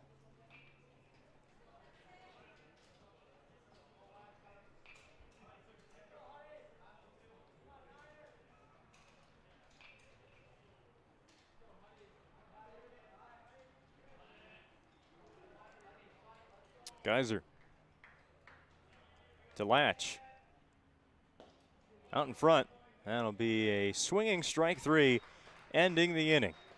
2 more for Minot North. They trail by 3. It's 9-6. Jamestown at the bat for the 7th inning. At any time, to anyone. It's not really something you can schedule on your calendar. But when it happens to you and it's not your fault, there's one law firm to remember. That firm is Schweigert, Clemene, and McBride. We live here and take pride in helping our community. We know this area inside and out. We put in the work and fight for what's right so justice can prevail for you. That is what we're all about. We're on your side. We're Schweigert, Clemene, and McBride. For a new vehicle, Ryan Family Dealerships has the best selection we've had in years. You'll find fantastic offers from Nissan, Honda, Chevrolet, Buick, GMC, Cadillac, Chrysler, Dodge, Jeep, and Ram. Hold on. Ryan sells Chrysler, Dodge, Jeep, and Ram? Yes, we do, and we'd love to sell one to you. Visit one of our 5 convenient locations in Minot and Williston. Get your next vehicle from a name you know and trust. Ryan Family Dealerships.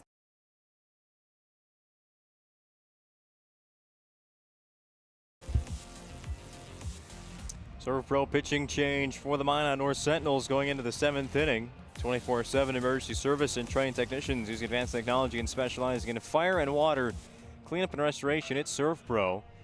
Brody Vigestad takes over for Minot North on the hill. TJ Jelmstad goes to first base and relieved from his relief outing. Vigestad has made 1 previous pitching appearance. He threw an inning and 2/3 against the Williston Coyotes. 2 hits, shutout, 2 strikeouts. Face a Jamestown batting order, looking for a little more insurance here in the 7th inning. They had a 7-0 lead after an inning and a half. That was cut down to 7-2, and Jamestown just not enough volume of base runners to keep up that early run-scoring tally against the relief pitcher in Jelmstad. Final line, by the way, for TJ. Pitched 4 2/3 of an inning in relief.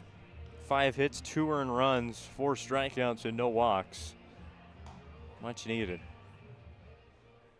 After an inning and a 1/3 start for Gannon Hedberg today. The Edison Walters leading off for the Blue Jays in the 7th.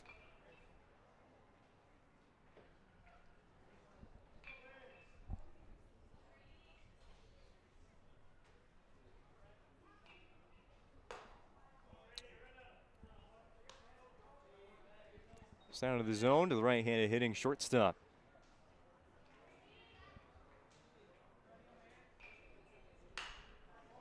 Hit in the air to center. Hedberg. Sorry, Walters the catch. Oh my goodness. Stewart the catch.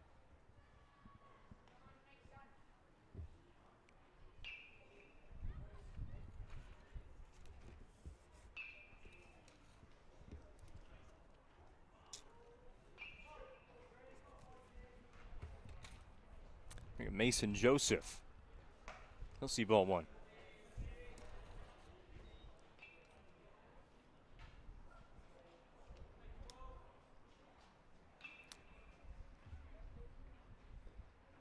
Off home plate to the backstop, 2-0. Once again, the Blue Jays will be in action in 2 days when they host Fargo Davies. rare WDA EDC matchup.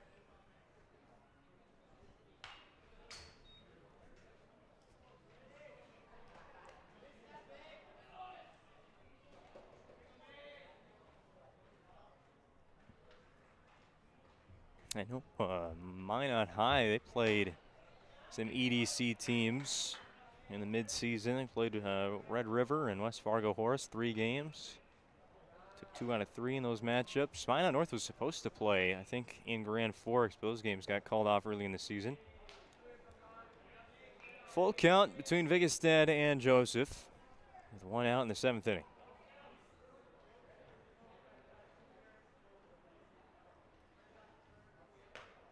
It'll be a walk.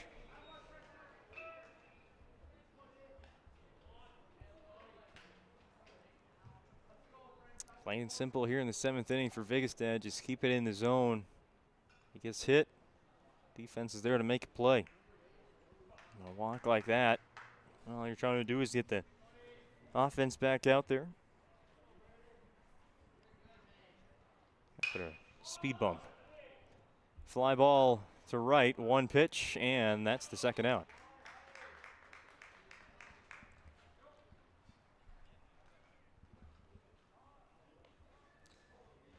That was Cody Bush at the plate, by the way, pinch hitting for the Blue Jays. The spot of Heminger. Fly out to right for Cale Verkey.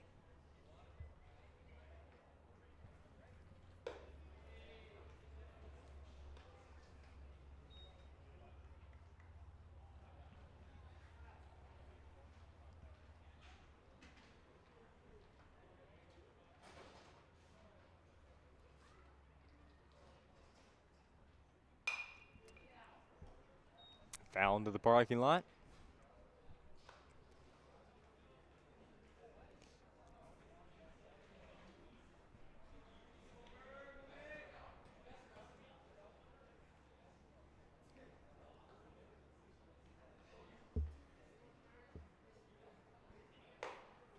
Back pick to first. Joseph nearly he like tackled first base. Safe though. 2 strikes on Verkey. I think instead looking to get out of a rather easy 7th inning. Working around that walk in the middle.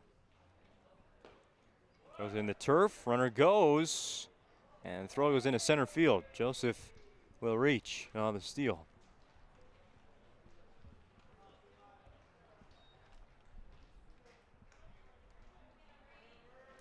Two ball and 2 strike count, working on the batter again.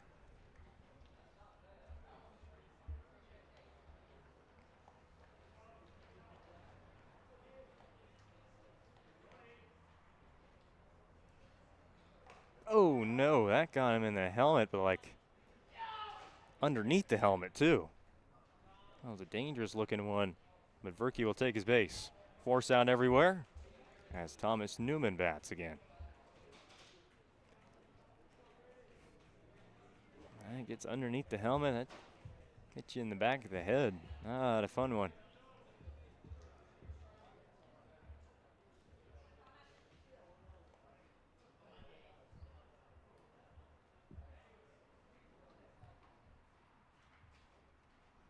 Newman will take a strike. Last ABs of the day, you'd have to believe. Pretty good pitch. Take anything remotely close, try and drive it.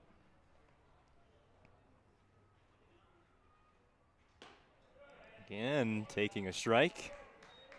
Fall behind 0-2, and now the swing might not be your best at this point, but maybe Vigestad gives him one more. It's Candy. Nope. In the turf.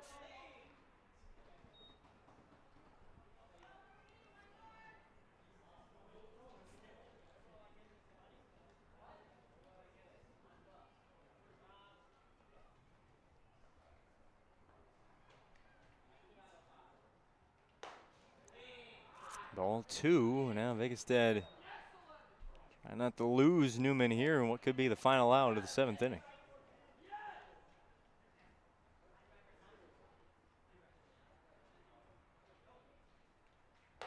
Called strike 3. Paint from Brody Vigestad ends the top of the 7th. Last chance for the Sentinels, trailing by 3. Approach at Legacy Financial Partners is a personal relationship. Our unique and collaborative approach to financial planning starts with your dreams, not just the numbers. We will work with you regularly to take action to update your plan as your needs evolve, recommending products and services that are right for your situation.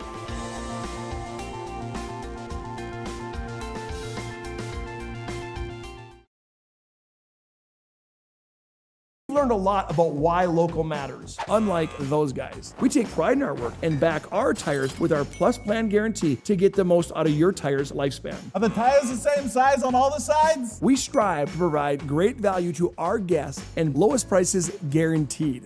That's not good. Stop at a trusted tire and auto and get a set of tires from people you know and trust, and will even match those guys.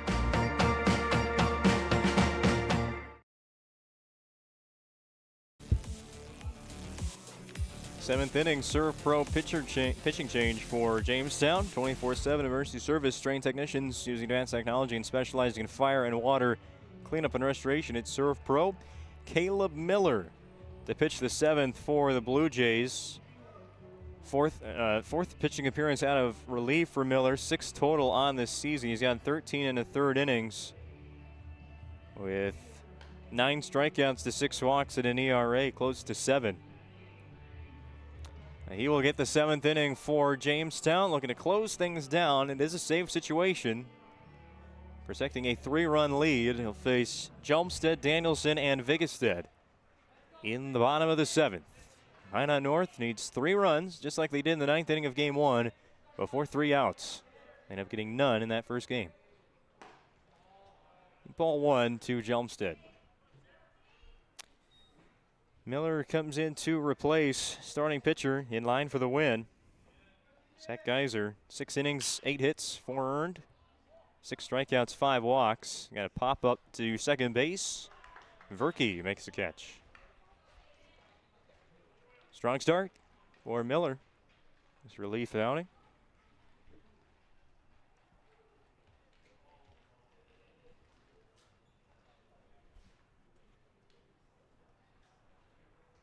Hayden Danielson tries hand.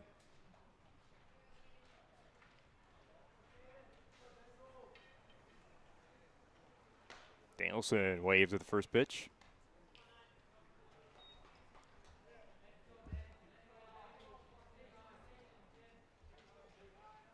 Miller last pitched on Tuesday against Century. Went 4 innings against the Patriots. Allowed just 1 hit. Was the only base runner. No runs scored with 2 strikeouts.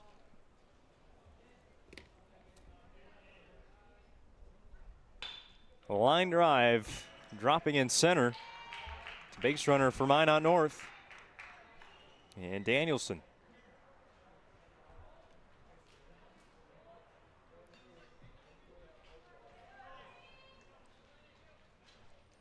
So what will Brody Vigestad do with it?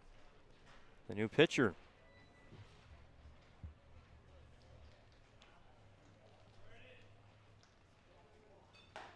Strike 1.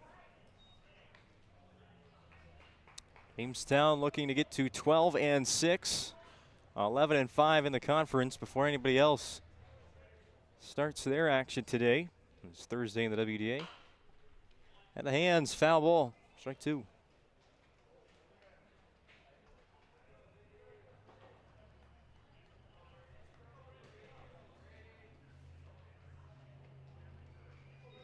Ground ball here, gets a quick double play, get this over with for Jamestown, get back on the road.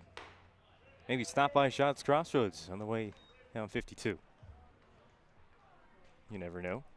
Maybe they gotta be listening to PSP Network, hear that ad read every single day. Well, big basketball season.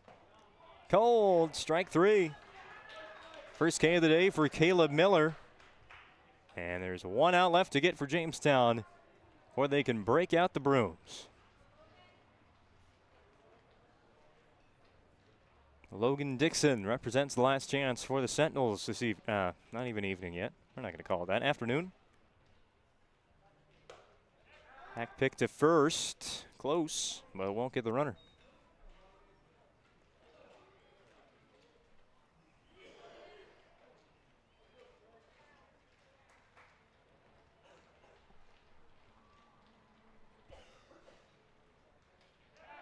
Pickoff move. Actually hit Danielson on his way back. Large lead at first base.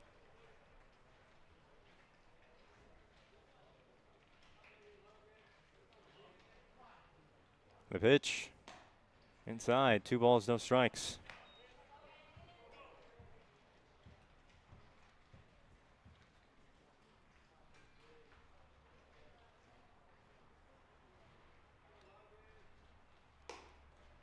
Another one. Out of the zone. You're just looking for a ball for your defense. Playing for just about 5 hours nonstop. We had a quick 10-minute break between games. This will be a 4-pitch walk, so it's basically been like 16 innings straight. No break in between for Minot North and Jamestown. We had a very short post-game, no pregame show in between. 2 outs, 4-8 Halgano.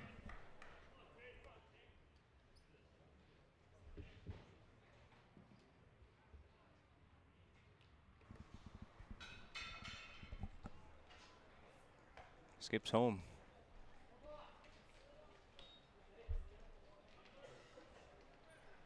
Tying run at the plate for the Sentinels here in the bottom of the 7th. They have really no time left. So Halgano, who got pinch hit for by Nick Thomas, he's been re-entered. He got 1 at bat early in the game and now returns in the 7th. Now a mound visit. Trying to get Caleb Miller back in the strike zone after 6 straight misses. Interesting move, bringing Halgano back in to the lineup card.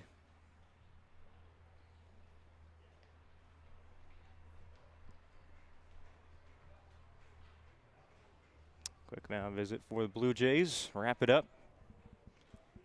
On that 2 to Caleb Miller. Come on, just give us a strike. They're going to be swinging.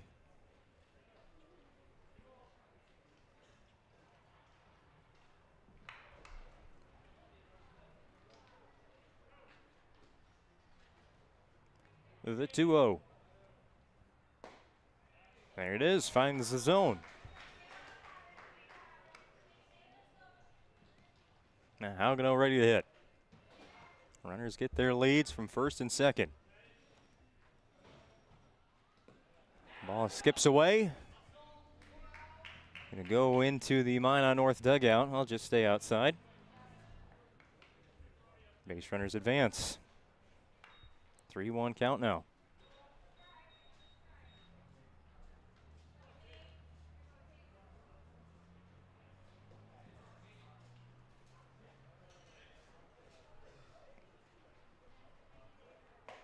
Called strike 2. Miller, just 1 more in the zone.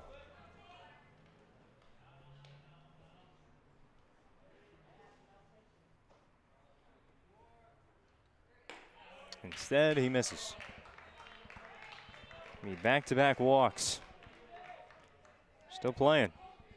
Bases loaded. Over the top of the order, and Brody Mueller.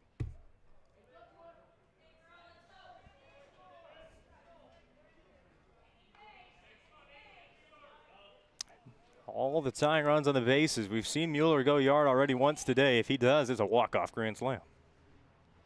Maybe predicting the future.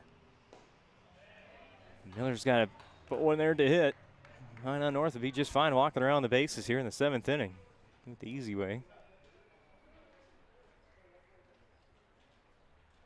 1-0. Mueller swinging and missing.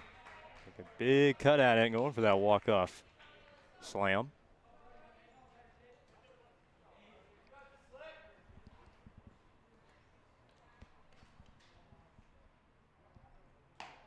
Called strike 2.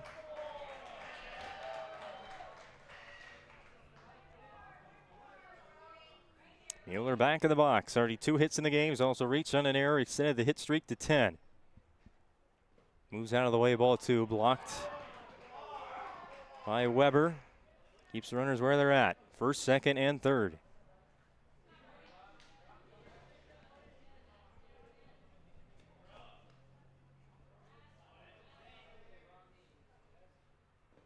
Another one that misses.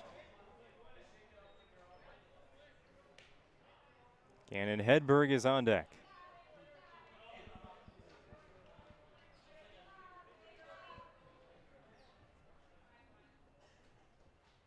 The pitch, runners take off. Strike three swinging.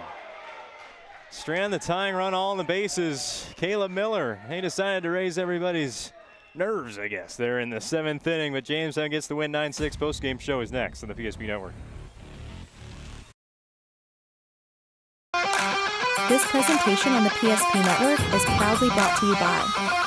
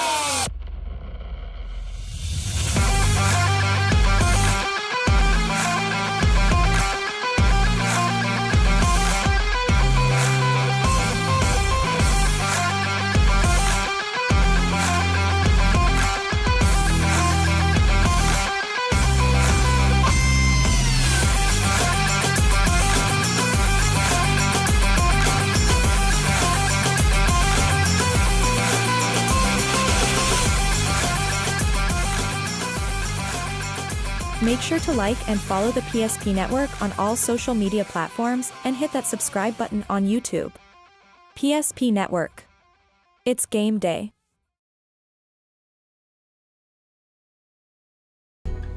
Rooted in the heart of our vibrant communities stands Bravera Bank, offering complete financial services for banking, wealth management, and insurance. From home loans and checking accounts, let me tell you about the cashback rewards with this account, to wealth management, we'll help you forge your path ahead. Let's create a plan to reach your financial goals. Sounds great. With specialty insurance coverage, our advisors ensure your operation can carry on. Looks like it's going to be a great harvest.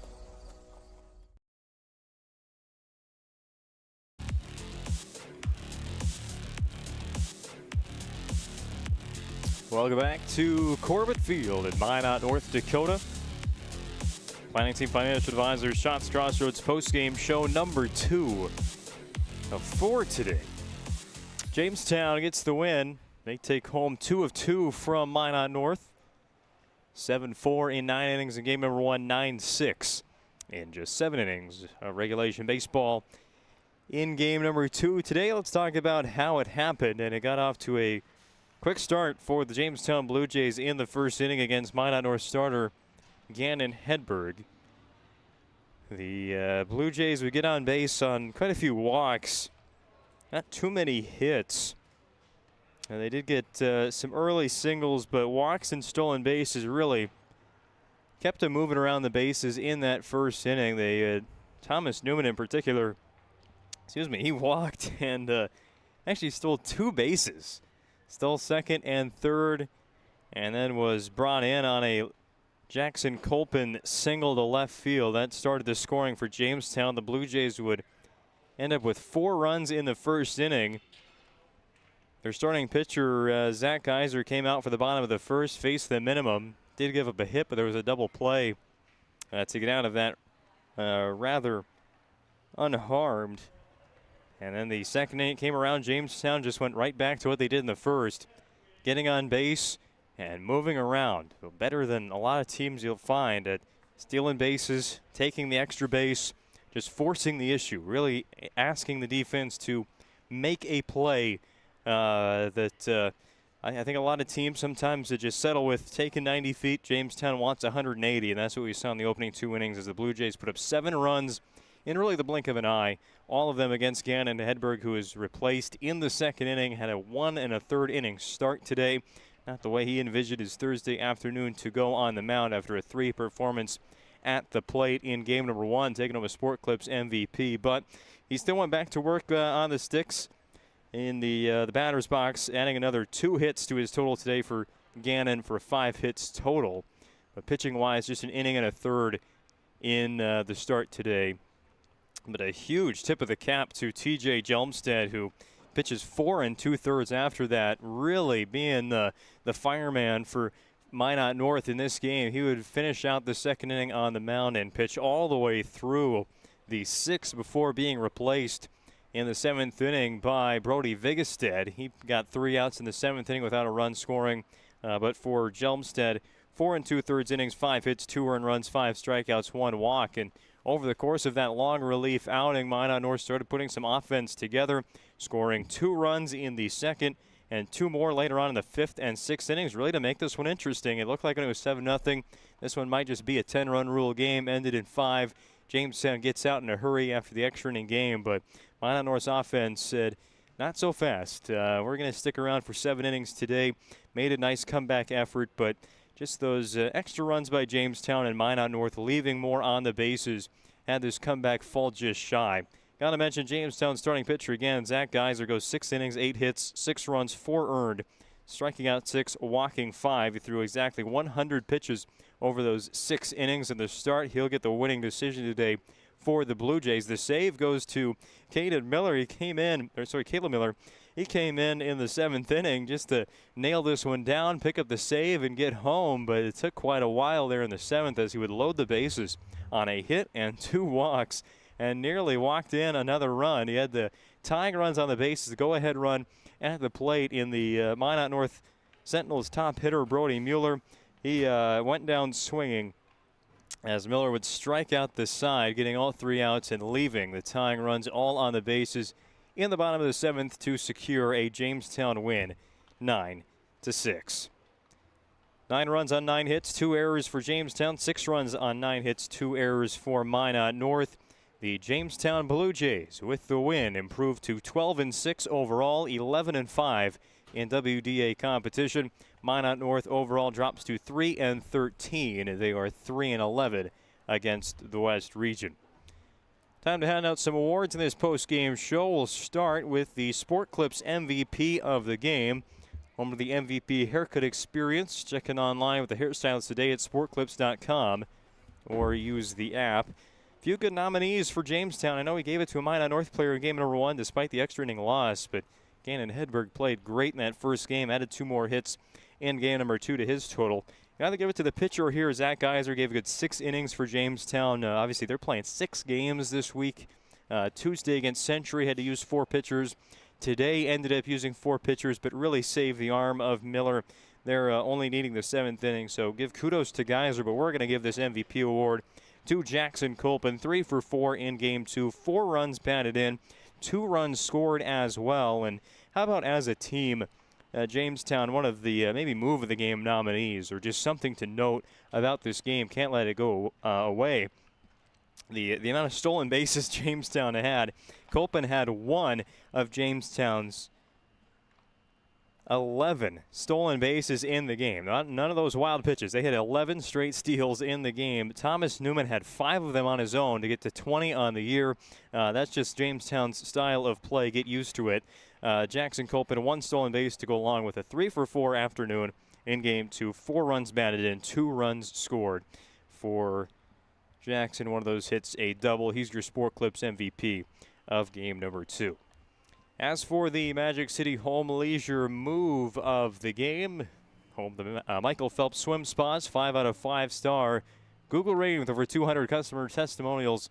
You can find them on Broadway in Minot, where the inflatable duck might be pretty soon with the weather being warmer again. The duck is not a fan of winter weather there at Magic City Home Leisure. Move of the game today, I mean, give it to Thomas Newman. 5 stolen bases, moving around the base paths all day long. Probably those highlight plays. We gave it to stranding the bases loaded in game number 1, and Caleb Miller did that as well in game number 2. It wasn't as clean of a 7th inning as a closer can make it, but still did a good job there. But yeah, the move of the game, we're going to give it to Thomas Newman. Stealing second, stealing third, working his way around the base paths to 20 stolen bases over the course of the first 16 games of the year for Jamestown. All right, that does it for our planning team, financial advisors, Shots Crossroads post-game show, and today's doubleheader between Jamestown and Minot North. The Blue Jays coming to Minot for a second time this year, and they'll pick up 2 wins this time after 2 losses to begin this season against Minot High. They win Game 1 over Minot North 7-4 in 9 innings. They'll take Game 2 9-6 in 7. Again, your winning pitcher, Zach Geiser, 6 innings, 4 earned runs, 6 strikeouts. The losing pitcher, Gannon Hedberg, goes an inning and a third, allowing 6 earned on 4 walks and a hit batter. And the save to Miller of Jamestown, 1 inning of shutout baseball, 3 strikeouts, 2 walks, up and down, 7th inning for him, but gets the save in the end. Jamestown will play on Saturday against Fargo Davies. Minot North, we will see them again on Monday as they host the Williston Coyotes here at Corbett Field on the PSP Network. First pitch scheduled for 4:30 p.m. We'll go on the air at 4, and then later on in the season when they take on Minot High, we'll be here for that matchup again to wrap up the regular season. Well, that does it for our first stream. We're going to start up a new video for game number 2. It looks like that game will start just a little bit after 4:30. They're going to get these teams a full regular warm-up and probably get going at about 4:45. We'll go on the air. I want to say when we do, but I'll put a time to it, and we will start that second live stream at 4:15. So 4:15 p.m. we'll begin the Valvoline as it will change pregame show for game 3 and 4 today of this quadruple header of WDA baseball on the PSP Network between the Legacy Sabres and Minot High Magicians. Well, at least for our first 2 games of the day, for our great crew putting on today's show on the PSP Network, I'm Owen Patterson, repeating your final scores for the final time. Jamestown 7-4 in Game 1, and Jamestown again 9-6 in Game 2. Hopefully you'll join us in about 10 minutes, 15 minutes or so, when we go live with Games 3 and 4. Minot and Legacy on the way, but until then, have a good rest of your day, everybody.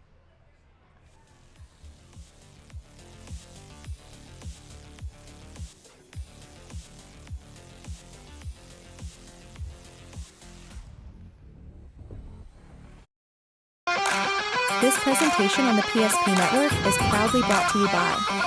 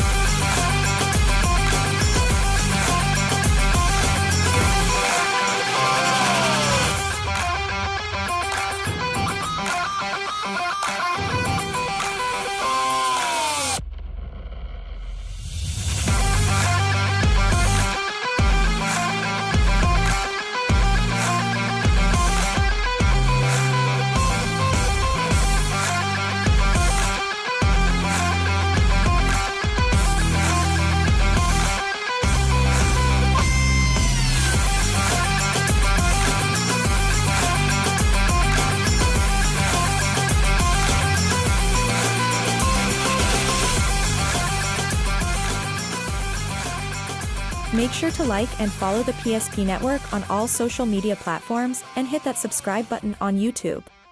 PSP Network. It's game day. An injury can happen anywhere, at any time, to anyone. It's not really something you can schedule on your calendar. But when it happens to you and it's not your fault, there's one law firm to remember. That firm is Schweigert, Clemene, and McBride. We live here and take pride in helping our community.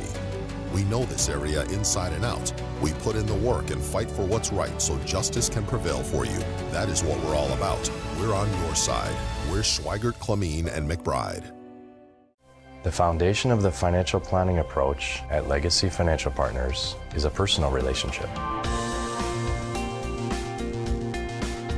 Our unique and collaborative approach to financial planning starts with your dreams, not just the numbers. We will work with you regularly to take action to update your plan as your needs evolve, recommending products and services that are right for your situation.